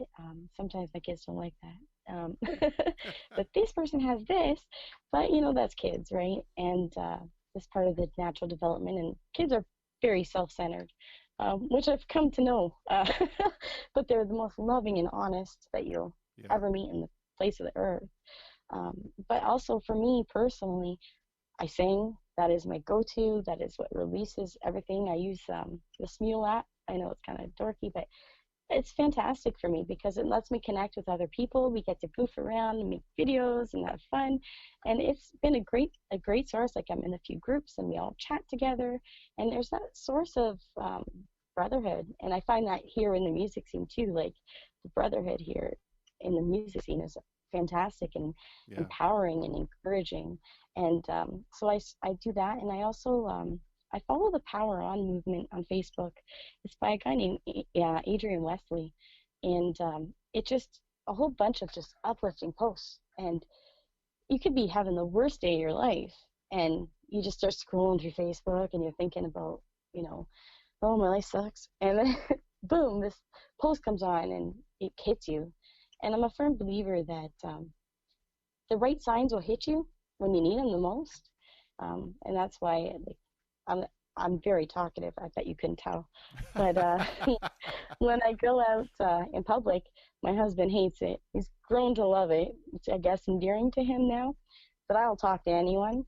I take an opportunity from you're in line at a bank. I'll make a best friend. Just because you never know, you might be something for someone that they needed at that moment. And a lot of times, I get something that I needed at that moment without even realizing Yeah. it. And I think we need the connection. People need to stay connected. And I really think that's what's important about things like your show. And I'm not kissing up. I'm telling you, your Thanks. show really does make a difference. And it helps people feel like they're part of something. And especially with bars being shut down, like, there's so Yeah. many people out of work and struggling. And I worry about that, the economy, things like that. And I know sometimes people say, well, those things aren't important, but they are. They are important to some. Then, you've put your life work into music. So that's important. And Yeah. I think people need to support local. For Support sure. local. Thank you, thank you for the kind words. That's been the happiest accident of this whole little experiment was being able to continue these kind of, even through virtualized interactions. But this whole social connection has just been so important. You mentioned, with your own kids and the fact that you're an ECE. Children are far more perceptive than we give them credit for, right? Oh, yeah. And I wonder, how do we talk to our kids about what's going on, both with the pandemic and the current civil unrest in the United States? How do we talk to them to make them understand the gravity of the situation without making them fearful? Well, I think first what we have to recognize is how are we reacting to it? Because before you can talk to someone, you have to find how you stand on it and if you can make sense of it. And I often say you can't make sense of evil, and I think what's going on down in America right now is just pure hatred and evil, and there's no sense of it because you can't make sense of evil. And you try to keep it in their language, something they understand. But I'll tell you, they don't need you to tell them. You should tell them. You should have talks with them, but they don't need you to, because I'm telling you, my 3-year-old came up to me a couple of weeks ago and I posted it on Facebook, and she went on a news rant about coronavirus and how people are throwing their masks on the ground and how when corona is over that we can all go back out to the stores, and went on and on and on and on. And I just went, how does she know this? And I thought, the news has been on in the background and I'm not paying attention. And they're hearing people talk. We're out, in the yards, and the neighbors come over and they'll come to the fence and kind of do like the King of the Hill thing where everyone stands on the fence. And, they're hearing it. So it's important that we do have to address it with our kids because they're hearing it from other sources. So you want to be able to make it softer but honest with them about it, because they already know what's going on. And you have to find out where you stand first before you can tell them, Yeah, that's an excellent point, because the other thing that kids are really good at, they're like dowsers of genuinity. I don't even know if that's a term, but whatever. We just coined it. They can really tell when you're putting on an act and when you're speaking from the heart. And so I think what you said is fundamentally important, that you need to really be grounded in how you think about these things before you can kind of have that conversation with your kids. But you're 100% right. Having that conversation is vital, because they are going to hear about it one way or another, and they might as well hear about it in a way that you can put the love and caring that you obviously have for other folks into that conversation as well. Because you know them best. You know? Absolutely. You know how they're going to take it. For sure, and their particular idiosyncrasies or their fears or their the way that they'll be able to process that information properly. So yeah, I think that's super important. We've also talked a little bit about the fact that in amongst the evil that's going on, we've also seen just incredible examples of humanity being wonderful to each other. And I wonder if you have any examples of that that you've seen, that once the excuse of the pandemic is over, that you'd like to kind of see carried forward. Yeah, I've seen people paying for groceries for people, and I love that. I'm a big pay-it-forward person. If I'm in the drive-thru, I'm usually hitting it. I'll take their order in the back, because it's important to give and do nice things for people. Like, you don't need anything back, and I always say, like, what the good deeds I do is between me and up there. Nobody else needs to know. And it's good I feel better when I do things like that. So, I've seen a lot of it, a lot more of it. And I think Windsor has a lot of it to begin with. I know Windsor kind of gets a bad rap sometimes for being grumpy and kind of nasty. I remember I was like 10 and I had moved to London, and we were at like an ATM in Loblaws, and this lady was really rude. And my mom kind of went off on her, and she went, "You must be from Windsor. I'm from Windsor too." And I thought, wow. And I thought, that's horrible that we're known for that. But I think that's changed over the years, because that's going back. Well, I'm not going to say how long. That's going back. And I think Windsor has a lot of that pay it forward kind of stuff. And you do see the ninja stuff going on, which I'm a little worried with addresses kind of being out there. But hey, if you can find a safe way to do it, do it. Yeah. But there's also the Smiles Are Essential group going around singing to rest homes. And I think that's phenomenal. And I'd love to see something like that start here. I don't have machinery or any kind of musical instruments here, but if we can get that together, I'll organize it. Let's get it done. We need to spread some love. And I think that's what I want to keep seeing, is the love and kindness and the slowness that has happened, where we're not rushing through life. I hope that stays. I really do. Well, I will take up that challenge. I have all the equipment that we need, and I have the connections to a bunch of musicians. So if you want to take that upon yourself, I am 100% on board with spreading benevolence. I think that's let's do it in whatever way we can. Tara, I want to thank you so much for being willing to talk, and especially, again, commend you on the courage that it takes to talk about some of the things that you did speak about, because I think that when other folks see that we're not afraid to have these conversations, it empowers them to make that difficult choice, right? They understand that other people have been through these things. It's not just me alone. And if someone else can talk about it, I can talk about it. So that's hugely important, and it probably affects people in ways that we will never understand, but just simply vocalizing these things is important. So thank you very much for that. Oh, no need to thank me. It has to be said. Thanks for having me, though. Oh no, this is great. Again, this is one of these things where we're making so many new friends, and for me originally it was I got to rekindle some friendships that had fallen by the wayside, maybe, or just reconnect with folks that I haven't had time to connect with. But making these new friends and these new connections and new relationships has just been absolutely an unexpected, surprising bonus, and I'm just so grateful for it. Good things are coming. Yeah, well, we hope, right? I want to leave you with the question that I have been trying to ask almost everybody, and that is, we all know what we've been told to do, and we know the rules, but just what is something in your own social barometer? What is it that you think people should be doing or shouldn't be doing right now? And if we are doing something, could we be doing it better? I see a lot of people out for no reason. I know you're getting stir crazy, and I know it sucks. But we gotta I know it really sucks, but we gotta stay home and do our part. Go here and there a few times, but I'm seeing the same people walking around doing absolutely nothing. It's a small town where I'm at, and I'm thinking, just stay home. But again, at the other hand of that, what if home isn't great? So I kind of see that, but at least wear a mask to show that you care about others, because you don't know what you have. And like I said, it hit me it hit me hard and it came out of nowhere. And the fact is, I was probably, if I did have it, I was probably contagious before I even felt any symptoms. So you never know what you have. So I think you need to do that. And cleanliness, washing. I'm seeing a lot of people paying more attention to germs, which is great. But there's still a lot of people who are like touching money and then rubbing their face. And I'm thinking, well, you know where that money's been? So I think just being more conscientious and considerate of others is something that we can continue to do. And I know it's a struggle, but I think we can all work together. Yeah, I agree. Incredibly well said. Thank you for that.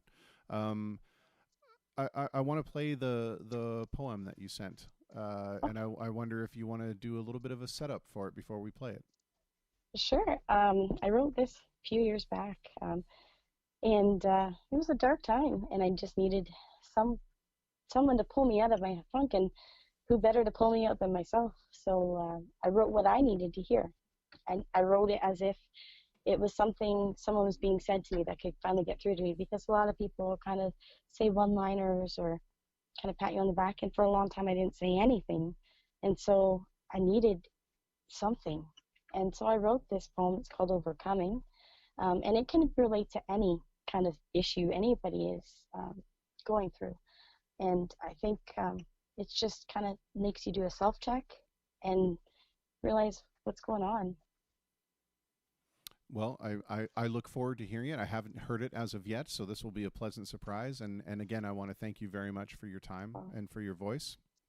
Thanks for having me. Definitely, I was serious. If you want to do this whole "let's go out and make the world a better place" through song, I'm 100% on board. Let's do COVID carolers. Let's see, we're gonna do that. Yeah, the COVID carolers. That's what we're gonna call it. That too. That's it. It's trademarked right now. It's ours. COVID and carolers. Anyone's welcome. That's right. Absolutely. Tara, thank you, Chris. It's been wonderful. Thank you so much. We'll talk soon. Take care. Bye.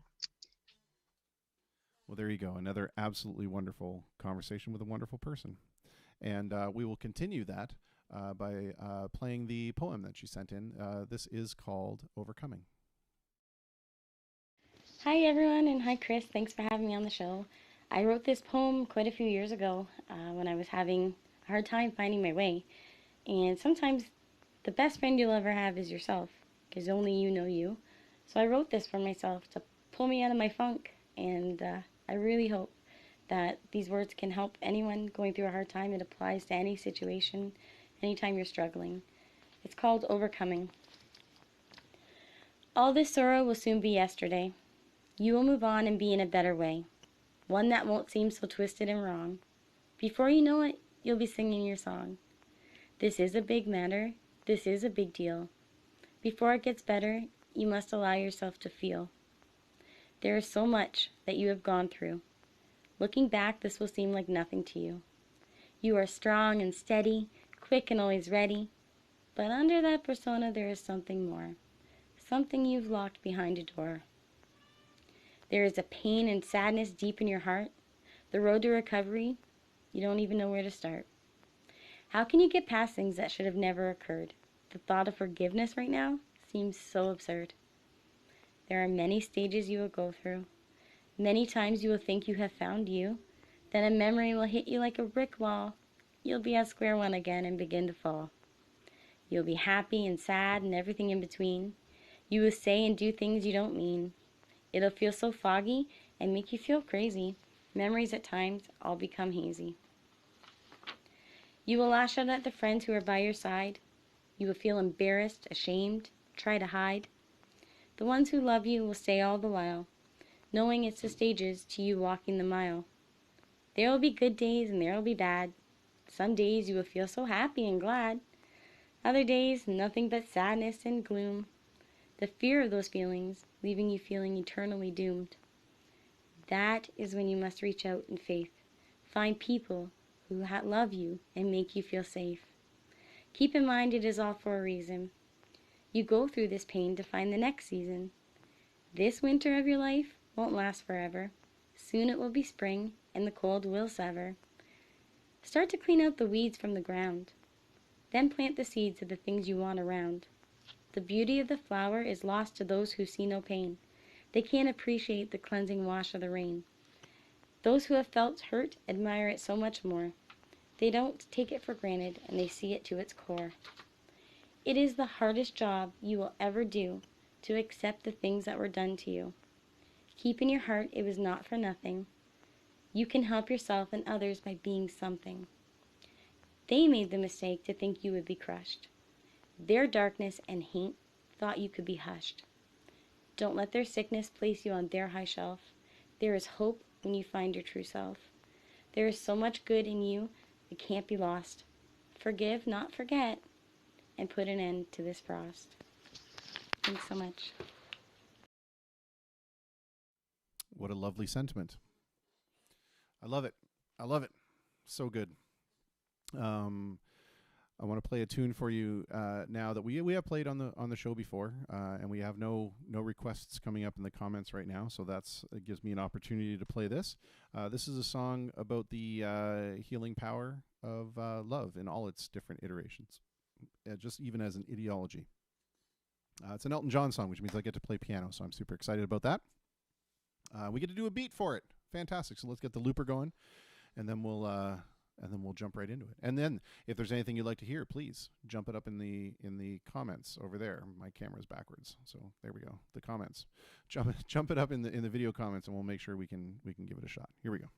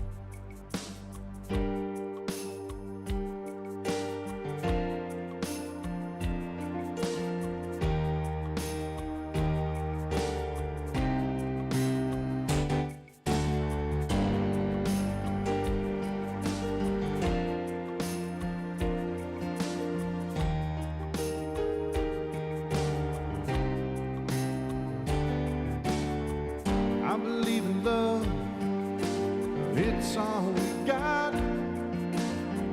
Love has no boundaries, costs nothing to touch. War makes money, cancer sleeps. Curled up in my father, that means something to me. Churches and dictators, politics and papers, everything crumbles sooner or later, but love, I believe in love.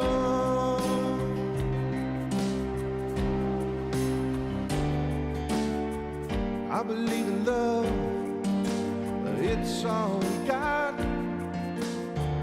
Love has no boundaries, no borders to cross. Love is simple,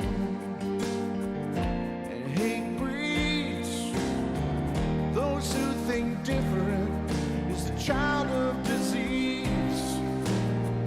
Father and son make love and guns, families together,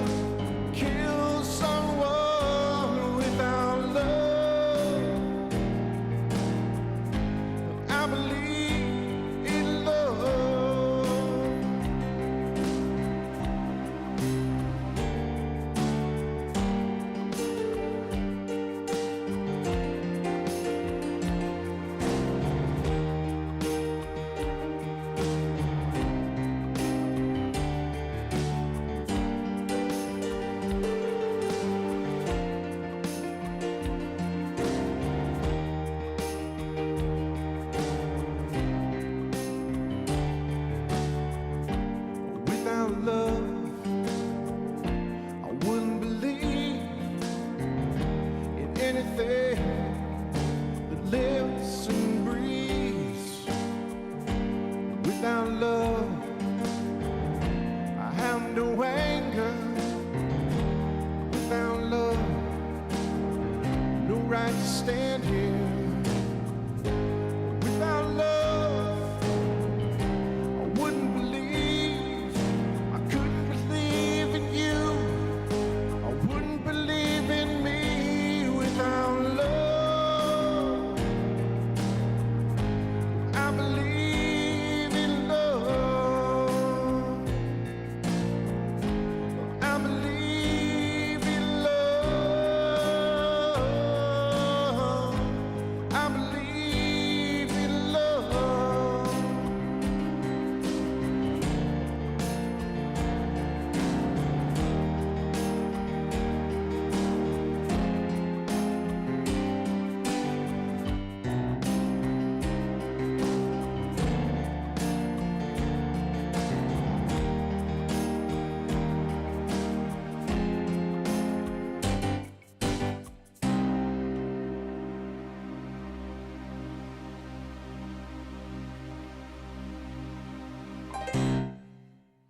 Well, there you had an excellent Elton John tune that I almost played correctly.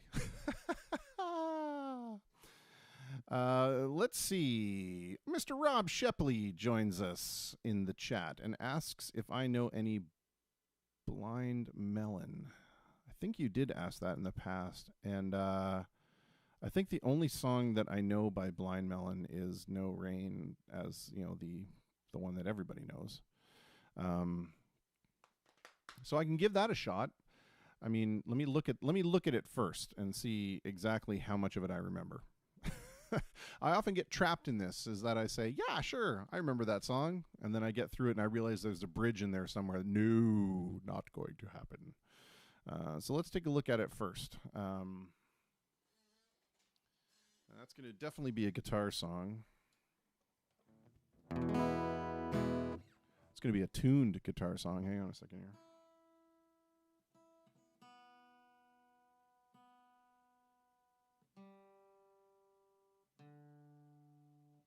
The familiar sound of tuning. Wow, that's really high up there, man.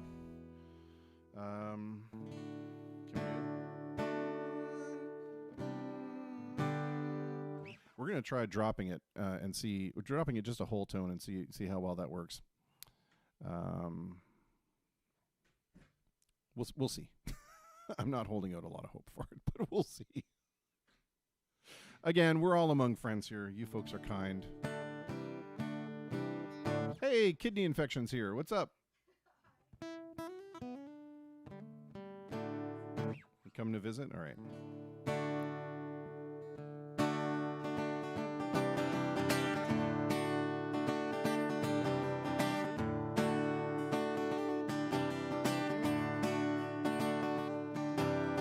All I can see is that my life is pretty plain. I like watching the puddles gather rain. All I can do is just pour some tea for two. Speak my point of view, but it's not the same. It's not same. I just want someone to say to me, oh, oh, oh, oh, always be there when you wake. I'd like to keep my cheeks dry today. So stay with me and I'll have it made. And I don't understand why I sleep all day. Start to complain that there's no rain. All I can do is read a book to stay away. It rips my life away, but it's a great escape. Escape, escape.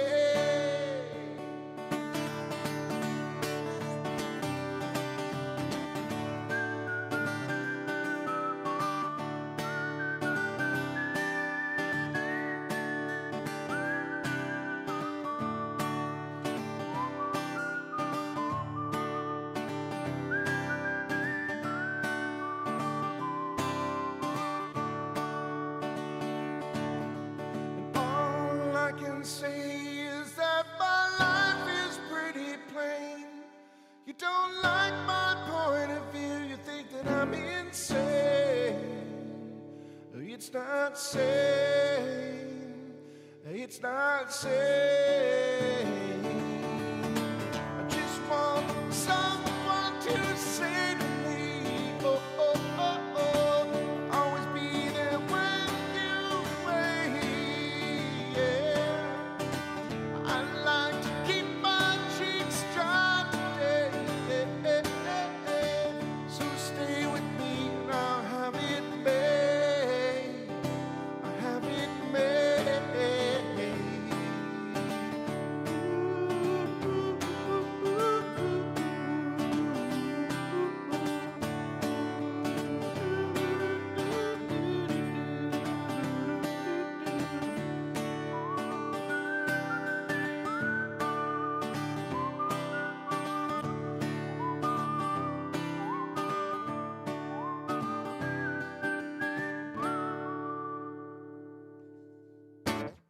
I don't know how that song ends.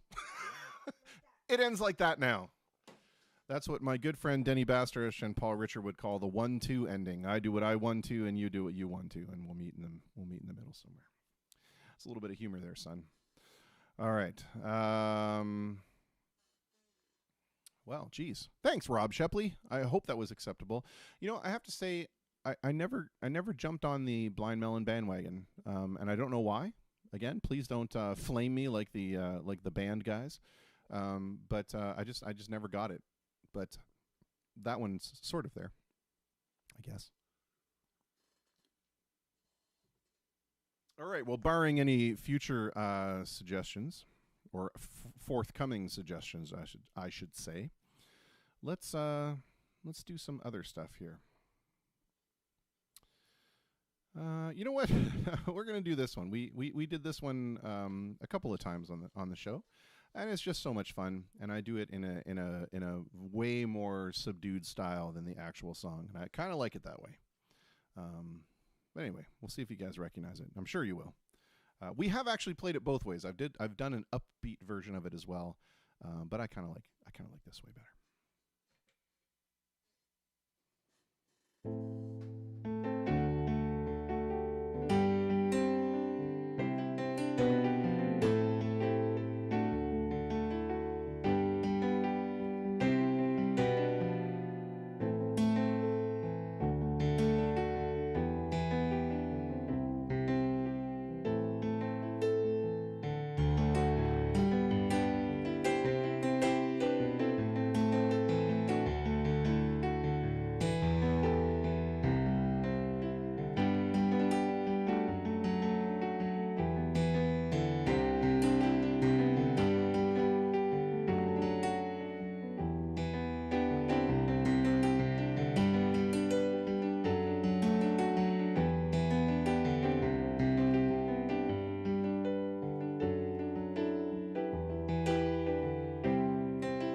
Talking away, I don't know, but I'm gonna say I'll say it anyway. Today's another day to find you shine away. I'll be coming for your love, okay, and take on me. Take me, oh.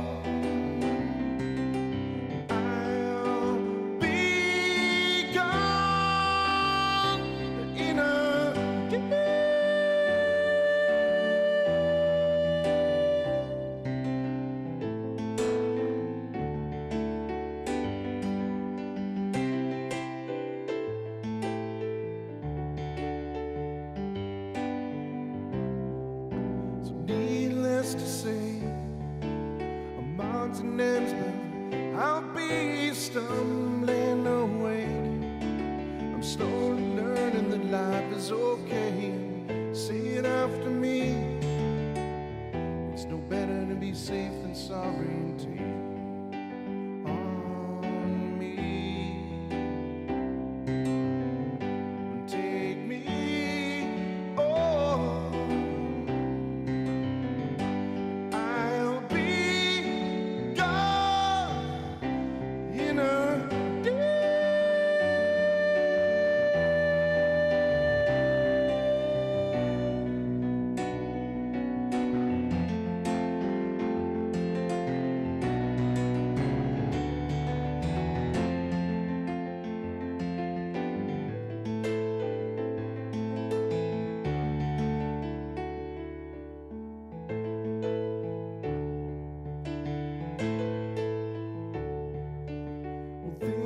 that you say?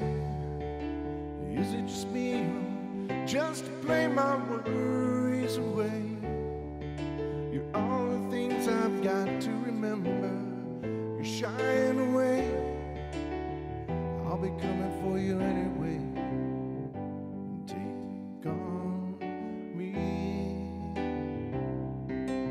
Well, take me. Oh, I'll be gone in a day.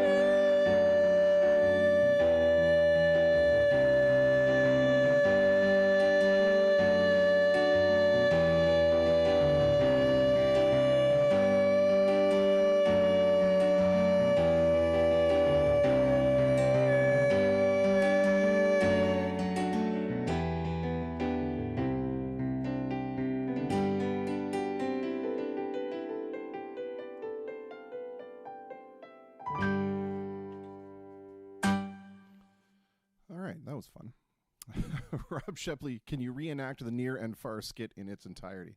I thought about doing that. I thought about setting up one of the other cameras. I'd like run up really close to it and then go really far back. But I don't remember the actual skit in its entirety. I'd have to rewatch it again. But I'm assuming it's just basically, Near? Far. but I don't know the whole thing in its entirety. I am sad to say. All right, well, now what can we do? We've got like 18 minutes left in the program, and it's been a wonderful program thus far, with such great conversations. That's, sometimes I always get asked, I always get asked before, how long do these conversations take? And it's an impossible question to answer because they're organic. They take as long as they take. I mean, if we're not feeling it and we're not digging it, then we end the conversation. If we're into it and we're into that moment and we're feeling that connection, then we just keep talking, It's the internet. It's the wild, wild west. It's like when it's like when Sheila asked if she could swear. It's the internet. There ain't no thing. Ain't no thing on the internet. It's just you do you on the internet. All right. Let's do this one. And sometimes I do it with a beat, sometimes I don't. Tonight I'm feeling it without a beat. So I hope that's all right.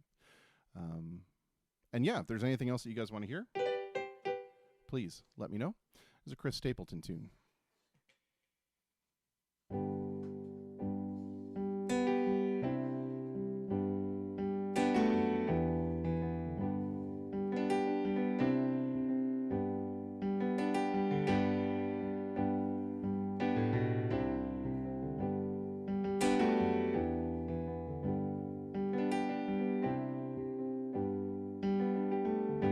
Seen my share of broken handles, folded wings that used to fly. They've all gone wherever they go. Broken handles that used to shine.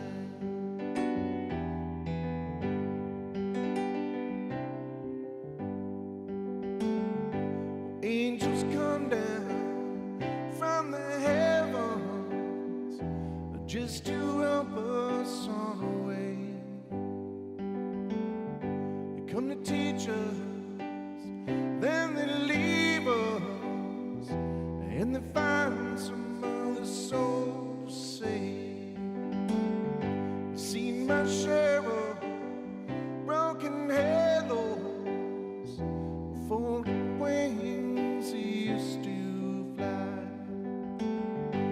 They've all gone wherever they go. Broken handles that used to shine. Broken handles that used to shine.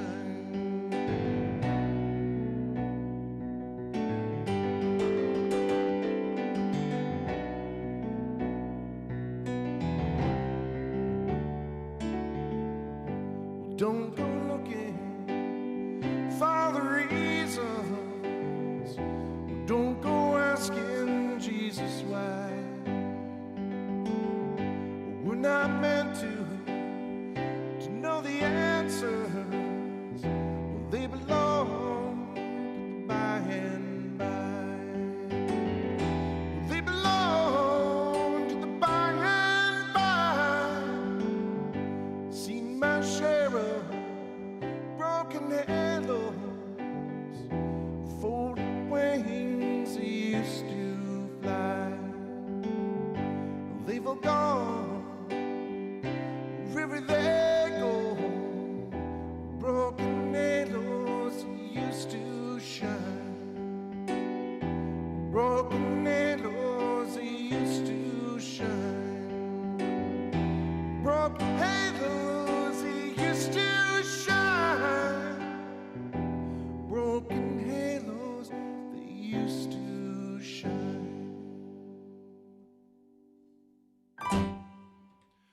right. Well, Terry Vandenberg, thank you so much for the kind words. I am very, very much glad that you're enjoying it. And Miss Tara Ashley wants to hear the Beatles.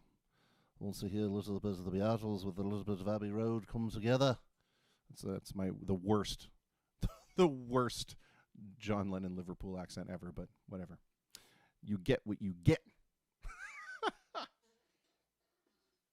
Well, we're going to do our own reinterpretation of this song too, so it may not be exactly what you want to hear, but it's hard to do this song without a full band. So, but we're gonna change it up a little bit. So let's see here.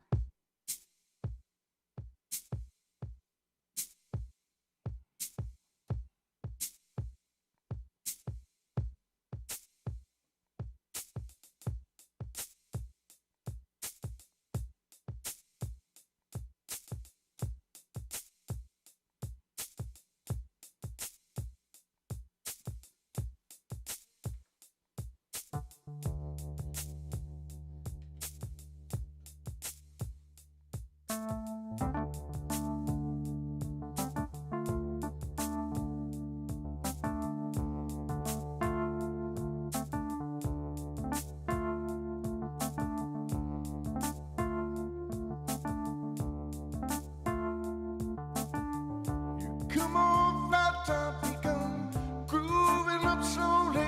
He got juju eyeball, he won holy roller. He got hair down to his knee. Got to be a joker, he just do what it please.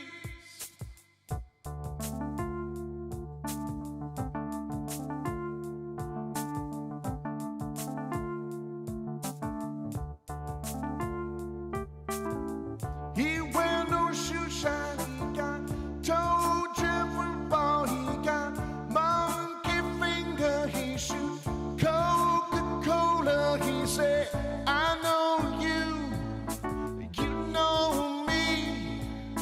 One thing I can tell you is you got to be free. Come together right now over me.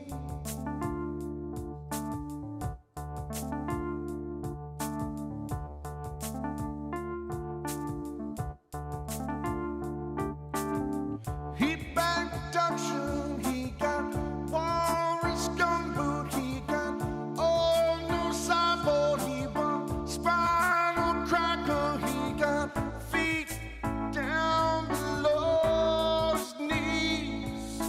Hold you in his armchair, you can feel his disease, and we'll come together right now over me.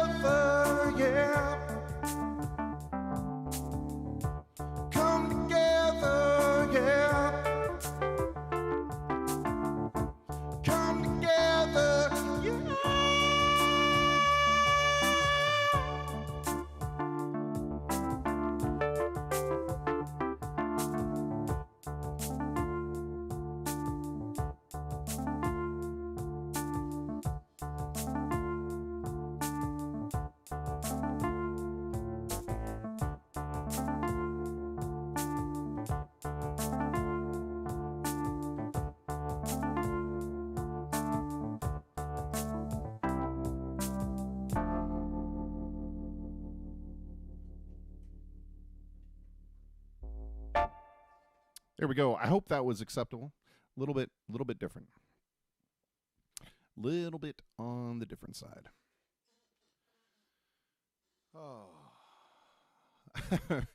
Rob Shepley says, Sesame Street was brilliant. Do you remember some of the other psychedelic songs from there, such as Capital I in the Sky or Lowercase M? Great musicians working on that show in the 70s. Absolutely, man. That show was so far ahead of its time in terms of content. It was just amazing. I got one more Sesame Street shirt for you tomorrow. That's going to be the surprise for tomorrow. So good, so good. All right, well, let's do, what are we going to do now? Let's do some Pink Floyd. You know, we had Sheila was talking about when they went out to LA and they got to meet David, or at least see David Gilmour jam, for which I am now eternally jealous for the rest of my life. So let's do some Pink Floyd, which begs the question: what Pink Floyd do we want to do?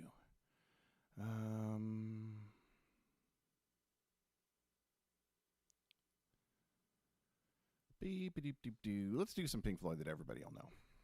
This is where the guy that was up my butt about not appreciating the band is going to be like, oh my goodness, more Pink Floyd. Whatever. I like Pink Floyd. Deal with it. Oh, Tara, thank you for being a part of the show. It's the folks like you that make the show. So you don't got to thank me. Thank yourself for having the wherewithal to want to come on the program. Be a part of it. Yay. I'm so happy that we figured out the Facebook thing, because, you know, after we switched from the desktop messenger client to the built-in Facebook client, it seemed to run much better for whatever bizarre reason. Hey, Mo, why don't I do some Pink Floyd? What a great suggestion. Thank you so much. Or Pink Floyds. We'll do some Pink Floyds. Sure.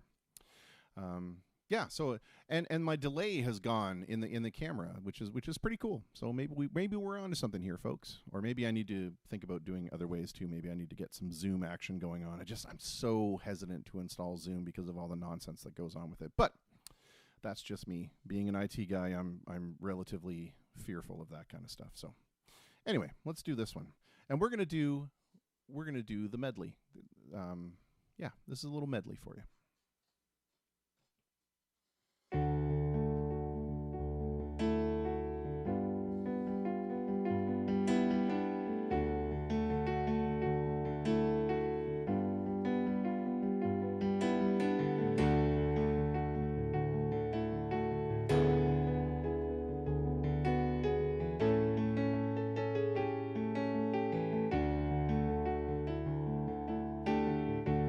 Lunatic is on the grass.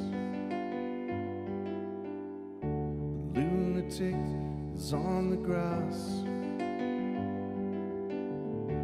remembering games, daisy chains of lives. Got to keep the loonies on the path. The lunatic is in the hall. Lunatics are in my hall. The paper holds their folded faces to the floor, and every day the paper boy brings more.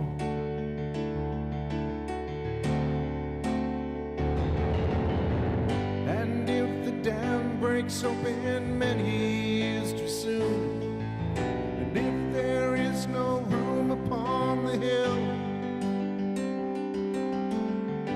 and if your head explodes with dark forebodings too, I'll see you on the dark side of the moon.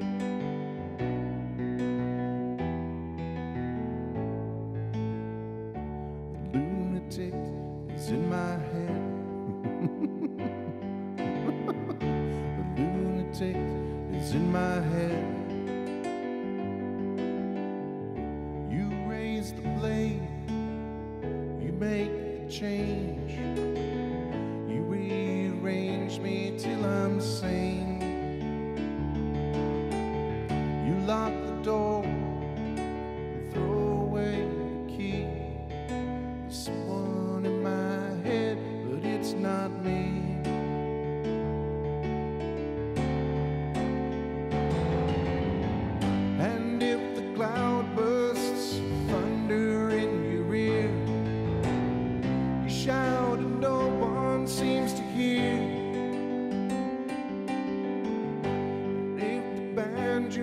starts playing different tunes. I'll see you on the dark side of the moon.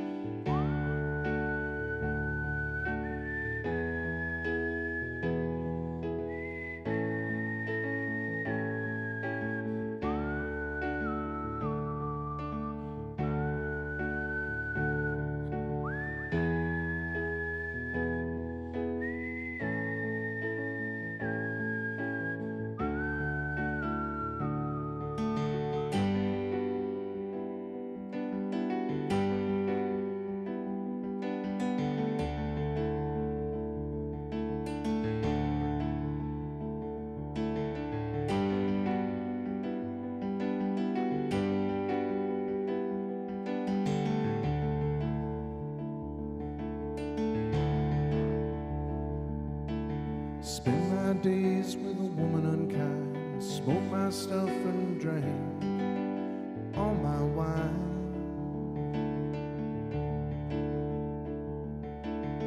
Made up my mind to make a new start. We're going to California with an aching in my heart.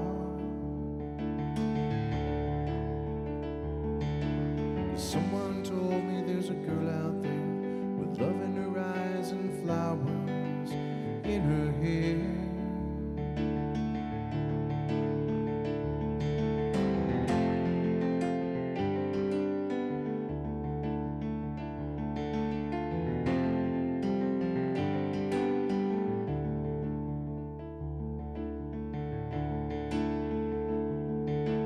I took my chances on a big jet plane. Never let them tell you that they're all the same.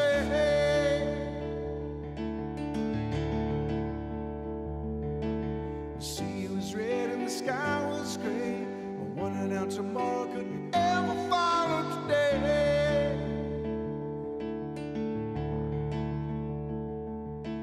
The mountains and the canyons started to tremble and shake.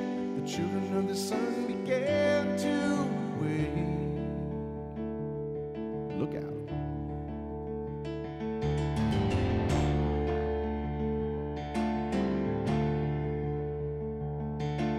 Seemed like the wrath of the gods got a punch on the nose and it started to flow. I think I might be sinking.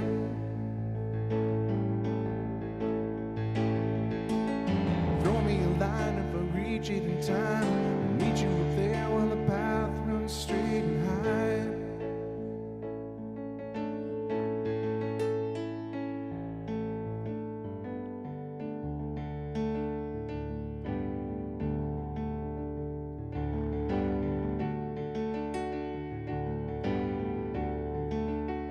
Find a queen without a king. They say she plays guitar and cries as she sings. La la la. Ride a white mare to the footsteps of dawn. Try to find a woman who's never, never, never been born.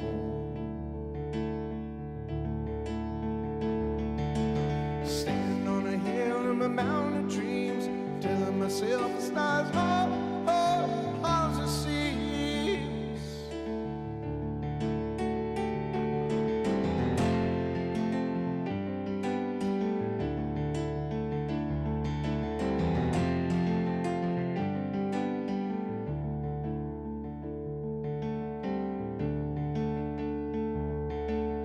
Oh, oh, oh,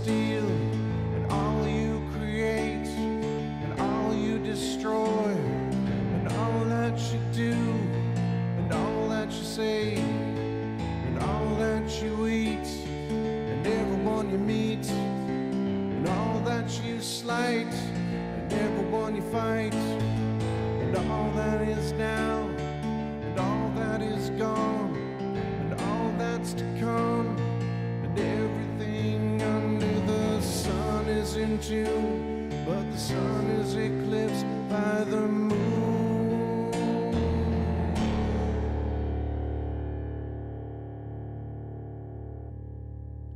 There is no dark side of the moon, actually. As a matter of fact, it's all dark. Well, there you have it, folks. Another end to another wonderful program. Thank you to my guests so much, Mr. Norm Acklin Jr., Miss Sheila Roberts, and Miss Tara Ashley. And thank you to Corey McCrindle for assembling yet 2 more amazing top 5 lists. And don't forget, if you scroll back through the comments, you'll find Corey's email, and you'll be able to send some suggestions for more top 5 lists. Cannot speak anymore. It's pretty amazing. We've been streaming for 313 hours as of when this show started, so we're up near 320 hours. It's pretty amazing. We're getting close to the magic 400. Amazing. And we've talked with 185 people. Amazing, considering this all just started as a way for me to goof around and continue to kind of talk to people. And as of tonight, we'll have hit probably over 46,000 views, which, you know, is it YouTube sensation big? No. Is it pretty damn impressive for some dude wearing a Grover shirt? I think so. I'm gonna take that to heart.